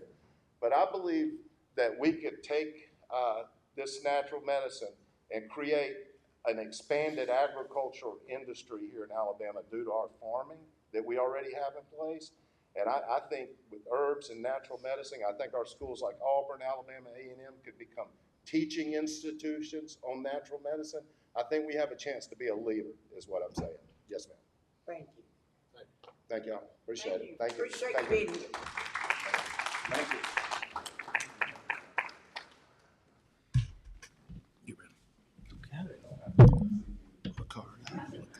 Dakari, like safari. There he is. Welcome back to States in the Gate pre-show. We have before you Dakari Lariat running for the U.S. Senate spot, all the way from Birmingham, Alabama. Yes, downtown Birmingham. Downtown. So you down there by Woodlawn, down there in the sticks. Not quite, like right in the middle of the city, First Avenue. Okay. Well, tell me, you're pretty young. Well, thank you. I think I look a little bit younger than I am, though. Really. So you old. But the thing with you, what brought you to this public service, and why the U.S. Senate? Yes, it's a lifetime of lived experience, both through criminal justice, rising above false arrest, public service, and frankly, experience in corporate America that brought me here today. And really wanting to do better for all Alabamians and improve their lives through the lessons I've learned. You know what? Your story is that of so many people. Right. But instead of taking it and going negative with it, you're trying to take a negative and turn it positive. Exactly.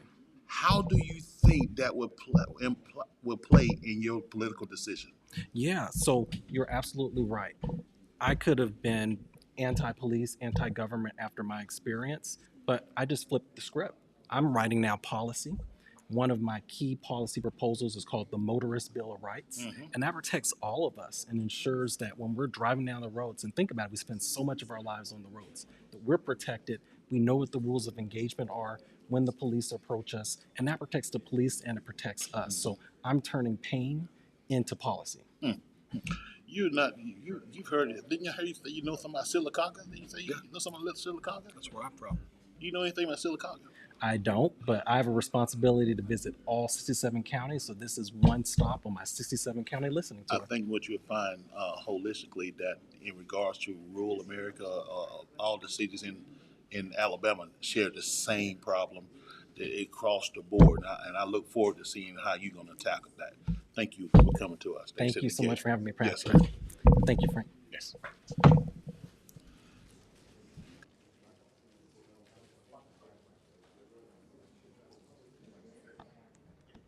Mr. Chick Martin, I'm gonna go ahead and tell you, thank you so much. I appreciate all the time and the effort it took to get down here and everything that you had and you put out and you've done for us.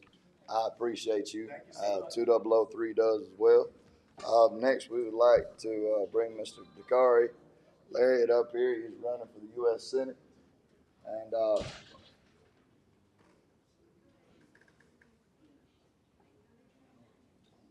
one second.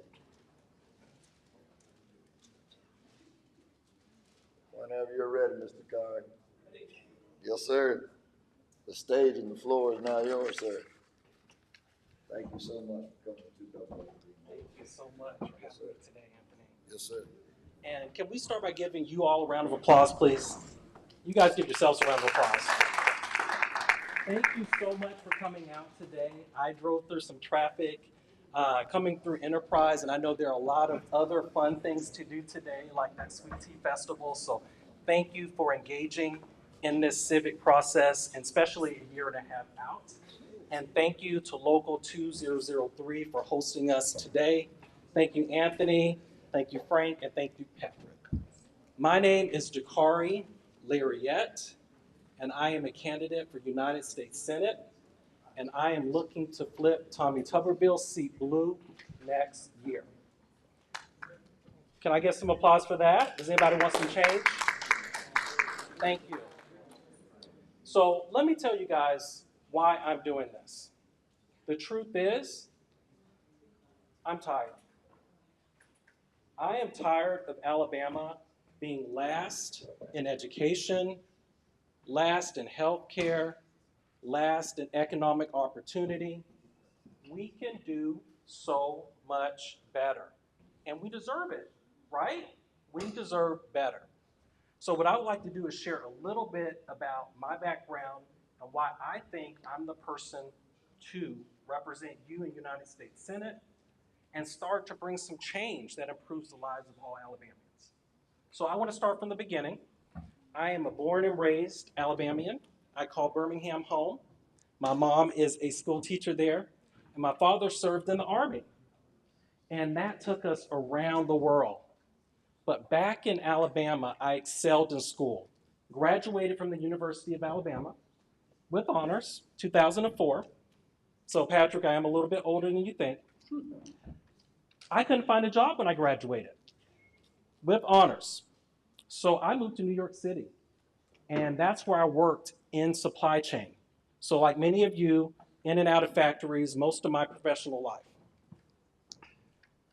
I rose through the ranks there, but I found my true love and passion in community service, serving the people of New York where I lived, serving our LGBT and unhoused youth in the South Bronx, helping those impacted by addiction as a board member for National Harm Reduction.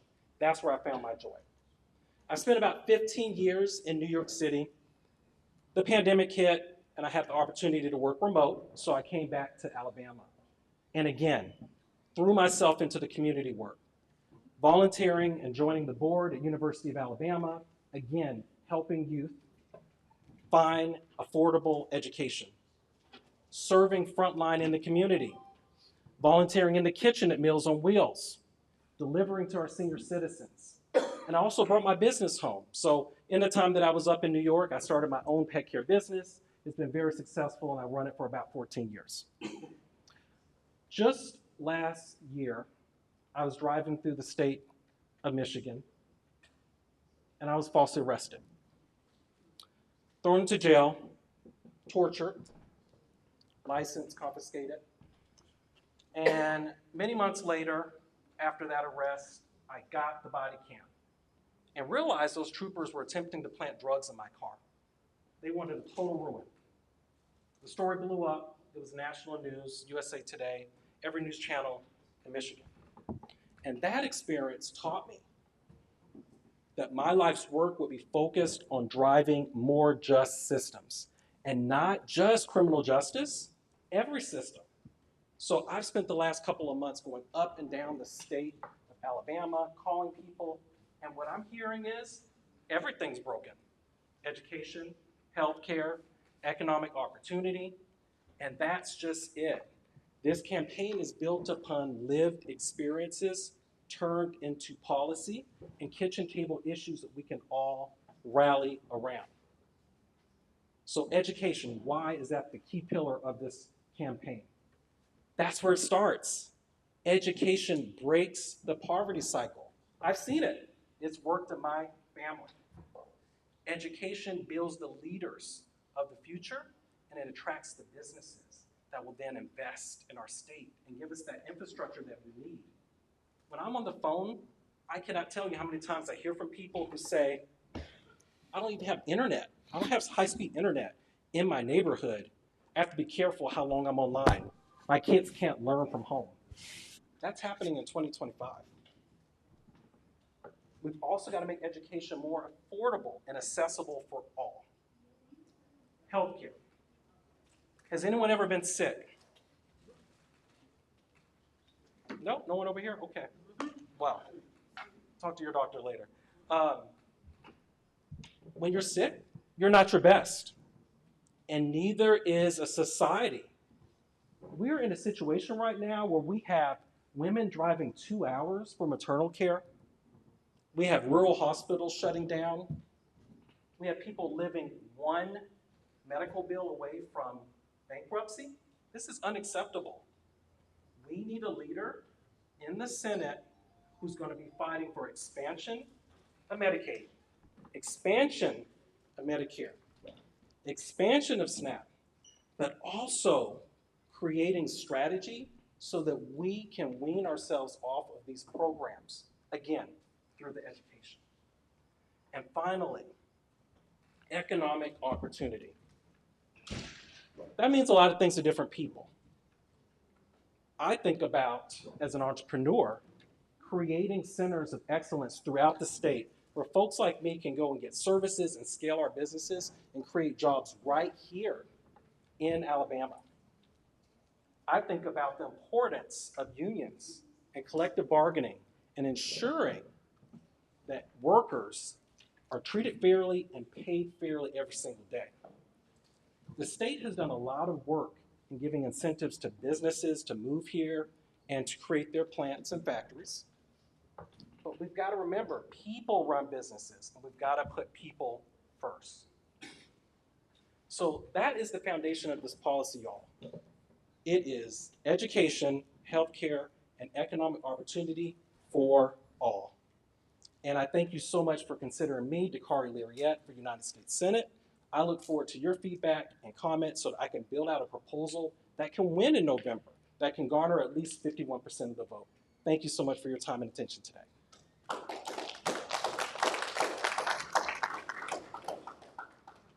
So earlier, I don't know if you heard me ask Mr. Wheeler a question about accessibility to our politicians from the constituents.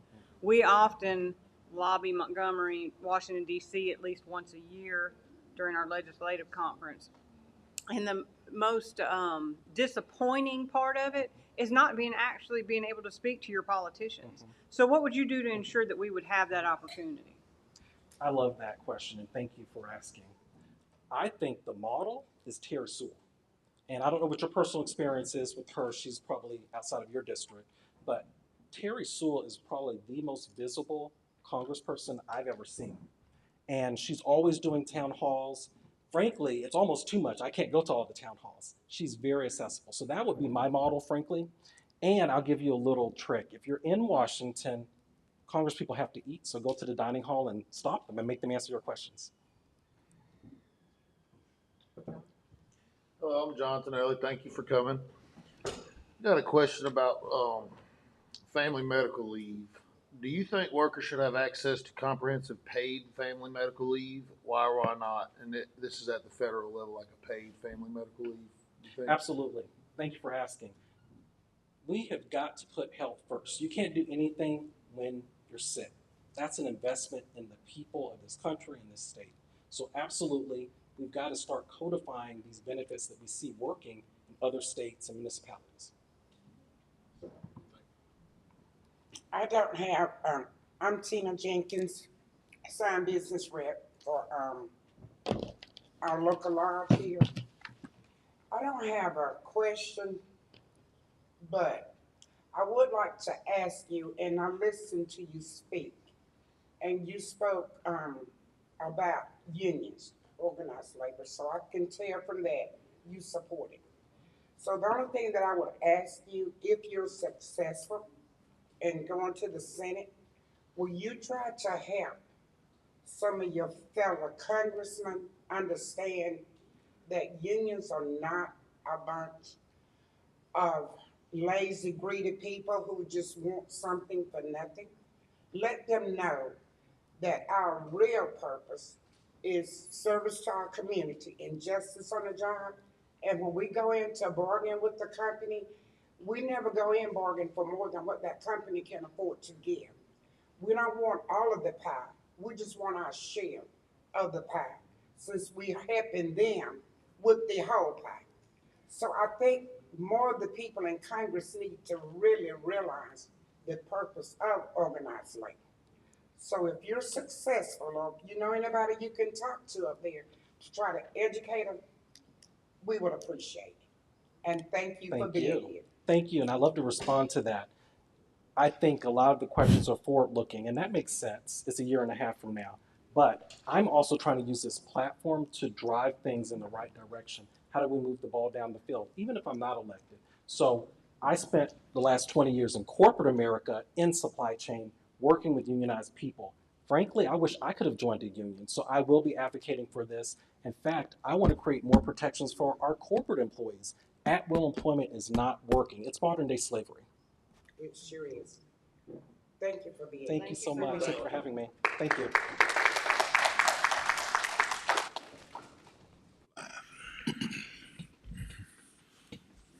Welcome back to States in the Gate, the pre-show. I have before you Colonel Charles Ward.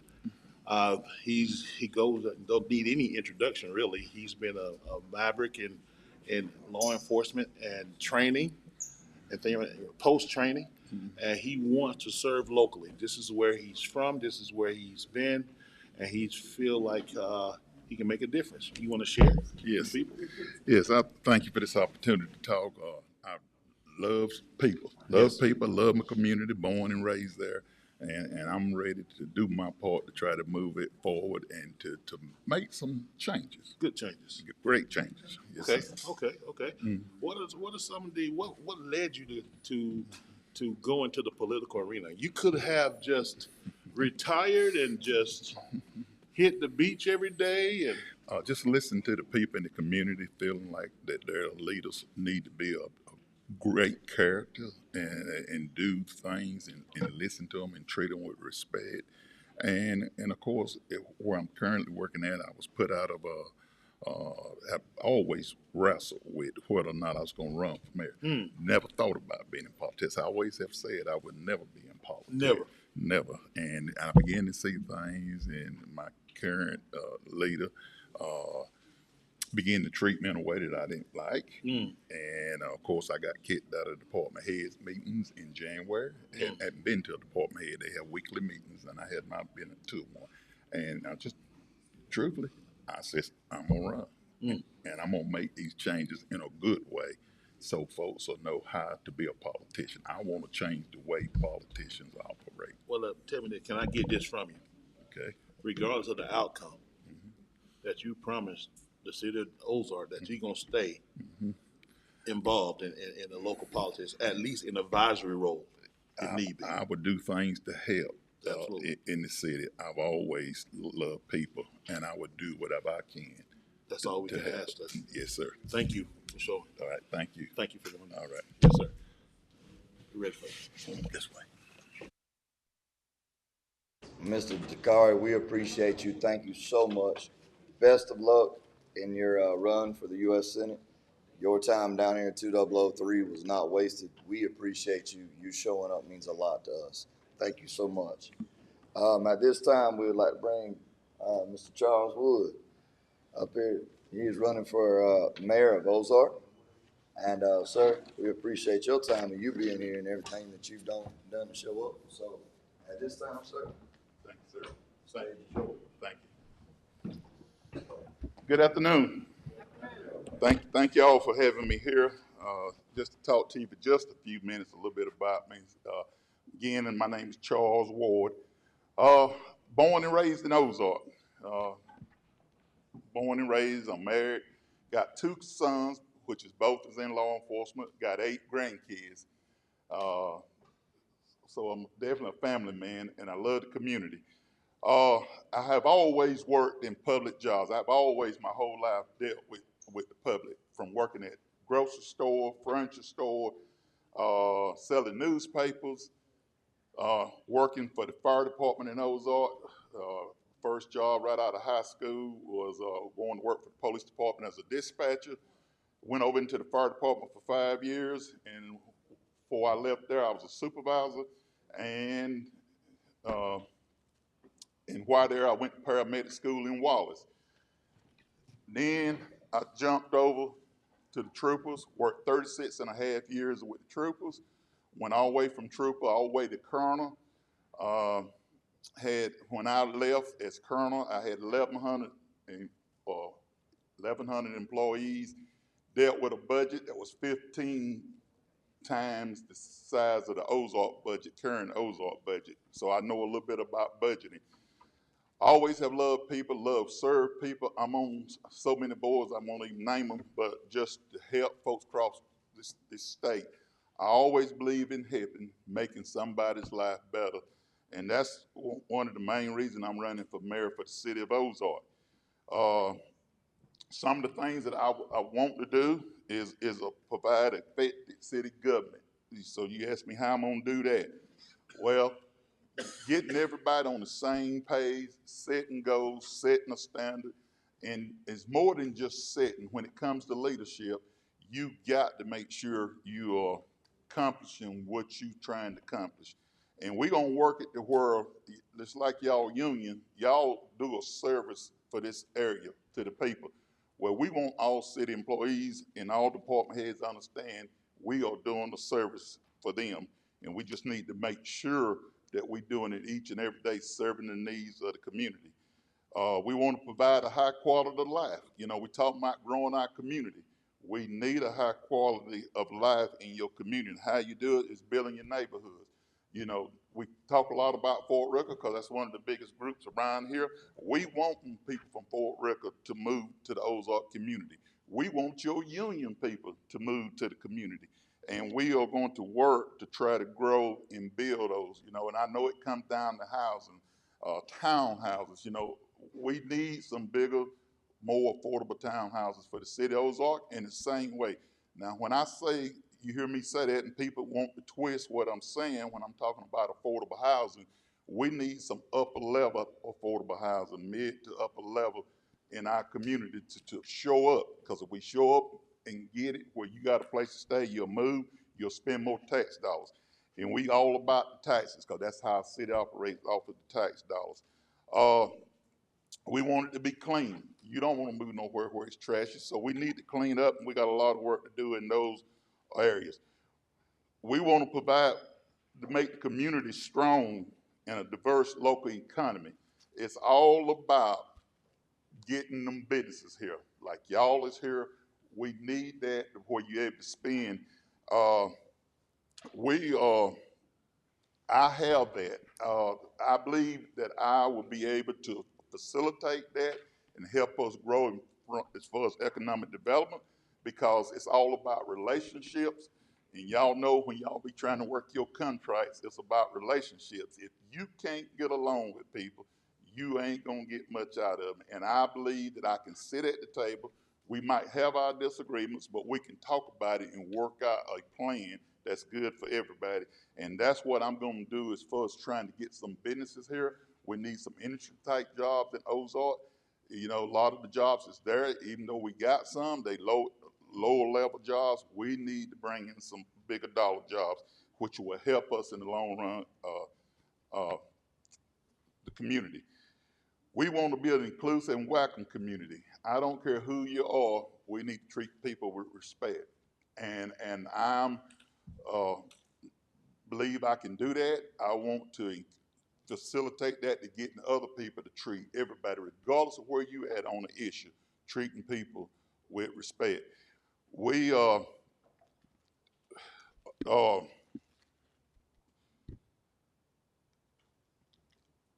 this is where I'm at, my heart, and I have been a leader that believe in teaching others. Even though I might be the leader, I believe in raising leaders. And one reason I'm running for mayor to send a message across the city to young people, people of all races, that you can do this. And the good people, politics gets so nasty. You got a lot of good people can do a lot of good things. I really believe it's more folks in Ozark probably do a better job than me as mayor, but they won't run because of politics being so nasty. I want to be that example that you can run a clean campaign and do good things and grow your community. And when we grow, if we can pull together, you can get people that want to come to this community because people don't want to go where it's always messy. I don't care what nobody say. And you need to be able to talk to people. You need to be able to get along with people. I know from being in Montgomery and dealing with these multi-million-dollar budgets, if they don't like you, they don't send much money your way. They'll give you a little bit of crumbs, but you ain't gonna get a lot. And all you got to do is look around you to see the places that grow them, because that means people love folks in those communities. And that's the kind of thing that I want to do. We will continue to strive to make Ozark a safe place. I know in the last 4 years, and have not pulled the full totals for this current year, but Ozark been on a decline for violent crimes. Every single year, the crime have went down in Ozark over the last 4 years. And when I talk about violent crimes, I'm talking about robberies, rapes, murders, those type violent crimes. It's we on all-time low going in Ozark, and we're gonna keep on working. Got a great bunch of people. I hadn't done nothing. I just laid the vision out, and my people went to work. And in Ozark, compared to a lot of other places, we are doing really good. But that's a little bit. I kind of ran through it. We're gonna work together with all the areas, the cities. Ozark cannot live on the island. We need to be able to talk to Enterprise, Dothan, Troy, economic development, the people at the state level, federal level to help grow this. Everybody, it's a we thing. It's not an I thing. And I would give my best, and I can promise you this: nobody else in Ozark gonna outwork me in trying to make Ozark a better place. And I hope if you live in Ozark, I hope you will vote for me for the next mayor of Ozark.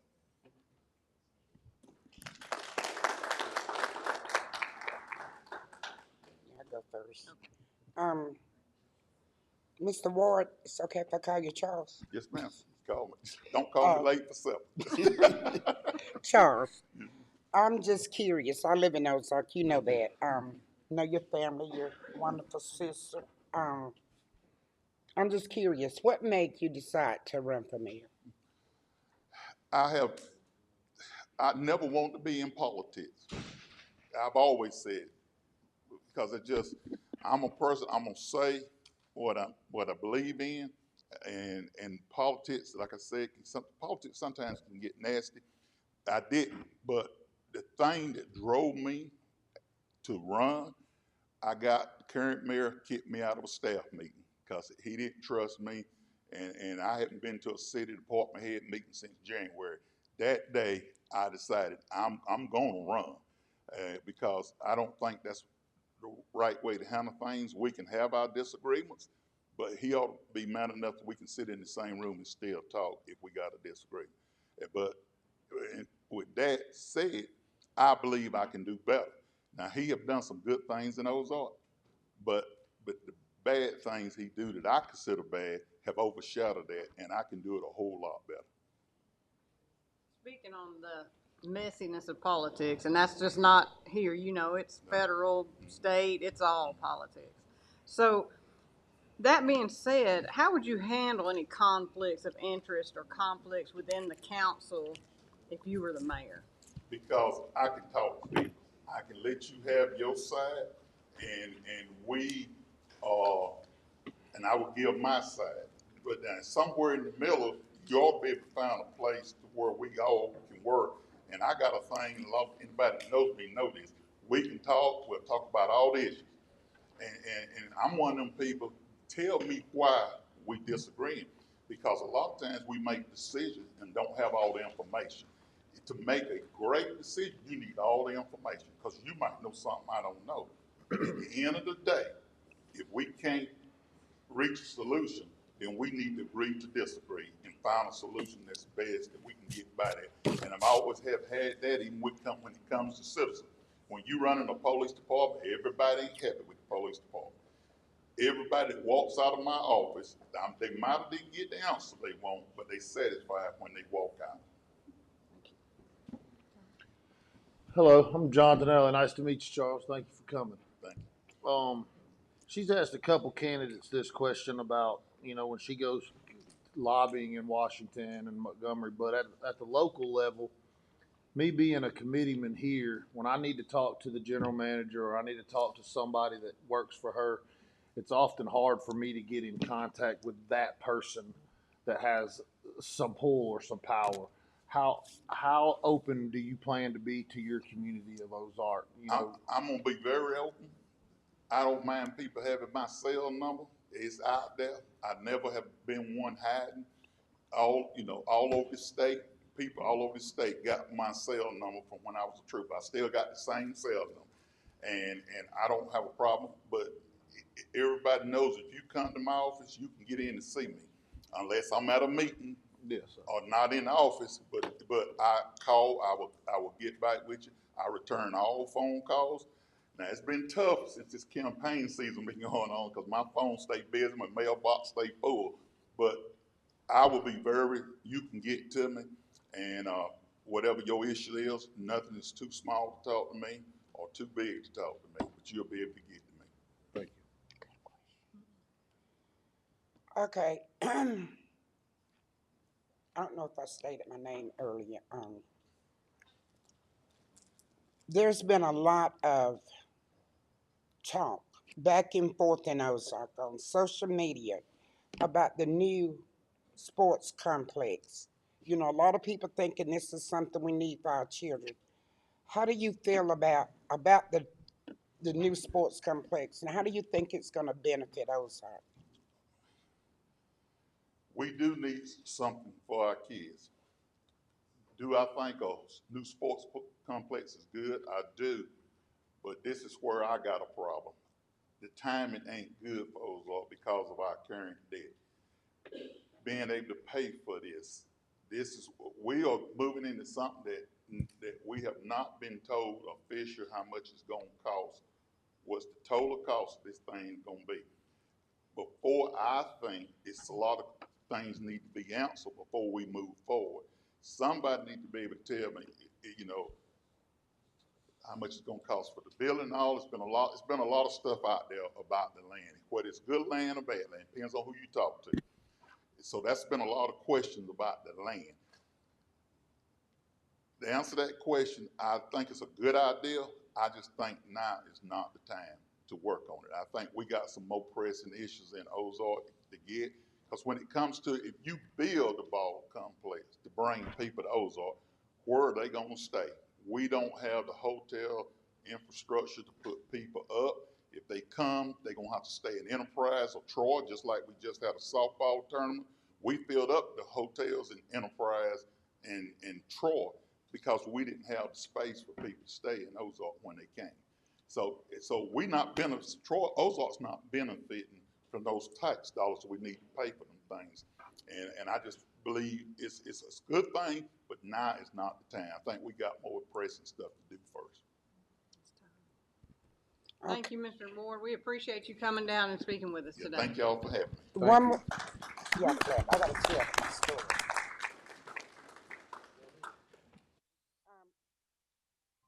Our chief of police, I want to thank you. Had two officers came to my house one night, like at 11 o'clock, and rescued me from a little snake. So I just. Not you. Here we go. Welcome back to States at the Gate, the pre-show. Who we have before me is the resilient Dr. Will Boyd. Hey, I'm glad to be with you, sir. Well, I'm glad that you're Both here. of you. I mean, you came at the States at the Gate 1. Yes, sir. You've shown that when you was running for Senate. Yes, sir. You coming back now, resilient. Tell the people what you have to say and what you can do as governor if they were to elect you. First of all, I'm glad to be with the IAM again. It's great to be with people who know what it means to support organized labor and protect the rights to bargain collectively. But I'm here because I want to let every Alabamian know they should have a shot at the American dream. So I'm going to talk a little bit about the economy being energized, talk about how healthcare can be really taken care of with one major step, the expansion of Medicaid. Also talk about how important it is for all of our kids to be educated no matter their zip code, and just all the things that we can offer Alabamians. People look at Alabama now and they start to think that we're a state that's at the bottom in many areas, but Alabama has a lot of opportunities to succeed and do very well. So, seem like you're no stranger to the labor. No, so, sir. In regards to labor, this is our main concern. You have a lot of union busting techniques being done in Congress on a different hill. Tell me some things that you can do to help keep us engaged, keep us uplifted in position of governor in regard to union busting techniques. Well, first of all, your governor and even your U.S. senators play a unique role in making sure that the right policies are there to support organized labor. The PRO Act is something that should be supported. This is, of course, a right to work state, bad words for people, but we need to have the opportunities to see where pro-business people work with pro-labor people to ensure that every voice is heard. So we need people who will not allow people to come in who don't support unions. I'll tell you what's recently happened. We have a Mercedes-Benz plant in Alabama. Of course, you know about what's happened in Tennessee. When you don't have the ability to go into a plant, talk to individuals, of course, they want it to be a tight vote where everybody's exposing what they're voting for, how they're going to go in what direction. So you saw where a lot of people said, yeah, we support the union by over 70%, but when the vote came, Then you do a Senate Bill 231 and say, hey, we're going to hold you. so you need businesses to be able to support unions and not be penalized. Right. That's what we're facing in Alabama with the Senate bill that you mentioned, to be exact. Absolutely. We need to be more union friendly. Unions are the backbone and the cornerstone of our great United States. And we have to make sure we have people who are sitting in the legislature who support union policies. Absolutely. That's what I'm all about. But we glad that you're here. Okay. Hey, go do your thing, and good luck. Thank you so much. Thank you. Sir, thank you. Thank you. Thank you. Mr. Charles Ward, thank you so much for showing up, sir. We do appreciate you. Thank you for everything you've done for Ozark. Good luck with the race. Your time here is appreciated just like everybody else. And then at this time, I would like to introduce Dr. Will Boyd. I've had the pleasure of being around this man several years. Sir, you're a man that I look up to, and I look forward to hearing you speak, sir. At this time, if you wouldn't mind, I'd love for you to take the stage and Thank you. Come up the wrong way. yeah, Mr. President, would you give it up for President Holton for me? My good friend, appreciate you. Appreciate you. What an honor to be before you today. Can I say good afternoon, IAM? I know we have others in the room today, but thank you so much. I'm Will Boyd. Thank you for this opportunity to stand before you today. I enjoyed all of the speakers that I've heard all day long. I've learned a lot, as usual. I've listened a lot, and I'm excited about what's happening. Now, before I go any further, let me just say one of the highlights of 2024 for me, I was going to come in with the red shirt on today, but I'm trying to be fair in every way. But I enjoyed being one of those keynote speakers, guest speaker at your Grand Lodge conference. Had a great time there in New York at the 41st Grand Lodge Convention. Thank you, IAM, for the opportunity. So I am a friend to labor. I believe it's important to have organized labor and pushing it forward, and that's why I talked a little bit about the subject I'm going to talk about in a moment. Before I go any further, let me say thank you to all the officers here. Thank you to my brothers of Omega Psi Phi being in the house, in the purple and gold. And thank you, local elected leaders who are in the house today and those who are aspiring to be in office. It takes a whole lot of work. You've heard another gubernatorial candidate speak today, and I appreciate him. We're great friends. Chad and I have traveled the state together, and I believe we consider ourselves like brothers. We said that before. So I enjoy anybody that's willing to put their hat in the ring and to fight. But all of these candidates give up a lot of their time. Senate candidates over here, left and right, mayoral candidates and people in office. I've served in office. I've said one of the hardest roles to be in is perhaps a city council person, because people can knock on your door any hour of the day. They know where you are. But let me pause here and pivot and just say, I'm Will Boyd, and I'm running because I want every Alabamian to have a shot at the American dream. You want to know a little bit about me? You can go to drwillboyd.com and see what I'm all about, see my background. I hate talking about myself, but if I could just for a moment let you know that I live in Hoover, Alabama. My wife and I have been married about 27 years. We have 3 children, one at the University of North Alabama, one is at the University of Alabama, and we have another who's 12 going on 22.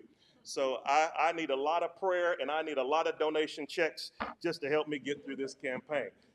Now, I'm joking about all that, but in seriousness, I also have a lot of roles, a lot of hats that I wear. Now, Chad wears the nice hats, and I have one like his in the car. I was going to compete with him today. Mine even has Omega Psi Phi on it, and I was just going to walk in here with it, but his hat looks much better than mine. But long story short, I am traveling this state as someone who is a public servant. I've served in office before. I pastor a 165-year-old church in North Alabama. I make a 5-hour commute, drive every week, multiple times a week. I serve as a presiding bishop to churches worldwide. I have an engineering degree, so I've served in manufacturing environments for a large part of my life, in and outside the country. I'm a Christian clinical therapist, so I help people out on the mental level in different ways. I'm an educator, former professor, former dean, former business creator and person who helps others do what they do. But most importantly, I travel the state of Alabama because I want every Alabamian to have a shot at education that is exceptional, to have the opportunity to have an environment that is fully charged, that has everything we need for everybody to succeed, from the small business person to the large corporations. I want to make sure beyond that that we also have opportunities for people to do well as it relates to their health care, exceptional health care. And right now, I'm not going to go through the nuts and bolts and talk like a candidate because I know you all have heard me talk a number of times. I want to just pause and say, in many ways, the IAM has really been a role model for our state.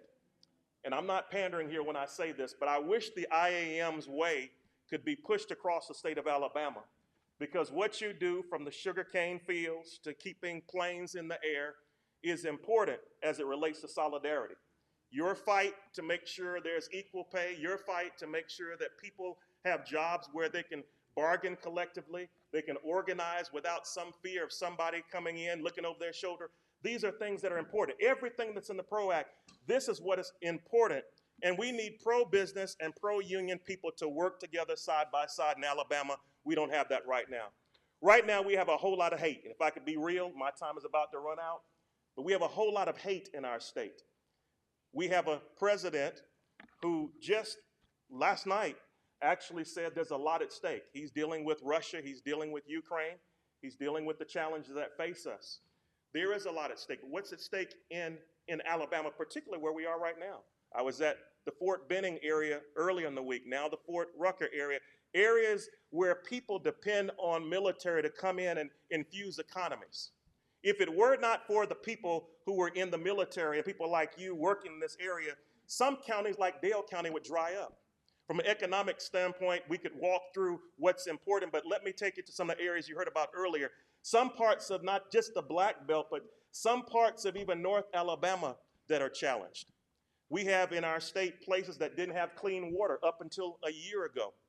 We have a septic crisis in Lowndes County, where there are over 25,000 people who've been in a septic sewage situation and don't have access to water, or access to sewage, moving where it needs to go away from their homes. And so as a result of that, you have bad water, you have a bad ground, soil is not right, and we have people like the pipe fitters, organized labor people who came in to help them out, but we need a whole lot more. The work that we were doing in that area has been reversed by the current administration. And whether you are on the left or the right or in the middle, as some of you are today, this is not about pointing fingers anymore. Lives are at stake. So that's what's at stake at the gates today. Our children and our grandchildren's lives are at stake. So if we want to see a turnaround in our state, this can't be that somebody gets in the governor's chair and say, I'm a Republican and I go and do it my way, or I'm a Democrat, I'm gonna do it my way. We need someone in office who's truly concerned about every Alabamian. We don't have that today. If we had it, we would have the expansion of Medicaid. Right now we have, believe it or not, 282,696 people who need Medicaid expanded. We have $2 billion that could come to our state every year if we expanded Medicaid. We have a situation right now that if we expanded Medicaid, investing $228 million, we could get $397 million back. And guess what? The government would actually fund the first 90% of that $228 million, so the return is much higher. On top of that, if we expanded Medicaid in some counties that many of us have traveled this week, they would have ambulatory services and hospitals. But instead, right now, we have 19 hospitals in Alabama that are about to close. So I could talk to you about every place that we've done wrong, but what do we do to go right? We put somebody in office who is going to look out for Alabamians' health care, their education, and everything else that relates to our economy. Who am I running against? When we get through this primary, we're going to see that there's going to be on the Republican side, likely, the very person who didn't mind holding up military promotions for senior officers, caused us to experience a lack of military readiness, put us in a place where our national security was not where it should be. So we need to make sure that when we go to vote, whether you're Republican, Independent, or Democrat in November, don't put somebody in office who didn't mind playing with our national security so that they could stand up for a policy they believe. One person out of 100 held up these promotions. If he'll do that in the United States Senate, can you imagine what he'll do in Alabama? Am I going to be in trouble?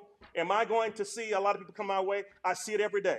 People say a black man will never be governor of Alabama. I'm here to tell you, we're about to make history. People say, well, we don't want to see a pastor in office because he might use his religion for the wrong way. I don't believe religion is a weapon, and I'm not running to be the pastor of Alabama. I'm running to be the governor of Alabama. And that's why I've even been endorsed by the Alabama Cannabis Coalition, because people see left and right, young and old, that they're ready for change. If you believe in change, look out for me. drwillboyd.com is the website. And here's my last thing, and I'm done and ready for questions. Everywhere I go, I lead by saying, Alabama can, Alabama will. I believe in Alabama, and I hope Alabama will give me a chance to help us all go forward together. So would you help me by saying, Alabama can, Alabama will. I'm Will Boyd, the next governor of the state of Alabama. I welcome your questions. Dr. Boyd. My friend. Yes, I've known you for a few years now. Yes. We're proud to have you as a friend of labor. Thank you so much. You've done a lot for us and other labor unions in the state of Alabama. The mine workers, you picketed with them. Yes, ma'am. And you've stood by our side and fought it when we needed you to be in the fight. I just want to ask this question as a general question. How would you represent constituents that have opposing views that you have?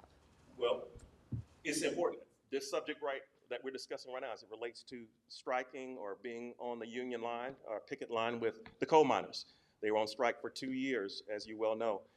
Me and some other people in the room actually supported them. Knowing, in fact, that we are pro-business and we're pro-labor, we talk about our differences. We both want the same thing at the end of the day. If the businesses aren't doing well, the labor union won't do well. So I bring people to the table and say, let's talk about what our differences are. I offered actually during the strike to be the mediator and to step in if need be to make sure that as they were going through this crisis that there was communication on both sides. So that's what Alabama needs, a mediator to step in the middle and say, hey, let's talk with some common sense. The same thing is with gun legislation. I heard one of the Senate candidates earlier talk about it and address it. It's important that even if we have opposing views on the Second Amendment or any other thing as it relates to gun legislation, we should say, here is what we want to see us doing better in Alabama. So what would I do with that in gun legislation? And I'm going to move on to the next question. We have right now 3,444 people who are generally hurt every year because of gun violence. We lose over 1,000 people every year to gun violence. When I sit down with Republicans, Democrats, and independents, I say, ladies and gentlemen, we may all disagree about what we should do about guns, but we have to agree that it's sad that in 67 counties, we lose 3,000 plus people every year, or 3,000 plus people are hurt, or 1,000 people are lost. When you start quantifying and putting things into numbers, people can't argue with it. When I talked about expanding Medicaid and I gave numbers to support my argument, people couldn't deny it. And so that's what I think we have to do. Instead of coming in with emotion, coming in with just a lot of ways that we want to push our own party's policies, I think we just have to come to the table and be real and talk about the numbers. Thank you. John. Go ahead. He's going to find a real hard question to get, but that's what he's trying to do. Look, I just got mesmerized by you talking, Yeah, so my little question, I'm going to defer to you to talk to. He's ready. You continue to talk to he's ready. Well, I was going to say something. I'm trying to get the question out. So a lot of political corruption happens at Yes, the sir. upper levels. So Yes, sir. what systems would you put in place to ensure ethical behavior by your office and staff is One of the ensured? classes, thank you for the question. One of the classes that I taught on a university campus is ethics. Ethics is, of course, wider than the law. So just because something is not necessarily unlawful, it can be unethical. I addressed this yesterday with one of the constituents talking about the fact that we need to move away from this type of political immunity where people believe that they can commit any type crime. We have another Senate candidate who has a book that was just released, and he was actually treated unfairly. I have a cousin who was actually killed by someone who is one of those rogue individuals in law enforcement. Do we hate law enforcement? Absolutely not. They need to be supported in every way. But going back to where I started, we have to explain to people what the importance is of things like political immunity being done away with, body cams being on, cameras being on.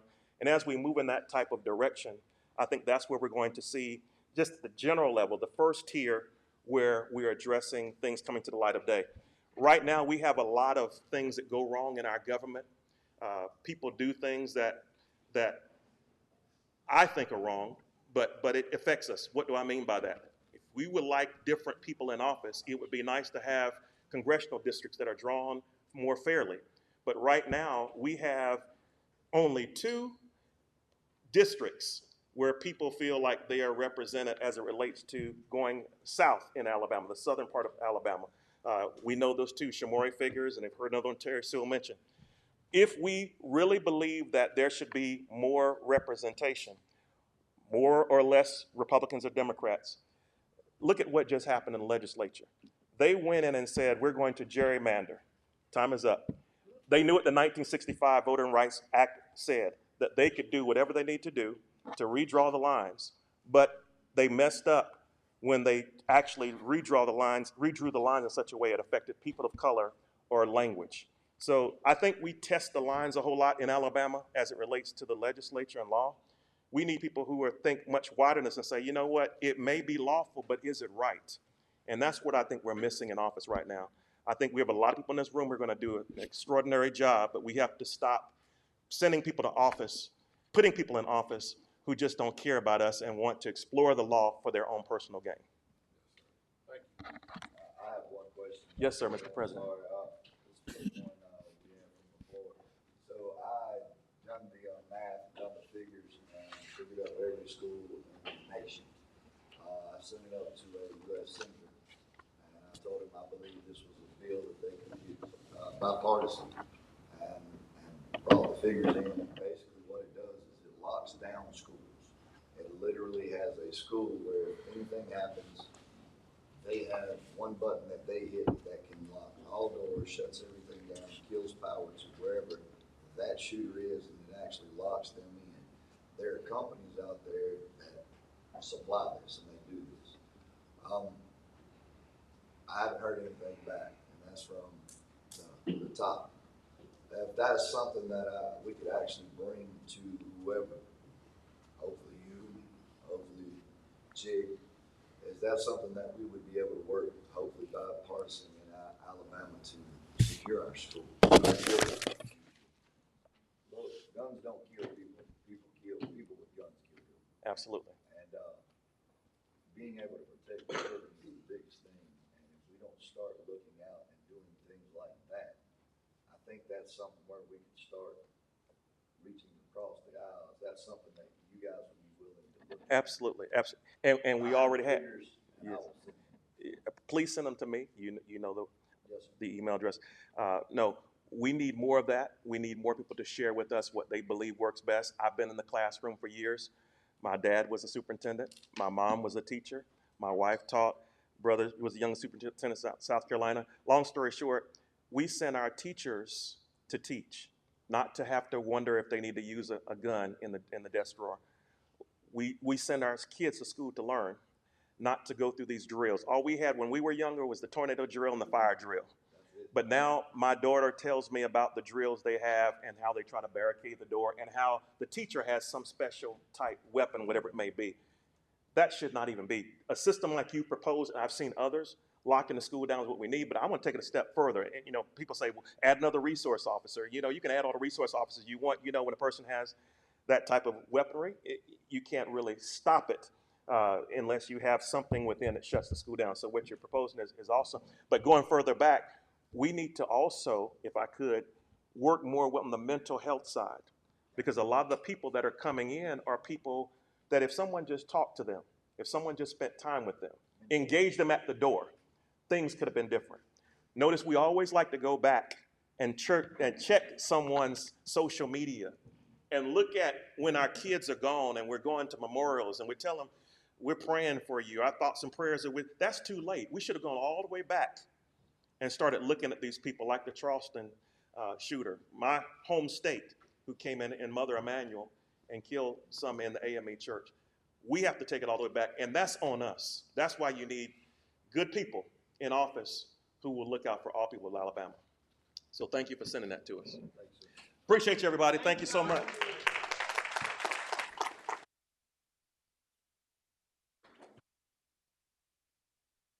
No. Stay. We're going live.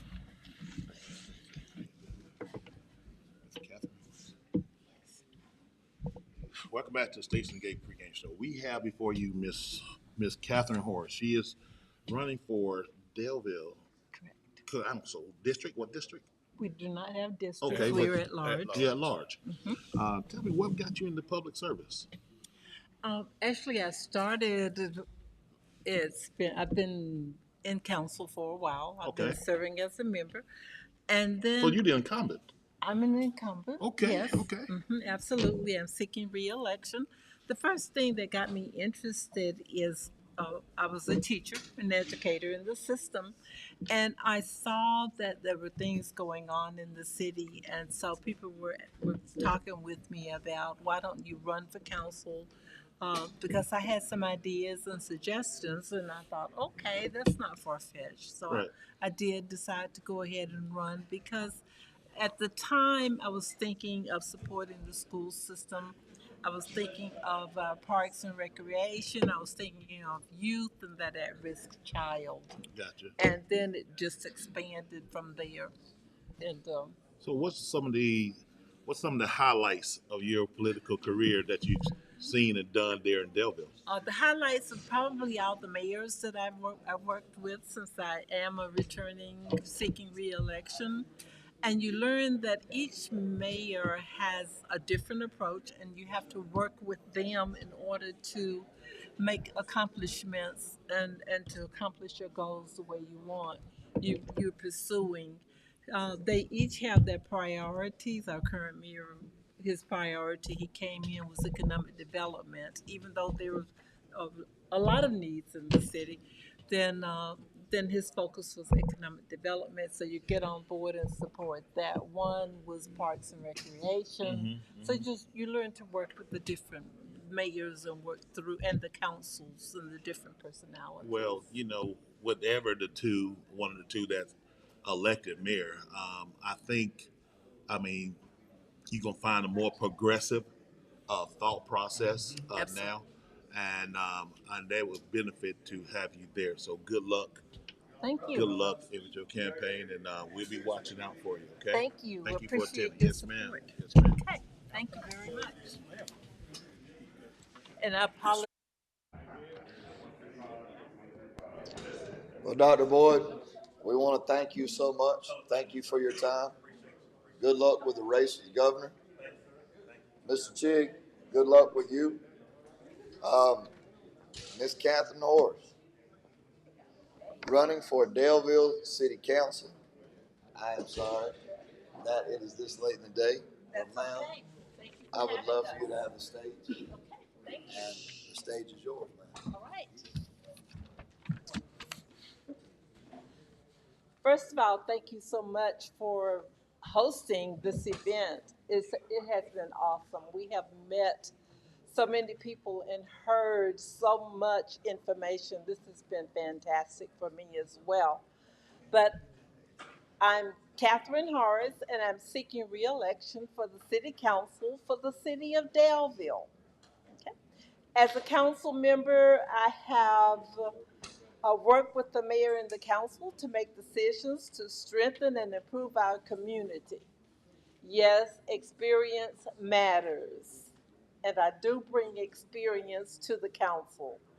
For me, it brings improved knowledge because during my tenure as a council member, I've taken the advanced CMO, which is a certified municipal official certification, which was 40 hours of training. I've had the opportunity to serve as mayor pro tem. I'm a retired educator, and my daughter graduated from Delville High School, and she was actually Miss Delville during her tenure there. I've supported the council with public safety.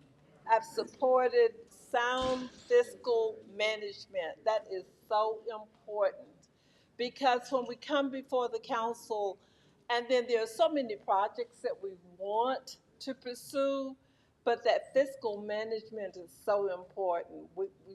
I guess the toughest job is deciding what you're going to fund based on the money that you have, and then having to say no to some other projects that are excellent projects. Because that fiscal management, if the city ever wanted to borrow money, then we need that A rating because that impacts the interest on the money that we're going to borrow. So that's very critical. Another thing that's very important to me is to hear the department heads come in at budget time, and they come in with a wish list, and then they have a priority list, and they sit there and they look at the monies that we have available, and then they prioritize their goals as well. But you get to hear their vision for the city, for their department, so we get to know where we're moving forward with each department. Um, Economic growth has been important because the mayor has gone out, the current mayor has gone out, and he's been seeking economic development. But as you know, as a council, sometimes he has to come to us because the businesses are seeking some type of incentive to come to Daleville because the other towns are competing for them as well. So then we have to make those decisions on what we're willing to expend in order to get those businesses to come in. I just ask that you vote, ask for the vote of the citizens of Daleville because I plan to continue with integrity and with vision for the city of Daleville. Some of the special interests that I want to highlight again is enhancing quality of life for the citizens of Daleville through continued economic development, improved recreation activities. We hear people telling us that they want the splash pads and they want the pickleball, and we're looking at the disc golf as well. And and also enhancing the beauty of Daleville, the aesthetics of the city is also a priority for us. We do have one of the council members worked with the council and wrote a grant for the ACE program, which is the Alabama Community of Excellence, and hopefully we can bring the citizens together and we can work together to devise a plan that's going to move us forward. And then updating ordinances, being on the planning commission. We need to go back and review, update the ordinances, and then the strategic plan. Bring the community together and work on our strategic plan to give us a direction as to where we are going to go within the city. Again, I'm Catherine Horace. I'm running for re-election for the city of Daleville, and I would appreciate the support. Ms. Horace, thank you for being here today. You mentioned that one of your priorities was quality of life for the citizens of Daleville. Could you go further into that and explain what you would do to improve that quality of life in Daleville? I touched on it a little bit, but that's a very good question. Quality of life includes parks and recreation, senior citizens, supporting the senior citizens. When they come in for the budget request, then we're looking at what direction that they want to go in and prioritizing Sometimes they need a vehicle to transport the meals back and forth and to transport the senior citizens, and we're looking at the budget. So that's one thing that's of importance. And then through economic development, then we can use that tax money and that income to help improve our Delville as well. And then also the public safety department as well. So there's a total encompass of topics for the improvement and quality of life. Hello, I'm John Tonelli. Thank you, Miss Catherine, for coming. I heard you say whenever you meet with the department heads, they bring their wish list and they bring their priority list. Yes. I'm not a citizen of Delville. I live in Enterprise, but Yes. just so your citizens can hear it from a council member, what's your top wish list item and what's your top priority item?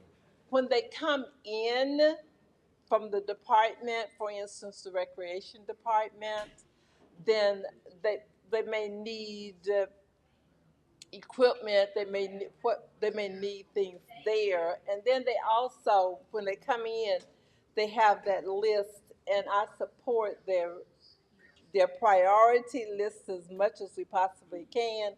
And then we look at their dream list for what they may be able to do just to enhance the recreation department. Senior citizens come in with their list. And for me, I want to promote that senior citizen organization there. The library comes in, and their priority, number one, is that they write grants, and they need a match for those grants. So I want us to be able to match whatever they need for those grants, because the library is a very viable service to the citizens of Delville. One more question. Is there some truth? Is there a business change coming here on the corner where that hotel is? Is there a big business coming in there that we've heard about? We're in discussion of things that are coming there. We thought that one thing was going to take place, but we don't. That probably because of the budget of the people who were coming has kind of fallen through. But they're looking at some other options of what they might be able to do. We're hearing several different things that they may do with that property. Okay. Okay. Thank you. Okay, thank you, Ms. All right, thank We you. appreciate you.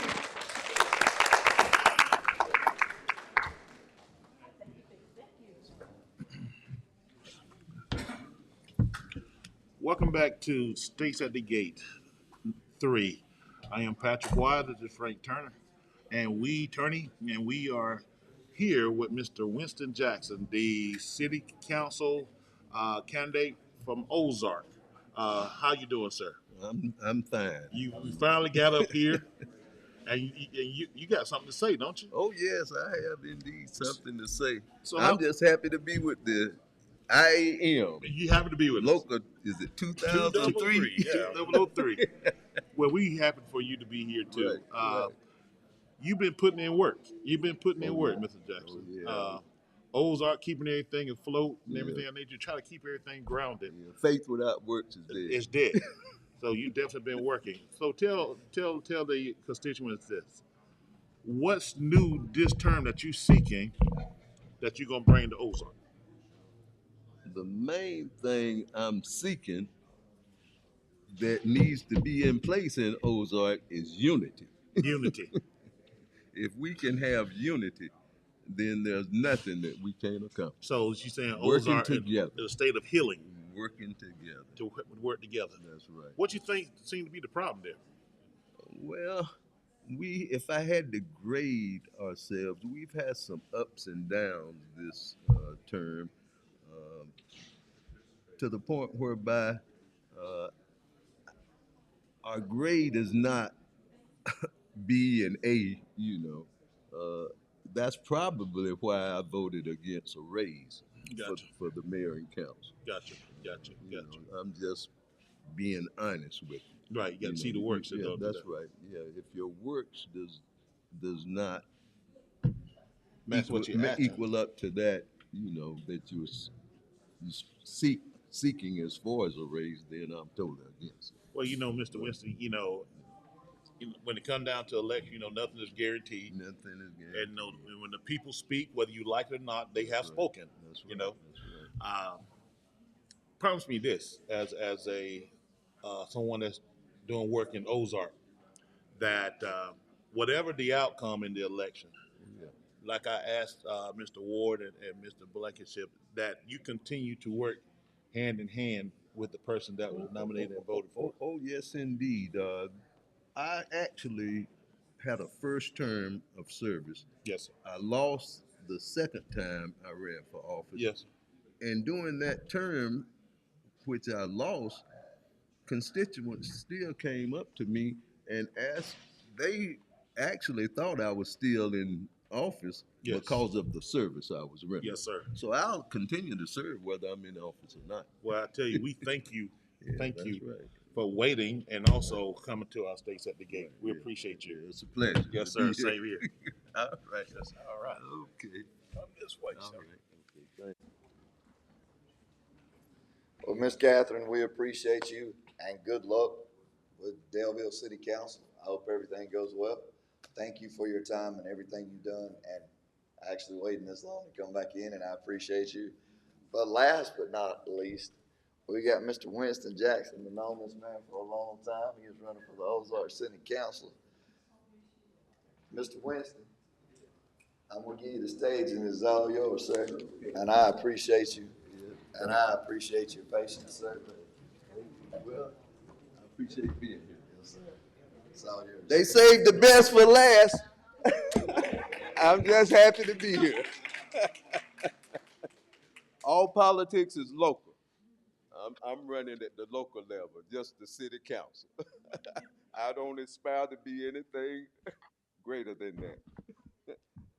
So I'm Winston Jackson, born and raised in Ozark, Alabama. I've been a lifelong resident there. Only time I left Ozark was to attend college and the military. So I'm a veteran. Actually, I'm the only veteran on the city council. And I attended college at Tuskegee University, received a commission into the Army, deferred the commission to attend grad school at Auburn, AUM in Montgomery, because I was afraid to go in the military at that time. So I wanted to delay it as long as I could. But I ended up in the Adjutant General Corps. Today it's called Human Resources. Paper pushers. I'm still pushing papers on my job right now. I'm at P-Rev Electric. I've been there long enough to retire. I'll just leave it at that. So I'm working on a second retirement. It's been great. My wife and I live in Ozark. She's originally from Tuskegee. And I serve on numerous boards. I want to start out by saying this. I'm a past president of AUSA, Fort Rucker Wiregrass Chapter. And I also serve on the board of the Friends of Fort Rucker. Now, AUSA supports a strong Army. We support Army families, better pay and benefits, better housing, everything that encompasses the military as far as the Army is concerned. On the Friends of Fort Rucker side, we basically support not having any BRAC, if you will. Actually, it grew out of the BRAC era. If you all remember back around 2005, I believe, we had the BRAC that we were confronted with. That is the organization that grew out of that. We lobby in D.C. Of course, AUSA lobbies as well. But anything to help make us for a stronger Fort Rucker, that is what we do. On another note, I serve on various boards throughout the community, such as the Boys and Girls Club, the Ozark Chamber of Commerce, the Rotary Club, the Southeast Alabama Regional Planning Development Commission, Loan Board. So we're loaning money to businesses for development throughout the 7-county Wiregrass area. I also serve on the RC&D, that's the Regional Council on Conservation and Development, and they also loan money, small micro loans for businesses. So I'm doing a lot in the community. Sarcoa for the elderly, many of you are familiar with Sarcoa. That's the Southern Alabama Council on Aging. So I do a lot in community. I do a little philanthropy, what I can do. I hear a lot of candidates say, well, they're giving their paycheck into the community, whatever. But for the $279 before taxes I give, I exceed giving that money back. That's $7,200, by the way, a year. I think my giving goes well beyond that when I include my church tithes and offering as well. But I enjoy serving on the council. I tell people I would cease and desist if Ozark was growing by leaps and bounds like Enterprise. I wouldn't do this. But it's because you love your city. You want to see your city grow. And that's where I'm at. On another note, I hear candidates talk about what all they're going to do when you get in office. I was like that my first term, but I learned real quick. It takes a 2/3 majority to move anything. I used to talk about town hall meetings. Every administration, I'm pushing for town hall meetings, but I can't get 2 others to go with me. You follow me? So it doesn't happen. I would love to see it happen. But again, you must have that 2/3 majority. Board appointments, we talk about that. A lot of times citizens come to me wanting to know if they can be on a board. Doesn't matter what the board, it may be the utilities board, school board. By the way, we have an appointed school board in the city of Ozark. And so, again, it takes 3 council members out of 5 to make that appointment. All of our seats are at large. That means that we do not have districts. Everyone is at large, the mayor plus all 5 councils, so that we're answering to the entire citizenry. We're campaigning throughout the entire city. Does it make it hard? Yes. But it makes it where that the citizens can hold each of us accountable regardless to where they're at in the community. And that's what I love about it. The first time I ran, I put my cell number on the city's website and also my personal email. The city clerk asked me term after term. Now I was not elected one term, so it wasn't consecutive, but each city clerk would ask me, Winston, do you want your cell number on the phone, on the city's website and email? And I would say yes. I don't think any elected official can honestly stand before their constituents and say that I'm gonna serve you. And if the citizens cannot reach you, how can you serve them? So that's the question I have to anyone. Be available to your constituents. Make yourself available. And so I'm all for economic growth. We do some good things in Ozark. We have Ozark Dale County Economic Developer, which by way the city pays portion of her salary as well as the county, because it's an Ozark Dale County. Similar to our library, Ozark Dale County Library. It's a joint agreement there as to how we serve certain things in the city. So we do some good things. But then we do some not so good things, when it comes to board appointments, things of that nature. I believe in representation. Taxation without representation has been wrong since the Boston Tea Party. I'll just leave it at that. So everyone needs to be represented. A representative democracy, a representative local government is good for the citizenry as a whole. So I like to see more industry come to Ozark. Hopefully, we'll see some good things in the near future. We've had some good things. Ecor, a rubber manufacturing facility, moved into the old mass merchandisers building. It used to be the door plant. So we've got that full.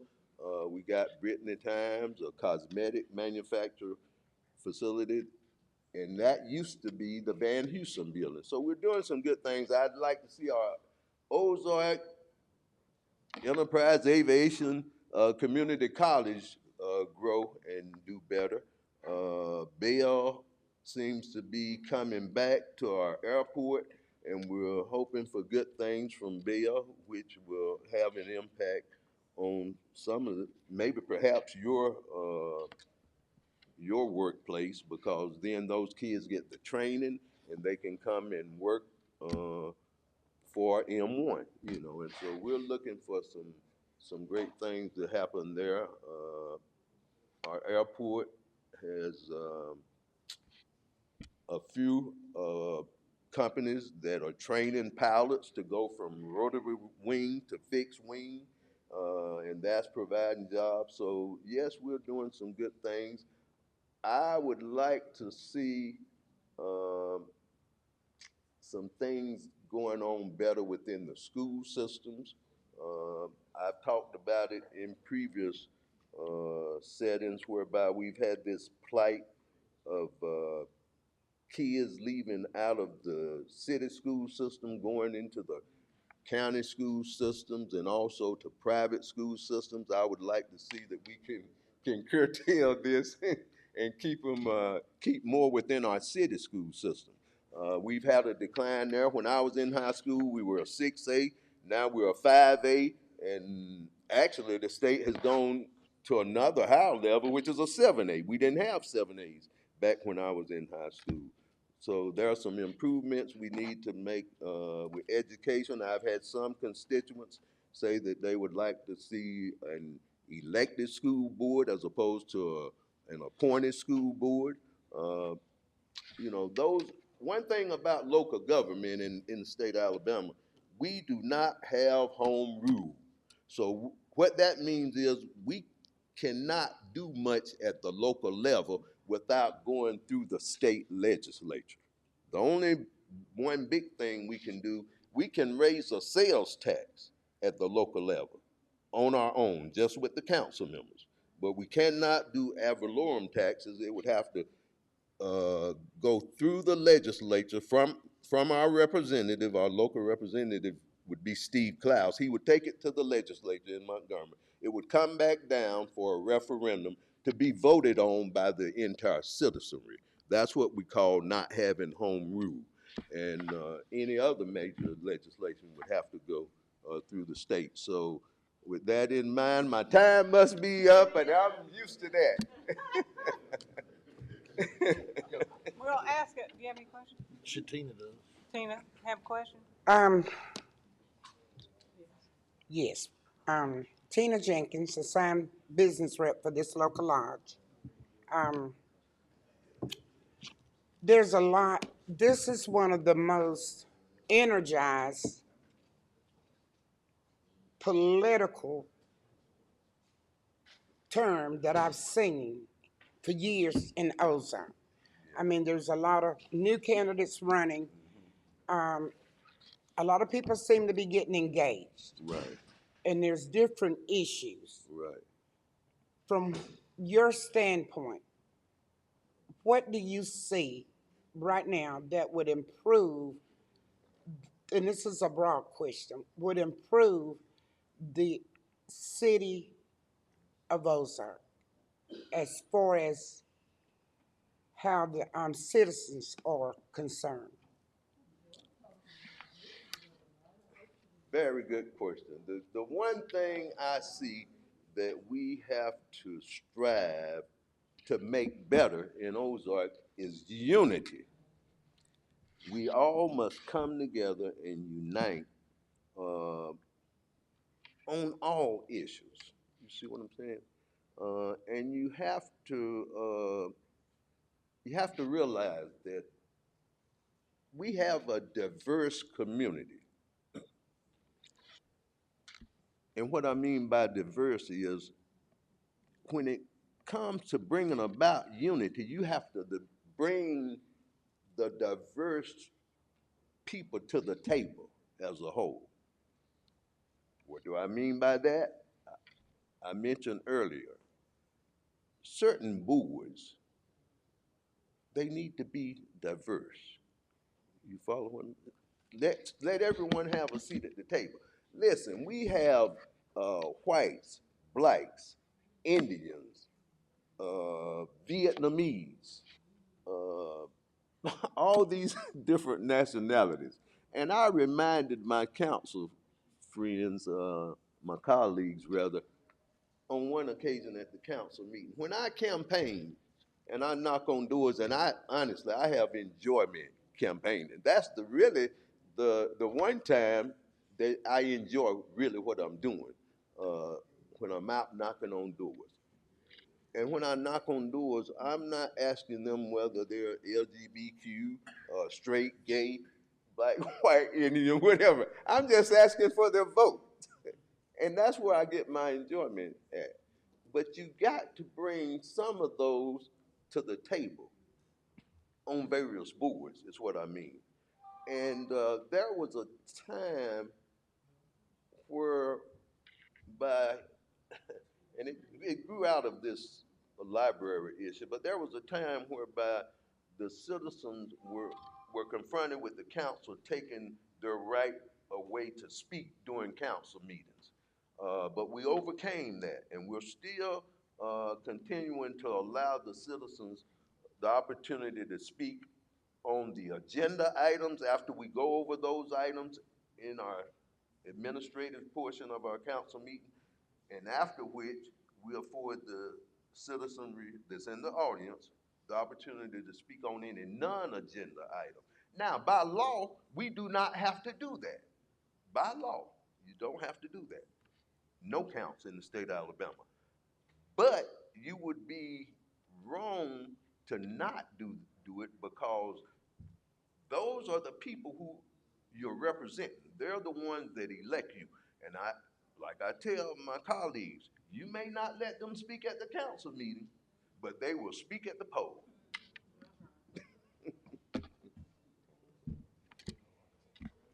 All right.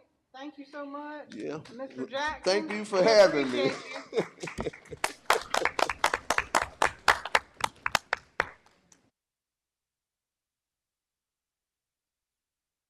Well, you know.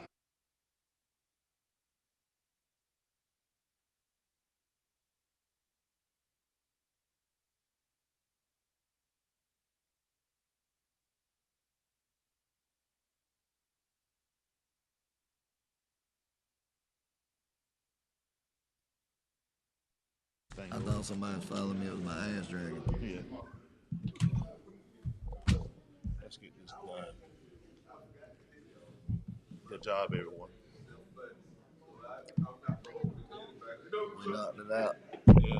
Right. Very good.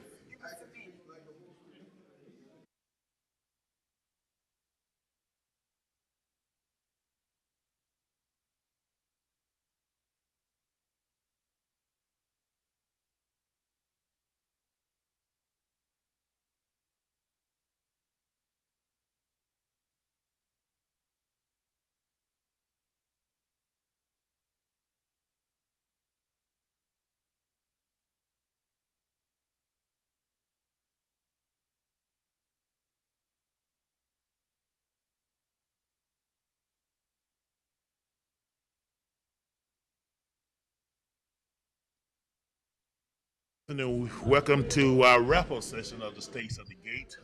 We have had a fun-filled moment, and we've seen 22 different candidates today, which is probably the largest count we have had since having the States at the Gate.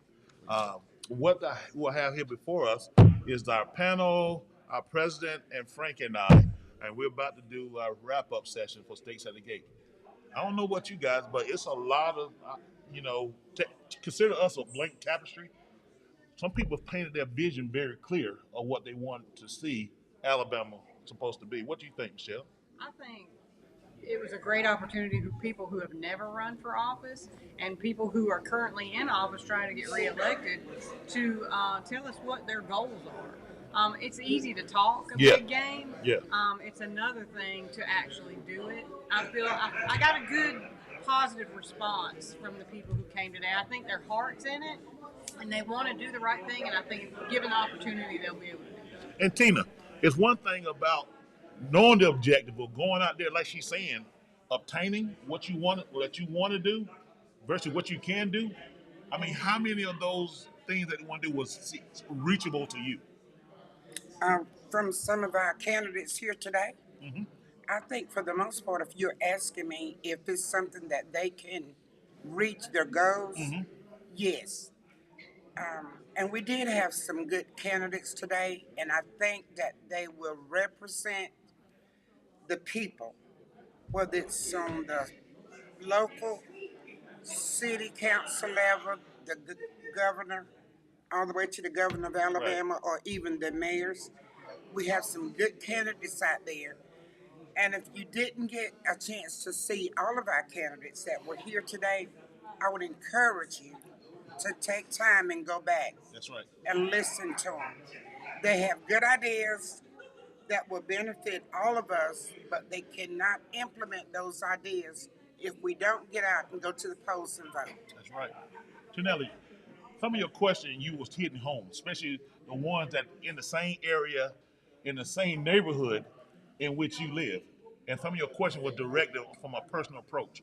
Why do you feel that was so important in regards to some of these candidates? A lot of the big issues that that are major national issues mean a lot down here at the local level too. Like the gun question I asked. That's a very big thing around this area, and I kind of just wanted to put some of them on the spot and ask them how they thought about it. And I think majority of them pretty much understood the assignment, and I think they were dead center of the road. It's not going to interfere with the Second Amendment on a lot of things. I believe so. And it didn't matter whether you was Republican, Democrat. I think this was an Alabama issue that they answered as Alabamians. I definitely believe so. Frank, got a question for you. Michelle was hammering the fact: are you union? You say that you're union supporter, or you are union supporter? What do you think about the question, the line of question that it was given to the candidates? Most of them came off as very supportive. Most of the mayors wanted to stay within the legal limits, and that's a good idea. You don't want them. You want your elected officials to be neutral partners. You don't want them to be business oriented. That's right. Or overly union oriented. You want them to meet in the middle. You want them to be fair. That's right. And I think you and I, when we was down at the Warrior Mets, I think they met that question right in the center by saying it is your right to be able to do such.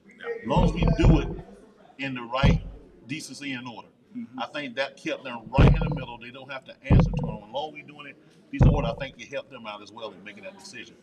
Doing everything legal. Doing everything legal. That opened the door that as long as you're within your legal bounds, we with you. Keyword being partners. That's right, partners, That's collaboration. Right. Chris, you saw everybody coming forward. We got a lot of young folks that are running here in the state, which is beneficial that we're trying to get young machinists to get into our union because you can make a decision, a change now.